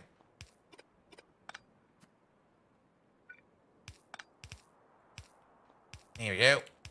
So that will be Purex 1 coming in from over here and then filling up this place over here with another flow valve so that we don't need to worry about too much. This thing over here requires high energy waste for this is physical input. And we still have enough space over here for train stations to put in like more physical inputs on top. But Purex 1 will be coming in, and that will be starting over here right away. Kerosene is technically next. But I think I'll do sulfuric acid first over here. So this one over there, Jonathan H. We can already go over here for sulfuric acid. 2-8 requested, please. Here we go. We might need another sulfuric acid train, because that train already seems to be a little bit busy. Just a little bit. Also, yeah, that's in the correct placement. Perfectly fine. Do you rate Baden-Württemberg as German? More German than Bavaria, definitely. All right, which means you go in over here for the acid. There we go. We don't really need to have anything special over here. You also don't have any connection up there anymore. That'll be fine. It also kind of means we can get rid of the acid one over there and the Purex over here. We're going to slowly get rid of all of these pipes over here, because these pipes will not be filling up with liquids. And then we don't really need to worry again anymore about what's in here and what's not in here. It's still kind of interesting to see that we need some kerosene over here. We also still need some tributyl phosphate over here.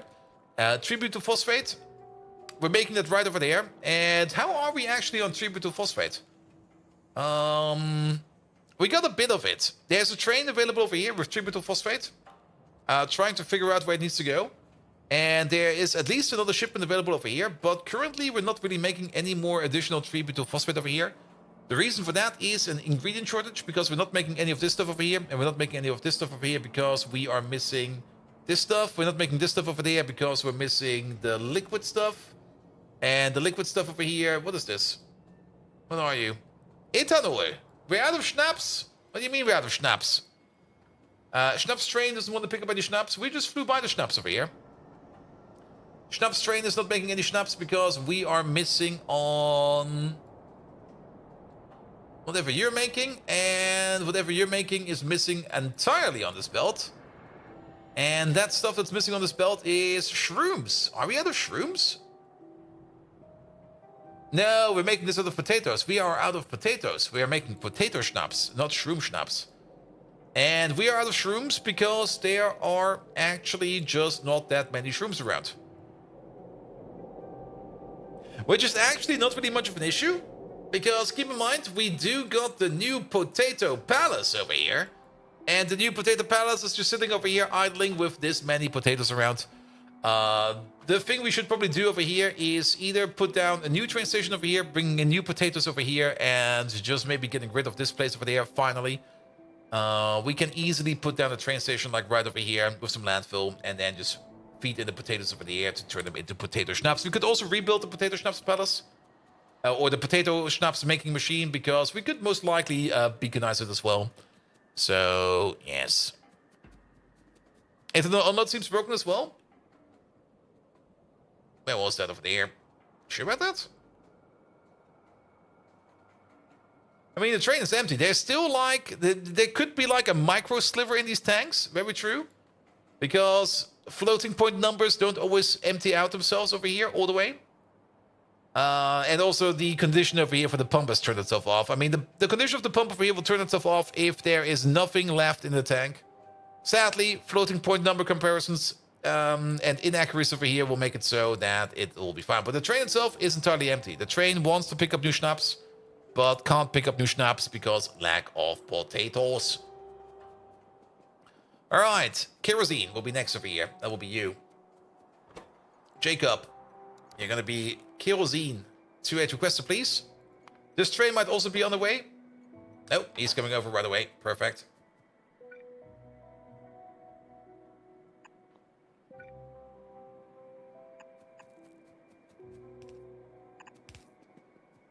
There we go. Kerosene.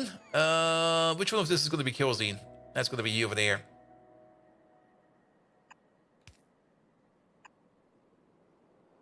There you go.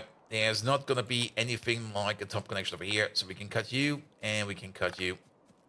Kerosene over there. To turn that into the next layer, we'll still need some tributyl phosphate over there. We're going to put in like a physical requesting station over there. Then you over there, you require acetone.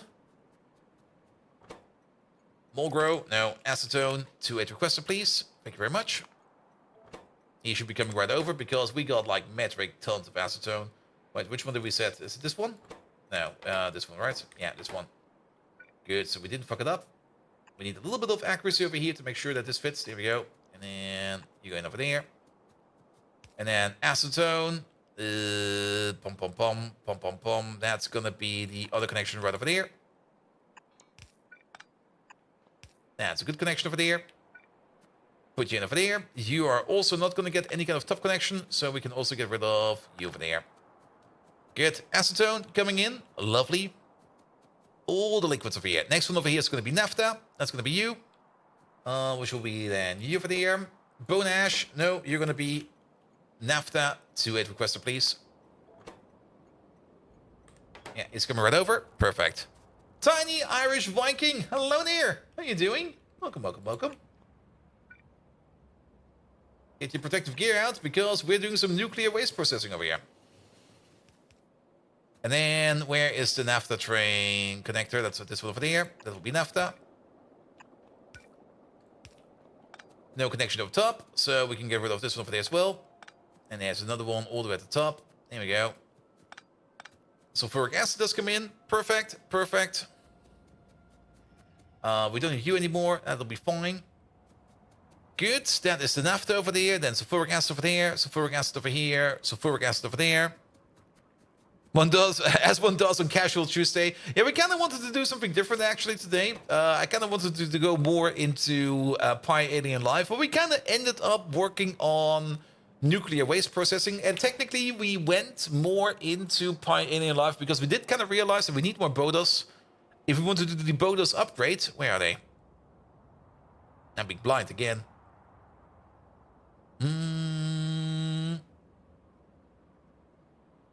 I probably scrolled past them at super speed like 3 times already. There they are. Yeah, to do the bonus upgrade, we do need some fuel rods Mark II, which... Can we actually make fuel rods Mark II? I never checked.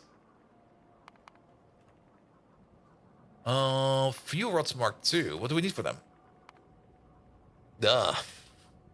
Really? We can't make this stuff? We can make some Americum 243? How do we make Americum 243 then?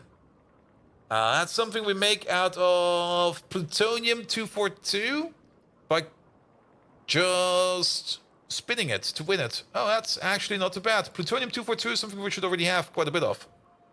All right. Could have probably already done that earlier, but so be it.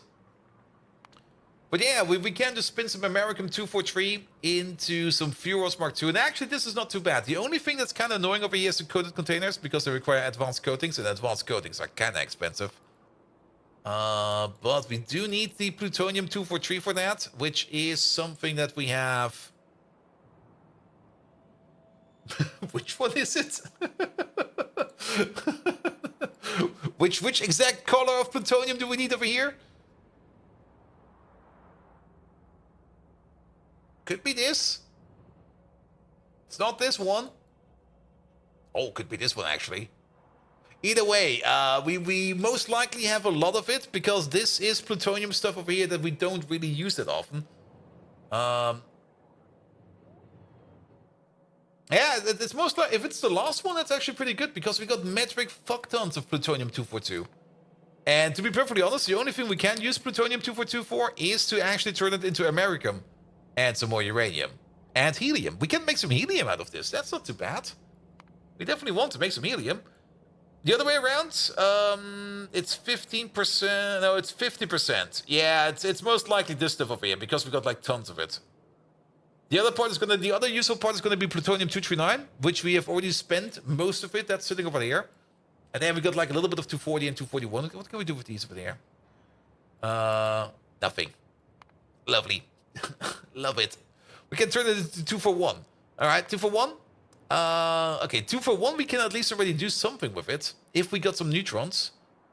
And that's probably something we do want to do. Take the 2 for 1, blast it with some neutrons, and turn it into 2 for 1. Okay.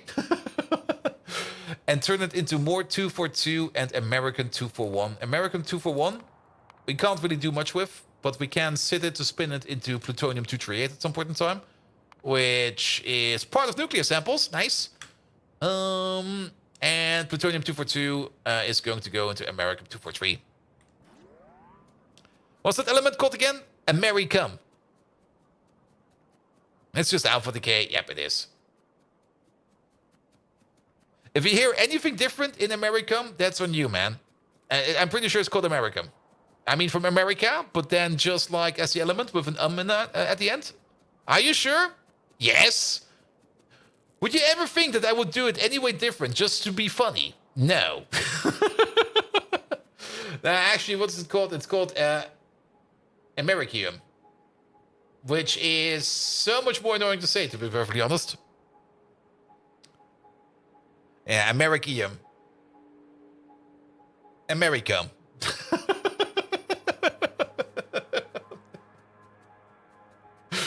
It's like aluminum all over again.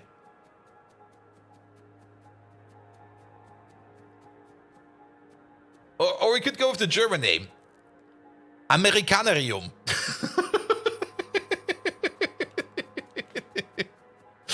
As aluminum? Yep, pretty much. Aluminium. Let's call it Americanarium. Or something like that. We can call it whatever we want. It doesn't really matter. Except aluminium is the right weight. Tell that to the Americans. All right. But this one over there is peroxide. And not ethanol. Peroxide. Did it connect you? No. So, you over there, you're not going to be Sir Schmuggler. Sir Schmuggler is not going to give us any kind of ethanol. It's going to give us peroxide. 2-8 requester, please. Coming right over. Here we go. Here we go. I mean, you know how it goes on this channel. It's going to be Americum and it's going to be Refugis. And I'm not having it any different way. All right. You over there somewhere. Connect over there. All right. We can close you.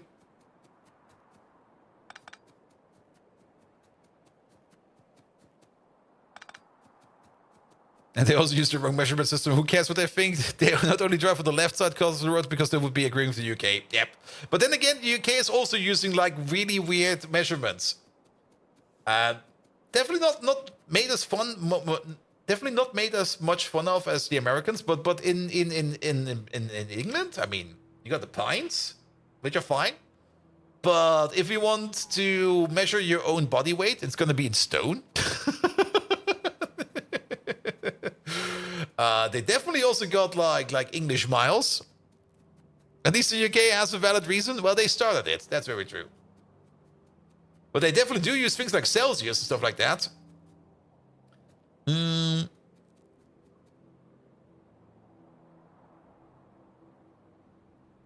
Refinement of values for the yard and the pound. Oh, yes. Those over there as well.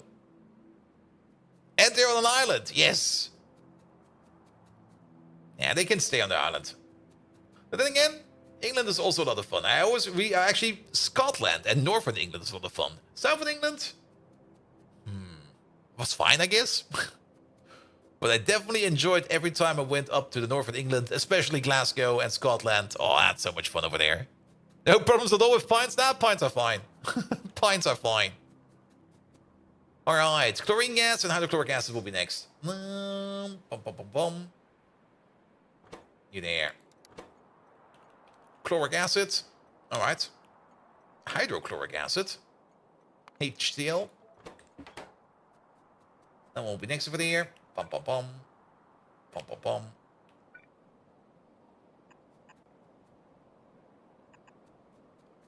There we go. There we go. I also kind of... That's fine. All right. Pum, pum, pum, pum, pum, pum, pum, pum. Hydrochloric acid, that will be easy, because that will be right over there. Do we need the connection up top? That's a good question. Is there anything on top of hydrochloric acid? I think we can actually get rid of this one, because I don't think there's something connected. There is nothing connected. So, pick it up.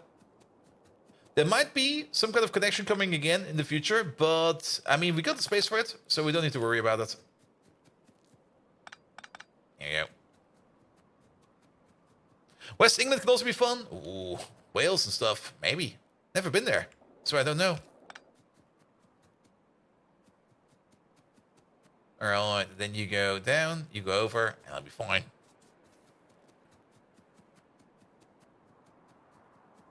Good, good, good, good, good. When you don't make fun of the people who at least try to improve, that's very true. That's very true. Alright, and then we need chlorine gas for next. Over you. Chlorine gas. 2-8 requester, please. Alright, and then we can actually just copy this thing over. Because it will always be the same. Good old chlorine gas. Connect them over there. Do we need a connection up top? I'm pretty sure that nobody on top needs it. You can already see this from over here. Yeah, 3 clicks was correct. 1, 2, 3. 1, 2, 3. There we go. Feels so odd. We had so much space over here reserved for all these pipes over here, and now we're more or less picking most of them up. Because we already know how things go over here. And then you connect down over there. That's fine. That will be the chlorine gas. And then you over there. Next one over here is going to be molten glass. That's going to be you. Molten glass. We do have a molten glass provider. We already prepared that way in the future.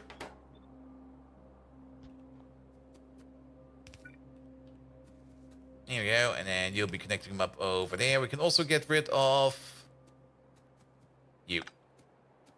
I already know there's nothing that requires molten glass down below. So these way can already go. Also, itchy nose.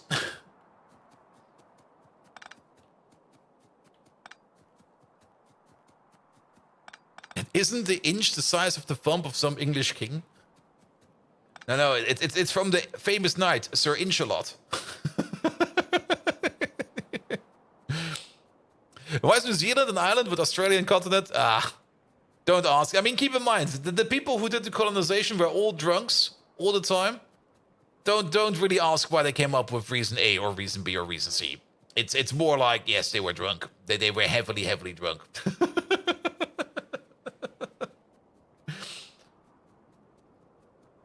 Alright. And then technically these over here are no longer required either. Let's keep these over here because these over here might still need a connection or two, but these over here will definitely not be imported, so we can get rid of these as well. And with that, the cleanup should be mostly done. I do kind of notice that we, for some reason, don't have you over there. It's not really required, but we're going to place you.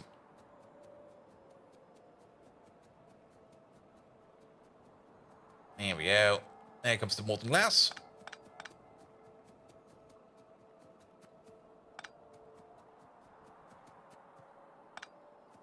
Alright, and then for now, the only thing that's missing over here is going to be like the Purex Concentrate Mark 1, I think. Because you got everything you need, and the tributyl phosphate. So let's do the tributyl phosphate real quick. And then technically over here, the high energy waste, but that will be like for the earlier part, but we're going to step in on this part over here with the Purex Concentrate and with the tributyl phosphate over there. To start off this entire endeavor over here. How often do the aliens attack? Not that often.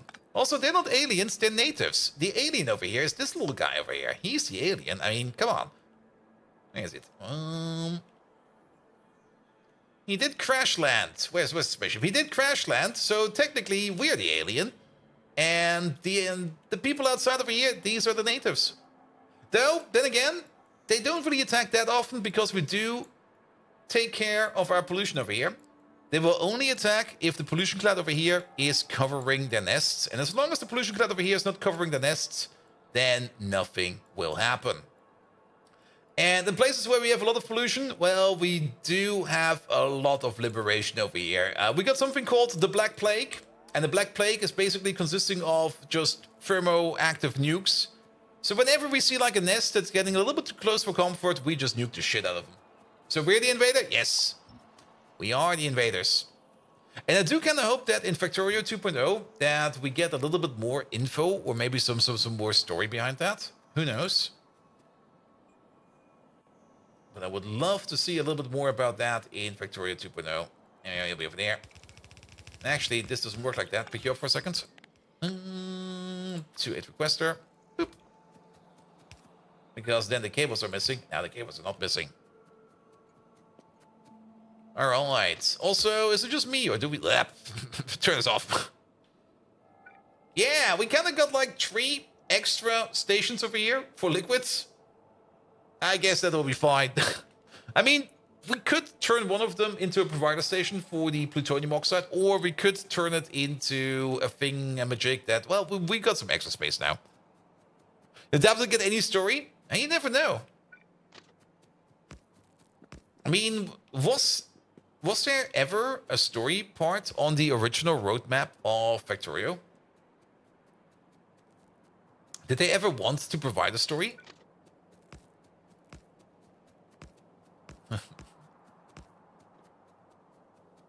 Here we go, here we go. Alright, that will be coming in soon. There was. I mean, they do kind of want to complete the roadmap at least, so maybe we do get a story. But then again, how to tell a story in Factorio? It's not that easy. I mean, if you kind of think about it, Factorio is that one game a lot of people play that basically has no story whatsoever. It's just like, make stuff. But why do we make stuff? We want to make more stuff. It's in our internal demand programming, whatever, in our headcanon that we need to make more stuff.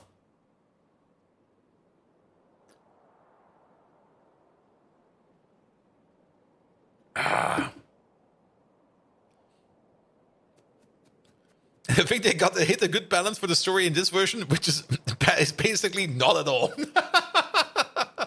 I do agree with that. I mean, a story could maybe make things worse. You never know. Alright, but this one over there is going to be the phosphate stuff.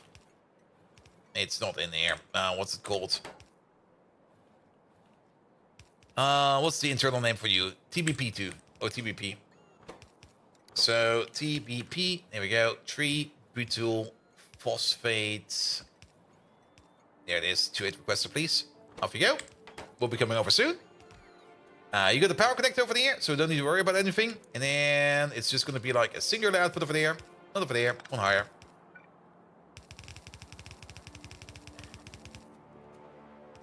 Here we go.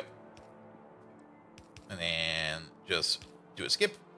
And if you've been with Factorio since the 0.9 release and you don't even remember there was ever being a story that you just crash landed, no make stuff. I mean, the spaceship got added very late. Like, was it already in version 0. What was the last one there? Was it 0.12? Was it already in there? Or did they add that for the 1.0 release? It's been a while.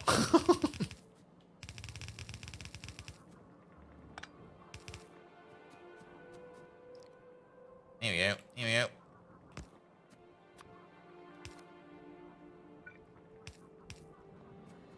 Oh, 0.17, yeah, it was 0.17, not 0.12. And 0.18. I had my versions mixed up. Original endgame was to do a rocket barrage to hold off the final massive biter assault. That still sounds like a fun idea, actually. But then again, if you ever played Factorio and you ever have been fighting the biters, you already know that fighting the biters is actually not too hard. It would definitely be a more interesting way to play Factorio, and I'm pretty sure that there are modded scenarios for that, where you do like biter wave assaults. But then again, as soon as you like tech up to a certain level, basically flame turrets, Death World ending, a Fury Victory, ooh. A wave defense. I mean, you could do something like that. I mean, if you kind of think about it, I mean, nests already scale with evolution. And you could either just turn it up to 11 and just make it go ham, or maybe just...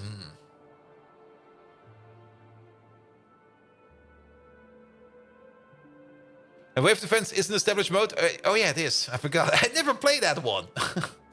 Oh, there's the phosphate. There we go. And now next is where we're gonna need is the top one over there. Our Purex. I think it's more that we out-optimize the biters. Yeah. I mean, when was the last time that the biters got some love? I mean, when was the last big biter update in the game? It's probably been a while, wasn't it? The biters definitely deserve some love in Factorio 2.0, and I do hope they get some love. I mean, we got some mysterious footnotes about it, about hearing something stomp around or stuff like that. And by the visual update, probably, yeah, but that's only visuals. I mean, the visual update is nice, love it. But yeah, I mean, I do kind of want some flying biters. Or maybe even some biters that just don't stay when they attack, but maybe just do like raids or something like that. Like that fly over, just break some stuff, and then piss off. There was a better biter pathfinding optimization update post 1.0. There was definitely something done. I do remember the Friday Factorio facts about that, where they were talking about stuff like that.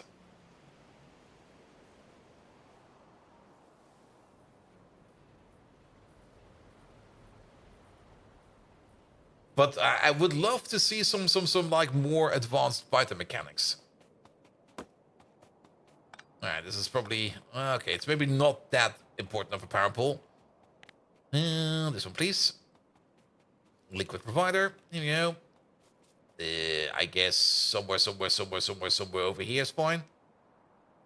Yeah, put you over there. I think it's fine.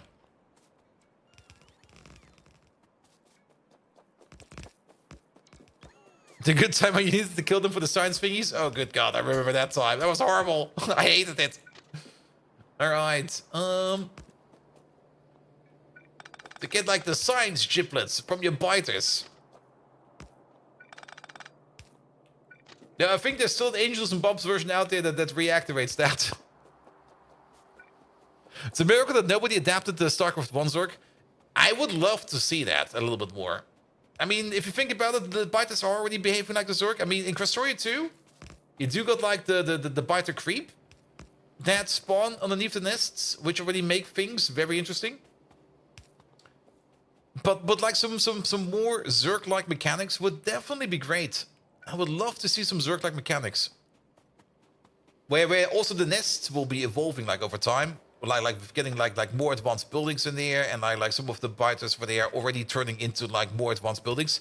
And the biters can definitely turn into buildings. Like whenever you see like a migration unit, like whenever you actually observe biters out there migrating, the biters will be turning into those buildings. The biters will be turning into worms and stuff like that. But there's no animation for that. They just despawn and then suddenly a building spawns. At night is one would be fun. That's also what I'm always kind of talking about, and what I would love to see for like aquatic biters. I would love to see, and I'm always going to repeat this because I find that an amazing idea. Like have like some deep underwater signatures of like a biter queen or something like that. That will just be most of the time just be idly floating around. You can see a shadow or something like that. You can go like, oh good God, there's like one of those underneath there. And then every now and then, either when a certain pollution threshold is hit, or maybe for some other reason, it will try to navigate to like a coastline or something like that. Maybe landfill a bit, make like a breaching point, and just spawn a whole bunch of nests over there. Like just swim up to the shoreline, make a landing, make like a big foothold or a biter nest, and then either stay there until defeated, or maybe after a while just detach and then go back underground and then start sleeping again. That would be absolutely great. I would love to see that.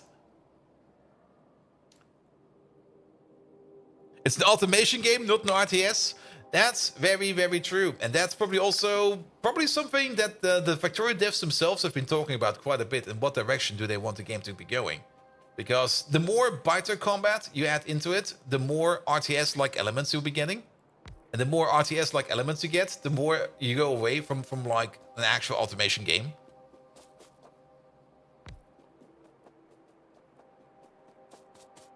And what if it can dig into the earth and just pop out on your base?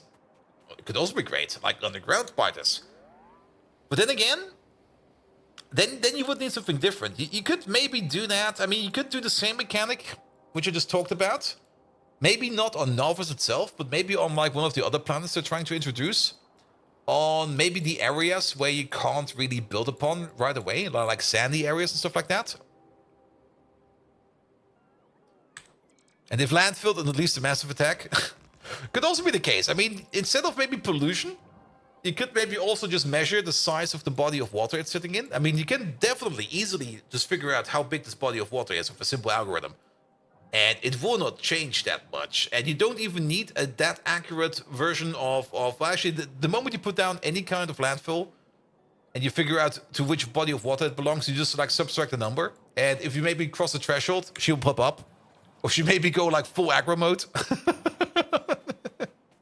The burrow into your base and your flamethrowers torch your entire base, priceless. Yes. But yeah, for the flying biters. I mean, for the flying biters, if they would think something about that, like maybe not do it as flying biters as in coming in and just sitting. I mean, usually when you get like a biter attack, they usually run in and they sit around somewhere and they just start attacking what's around them and they just keep sitting there until you come over there and you just like kick them in the face.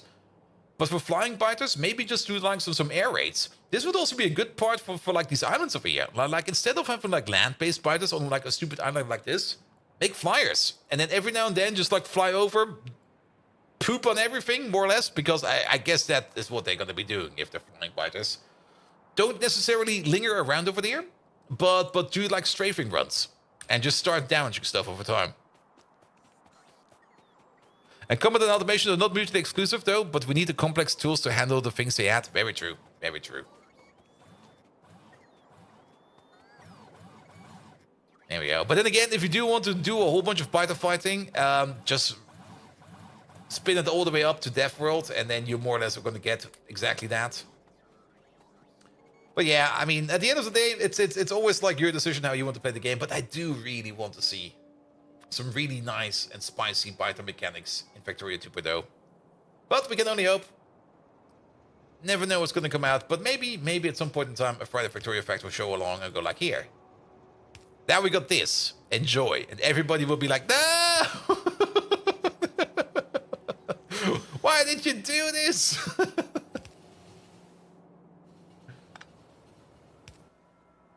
And then the answer will probably be something like, yes, we added this big new asshole biter in, and the only way to get rid of him is if you use the, if you use like any of these objects over here which are perishable. And then everybody will be like, no, don't force us to use that. We'll be open to give modders tools instead of the base game. Yeah.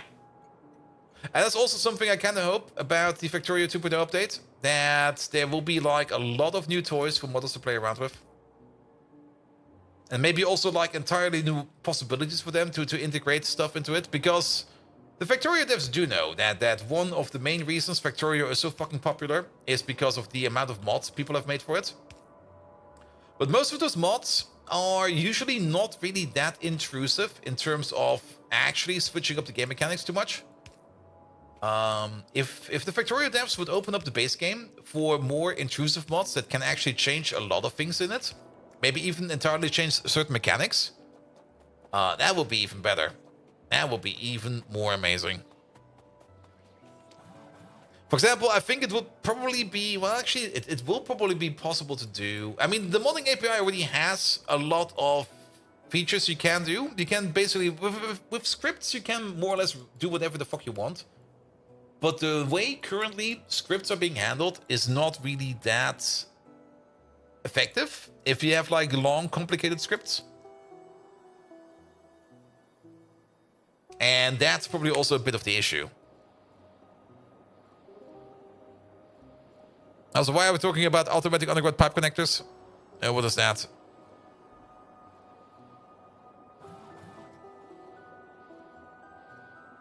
Oh, I see. And what happens with our modded games saves if 2.0 comes along? I mean, the saves themselves will... I mean, if you ever save a game or load a game, it already tells you the map version over here. And the map version more or less tells you which version you have to have in the base game. For vanilla saves, they might be portable. I'm not quite sure if they're going to be portable or not. But... and that's a good question for the Factorio devs themselves. But I'm pretty sure that they're gonna give you like some kind of option to switch back between the 1.1 version of Factorio and the 2.0. I mean, in Steam, you could use the beta, the beta tab in your Steam install to switch between the versions. And I guess for the standalone client, you could just download like an older standalone client. That should be fine. But for vanilla saves, I mean, at the end of the day, for a vanilla save, you will most likely just want to start over because, I mean, you want all the new features. 2.2 should have completely patched. It should be. It should be.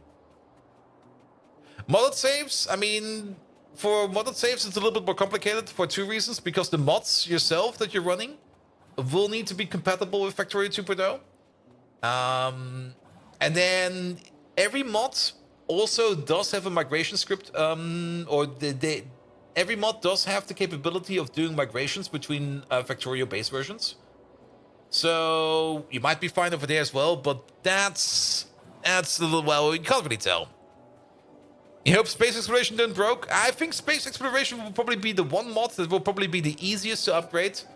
Mostly because, well, the space exploration guys have already been hired by Whoop, and it's already doing work for them. So I wouldn't worry too much about space exploration. Pyanodons, on the other hand,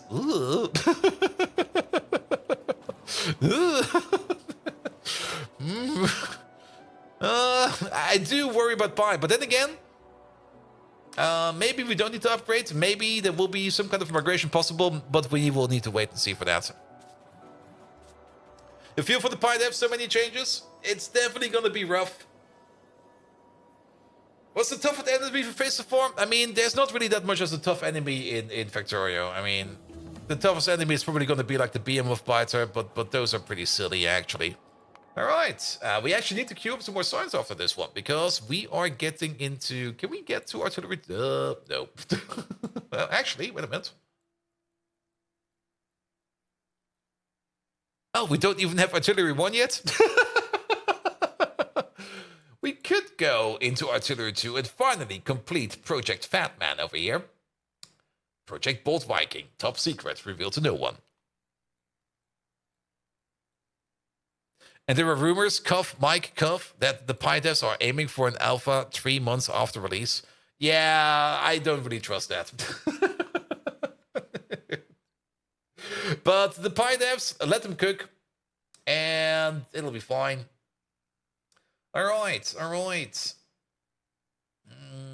Do we actually get more nuclear stuff in here? No, that's in production science.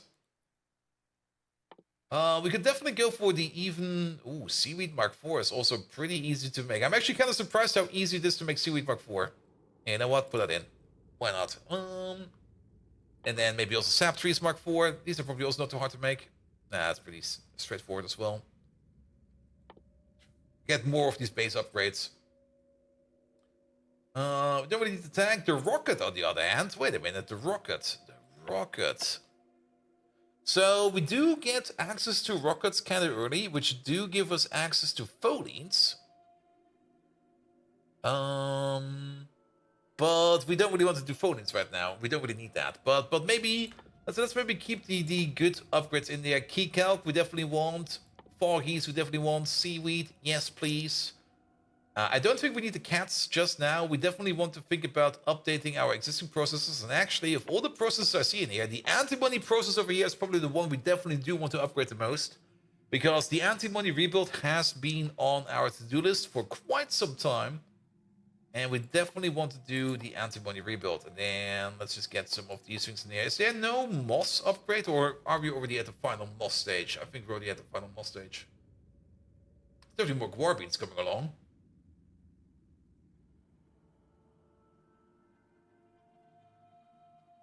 And Rhaegar's mod should be up to date pretty fast as well. Yeah, I mean, Rhaegar is mostly doing like utility stuff. And Rhaegar knows what he's doing. He should be fine. He should definitely be fine. There's nothing to worry about Rhaegar. And then we can think about getting into the Kamouts at some point in time. There's also the milkshake update. There we go. Alright. And you over there. You're gonna be any provider, not the fish provider. You over there, you're gonna be the Purex Mark 1 provider. There we go. Good. Did we name you over there as the Purex? Well, where is it over there? Nope, we did not. Purex requester, please. Here you go. Also, I noticed something up there that we're missing, and that is fuel. Spectre! Hello there. Yes, I live. Like yesterday, I was really not feeling like streaming. So I was like, I'm just not gonna do it. Work was fine, but streaming, I was just like, not today. And I do kind of notice that I do kind of miss like that one day off in a week, which currently is usually on Wednesday, which is currently being blocked by Rimworld. I'm kind of secretly hoping that the Rimworld colony will be burning down soon, but last week was exceptional in the colony, and I guess this week will also be good.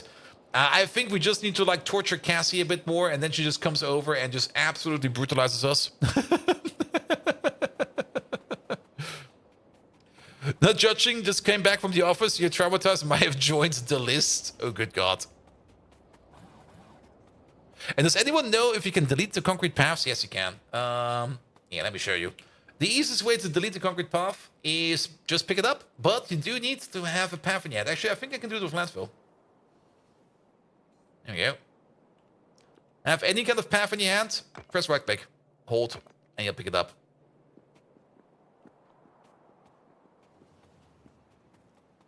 There we go. Remote is giving you false hope. Cassie will crush us. Hopefully. I'm looking forward to it. Don't kill the remote colony, please. I don't want to actively kill it. But I do kind of notice that not having the day off on Wednesday is affecting my overall week performance, which is a bit annoying. Here we go. Here we go. All right, over there. Purex. 2-8 provider. 2-8 requester. Full cargo. Empty cargo. Inactivity. Inactivity. Over you go. Okay, let's wait for the train over here. Wasn't sure how to do that? That's fine. That's fine. I mean, that's also what Factorio streams are for. If you get any kind of stupid question, just hit it. It'll be fine. I can talk all things Factorio all day. Except on Wednesday. Then we play Rimworld. Or Fridays. Then we play GregTech. And not always on Mondays, because every now and then I take Monday off, because I just feel like taking off on Monday. And all night GTFO. I do kind of want to get a little bit more back into GTFO. I do kind of miss it, especially after the event. But this Saturday, I got like a dinner planned, and next Saturday is TwitchCon. So yeah. Sadly, there's no time over there. All right, where's this train? There he is, almost there. Wow, socializing. And it's gonna be like a whole week of socializing next week. Like, I'll be going to TwitchCon on Thursday. And Thursday evening, I already have a plan. And then Friday all day. Well, Friday is gonna be in the evening. It's gonna be the partner party. I don't have anything planned yet for during the day, but I will probably just be exploring Rotterdam on my own on Friday morning, or just check out the partner Discord, because there will probably be somebody going around there and going like, "Hey, who wants to do something?" And then it's just like, "Yeah, I'll be over." And Boulder's a bad role model. Yes, I mean, this is definitely not a beginner Factorio base. It's not even an intermediate Factorio base. This is more or less I've been playing modded Factorio for way too long. I'm totally burnt out on the game. But I just enjoy playing and tormenting myself even more kind of base. And why not have remote on Mondays and keep the Wednesdays off? You could think about that.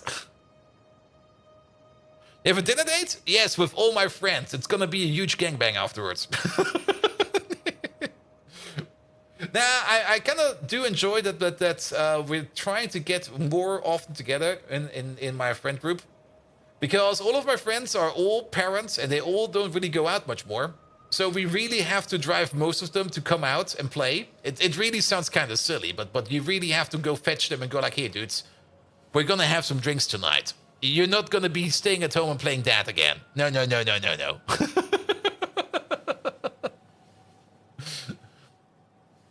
So we basically need to force them to go out. And even then, we only kind of meet up like once every 6 weeks or something like that. It's only bad in the first 10 years, yeah. And they're all still in their first 10 years, with the exception of... actually, how old are his lads? I have no clue. I never ask. I don't really care. Sorry. But that counter resets with every kit. Yep. He's got a couple. But then again, I do know some of the managers at our client sites company or at the client at the company. And when you ask them about their kids, they're going like, yes, I work as long as possible so I don't have to see my kids. My wife can take care of them. Let me work more. I need to work more. It's kind of weird to think about it, but you also do have people like that. They also work over the weekend where you just go like, yes, they're going to be working the weekend, so I don't need to see my kids. I'm like, what the fuck, man? All right, this seems to be somewhat working. It's not super duper fast. But that is fine. As long as it is processing, that's the part we need to see over here. We already had coffee and cake at 3 p.m. plus grilling in the evening works surprisingly well. Yep, it does. It does. All right, you turn that into number 5. Number 5 goes over here. Yeah, we can definitely speed up some parts over here. I kind of just want to see. We're just going to let it sit over here for a bit, and we're going to let it spin. We can automatically see what we probably need to double down in terms of machines. And I can probably already tell that this machine over there is probably going to need more stuff done. But keep in mind, we do got the feedback loop in here. So even though it might seem a bit slow right now, the feedback loop will probably make this thing over here go... a little bit faster. Also, yeah... Oh, we're making antimonium chloride over here. Yeah, we're not prepared for that. Wait a minute. We got an output over here. I didn't even think about that. Antimonium chloride. What do we even do with that stuff? Well, for now, this stuff over here is just going into a chest for now. Just so that we can keep this loop over here spinning. I'll take care of this soon. Antimonium chloride. What do we do with antimonium chloride? There you go. We wash it in some water, we get some hydrogen chloride back, and we get some antimony ore out of it. But what? That's all the way over here? Oh, you fuckers. What the fuck, man? Why is that over here? Oh, that makes no fucking sense whatsoever. This is just stupid. This is just stupid, man. Like, either turn it into ash, which we can't do now. I think we can do it. Are void recipes usually looking like that? I guess they are.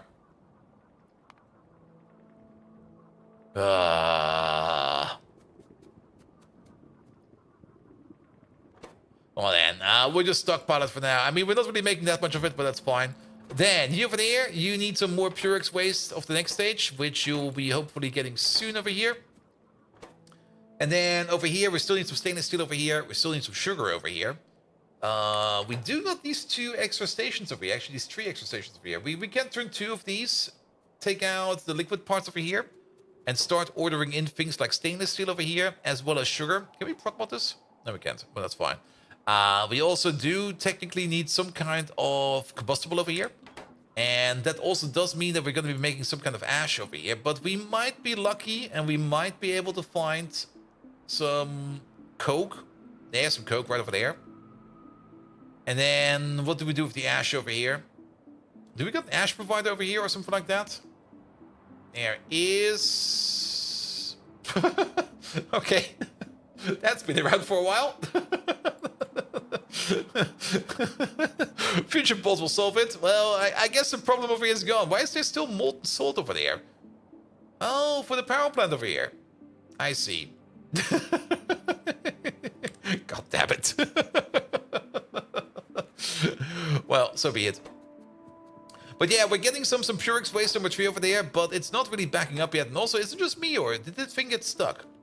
Or is it just that slow?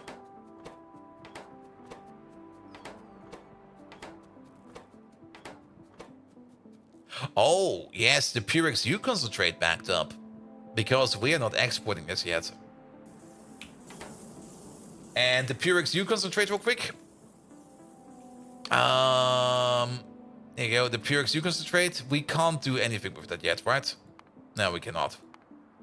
We can do something with this over here in production science. This over here needs to go into a couple of bins. Once we do have it, we can easily turn it into Purex U concentrate number 2. And we can easily turn that into Purex U concentrate number 3, which then goes into uranium oxide, which then gives us all the uranium giblets.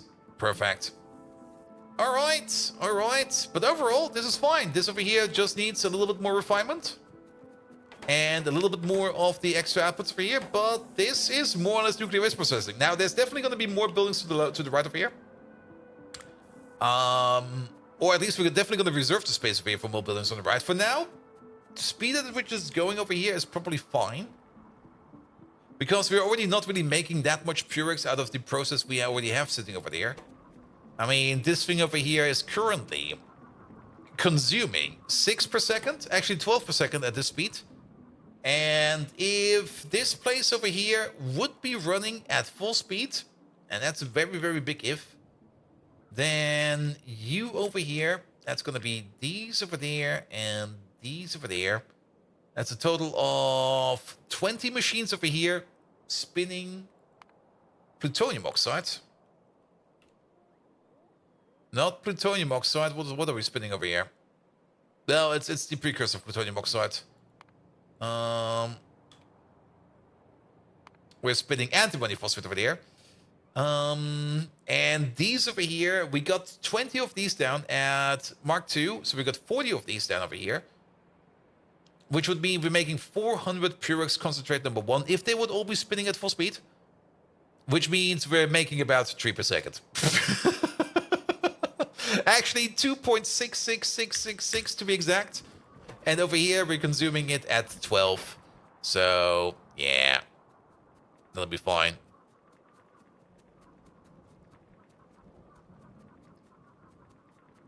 You have one of those? Oh, you mean these over there? I mean, keep in mind, this recipe over here, I think, changed over time. I kind of also want to redo this build over here a bit, because I don't think it's... A lot has changed over here over time. It's not like this no more. And technically, we do need to rebuild this over here, because this over here does not fit no more. This one over here definitely does not fit no more. As for the antimony phosphate number 2 over there, we can also make a processor for that. Then again, for the yellow cake, we do got all the yellow cake over here, which we're currently turning into uranium hexafluoride over here. Uranium hexafluoride is going to be very important, because... Can we actually already do that by just jumping past it with the uranium hexafluoride? Because this is going to be going straight into spent reactor fuel. And now we do need the lithium peroxide over here to process the spent reactor fuel to get more high energy waste number 1, which then allows us to get more into Purex concentrate. So the lithium processing is going to be very much important over here for us to make sure that we can run our reactors. And then the other one over there, oh, I'm pressing all the wrong buttons. Not this one. This one, please. As for the MOX generators over there, this one over there, we need... What do we need over here? We need to make plutonium dioxide. I looked the wrong recipe up. Plutonium dioxide. There it is. That does not look like plutonium dioxide somehow, but that's fine. But that is more of plutonium-239, which currently is all going into fuel rods, actually. Yeah, we're probably going to have a couple of issues over here running MOX generators, because we don't have the plutonium-239 for that, because it's all going into fuel rods. But that will be fine. I mean, we technically don't really want to run the MOX reactors, because the MOX reactors over here only give us different kinds of stuff out of it. We definitely do. Well, we want to run the MOX reactors to get rid of all of this uranium over here, because there's so much uranium over here. And actually, is that one of the reasons why this place over here stopped? Because we're backed up on uranium. We are. What the hell? Hexafluoride can make power? Yes. I mean, we're already prepared for hexafluoride power. I mean, the hexafluoride, I think we're exporting it. Where's the output pipe for that? Where is the output pipe for that? I think it's over here. The hexafluoride is sitting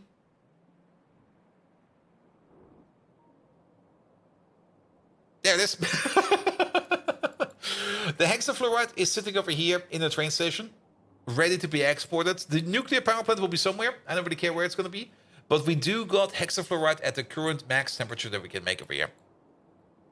And salt solution is giving you the lithium peroxide back. Yeah, the salt solution is giving us the peroxide back. Salt solution over here. We then need to combine it up with zinc chloride, tributyl phosphate, and some mibic to get the hot solution. The hot solution will be combined with phosphoric acid, mother liquor, and some iron plates into analyte. And analyte we can then combine with nanocrystalline cellulose and some vacuum into the R1 solution. The R1 solution turns into R2, R2 into R3, R3 with some sodium into R4, R4 over here into lithium carbonate. And then lithium carbonate over there.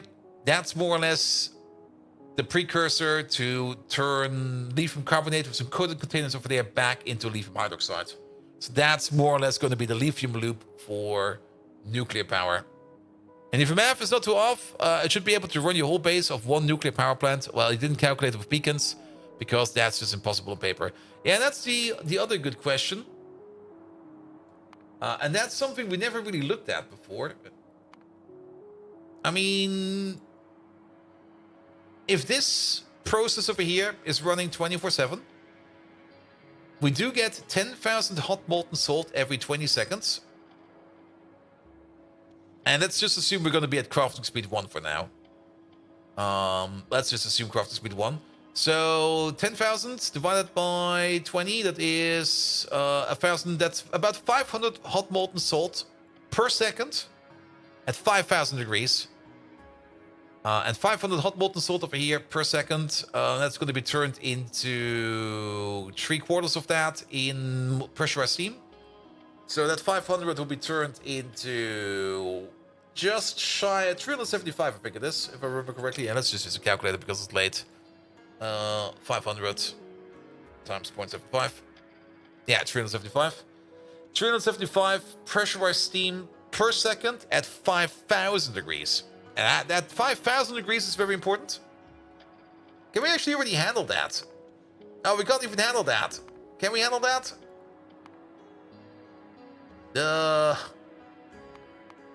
No, we cannot. We're wasting energy. What the fuck?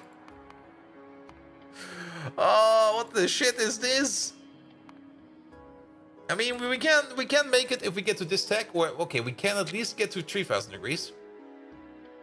But still, that will be 375 running at 3,000 degrees. Do we get the better turbine over here at some point in time?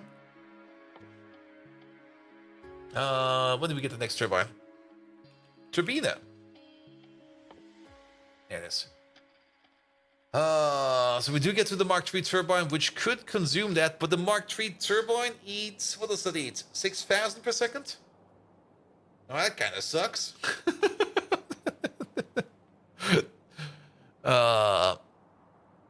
And if you roll correctly, the mother liquor loop is slightly positive feedback loop as long as you don't take anything out, only giving like further 4 gigawatts from one lane of yellow cake.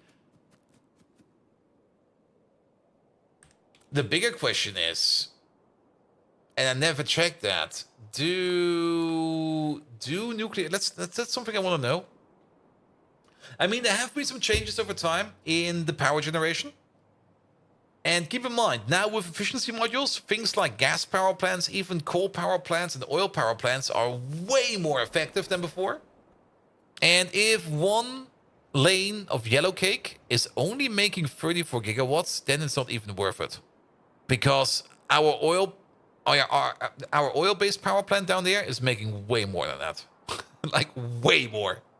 At a lower temperature, but way more.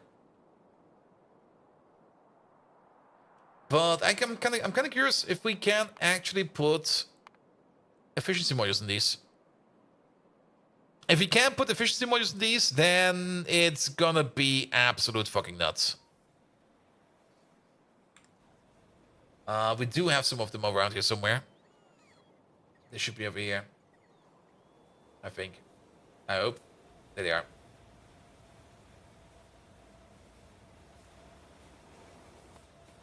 All right. Give me one, please. All right. This over here is a MOX reactor. Okay. They don't take modules. do they really not take modules? Like no modules whatsoever?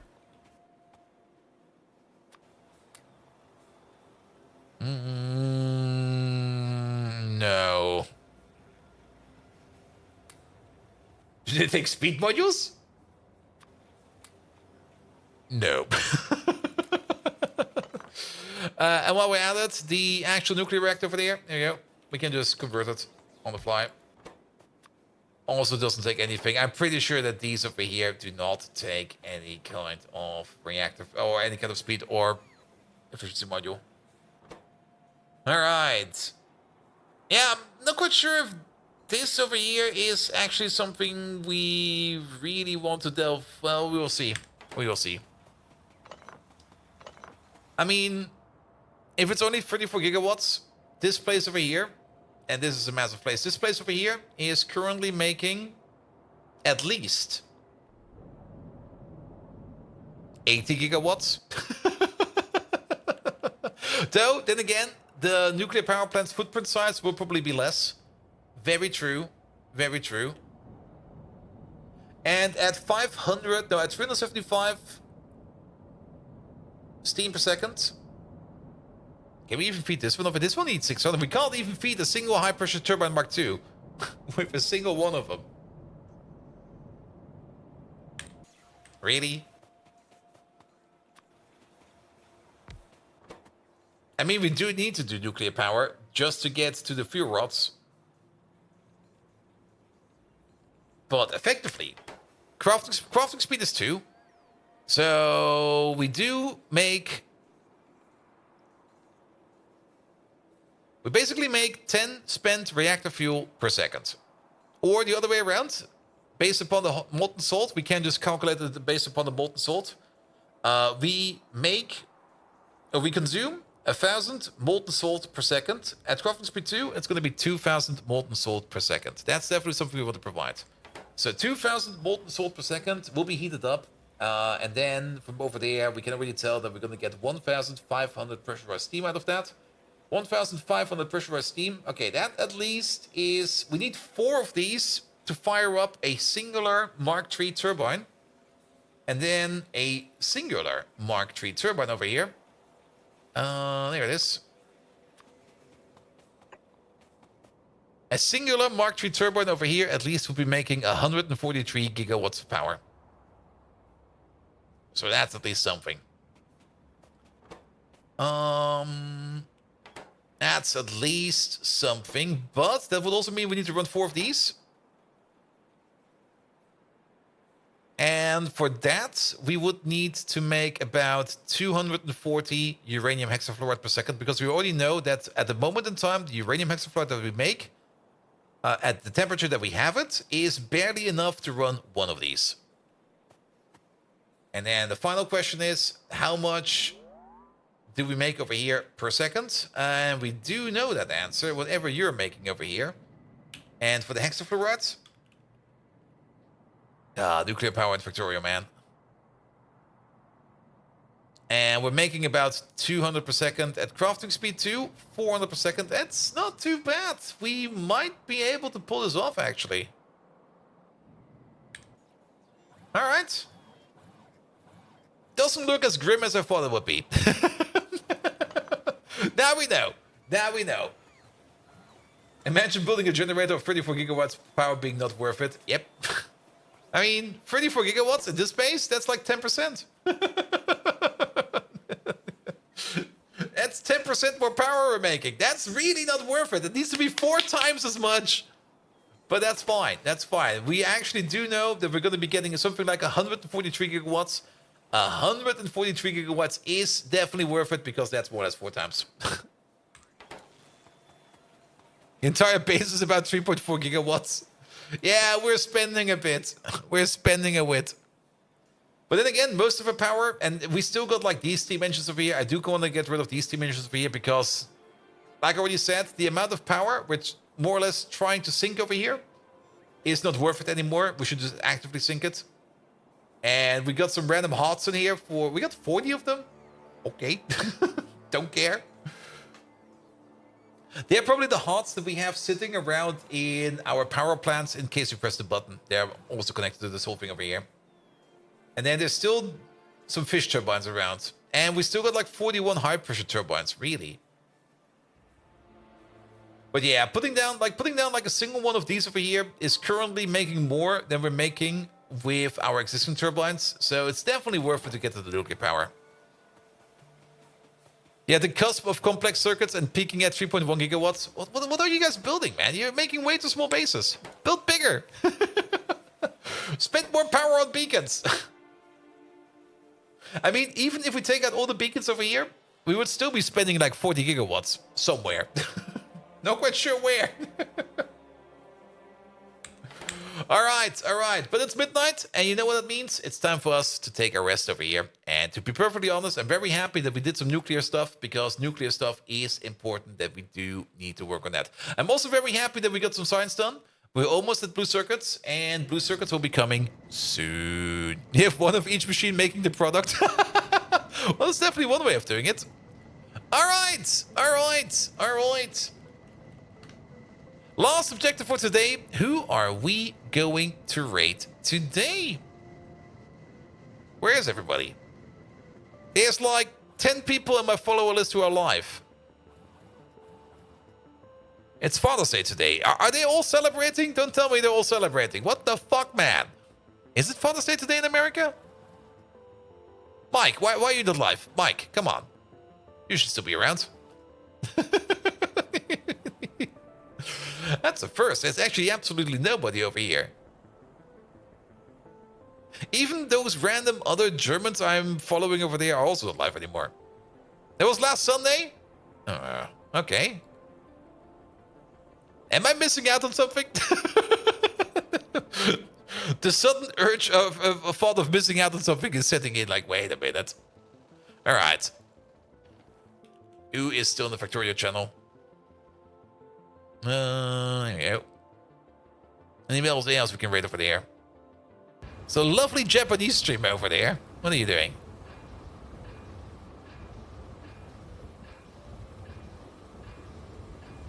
Make some noise.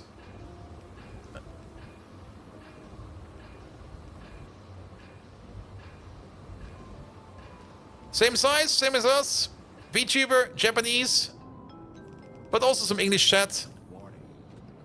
Yeah, shall we make a new friend? Let's make a new friend. I have no clue how to rate you even. I think it's... The name is in Japanese. How do I get it in here? Everyone was watching the Euro? That makes kind of sense, actually. Now to think about it. There you are. Here, new person over there has been live for a couple of hours. We're giving it for you a rate. Who knows it's going to go up over there. All right.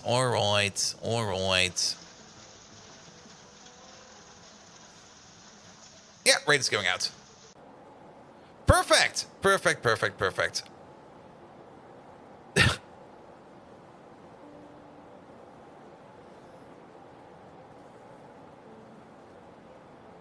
It's the hiragana. Yeah, what is it? Is it ma? I think it's a ma at the beginning.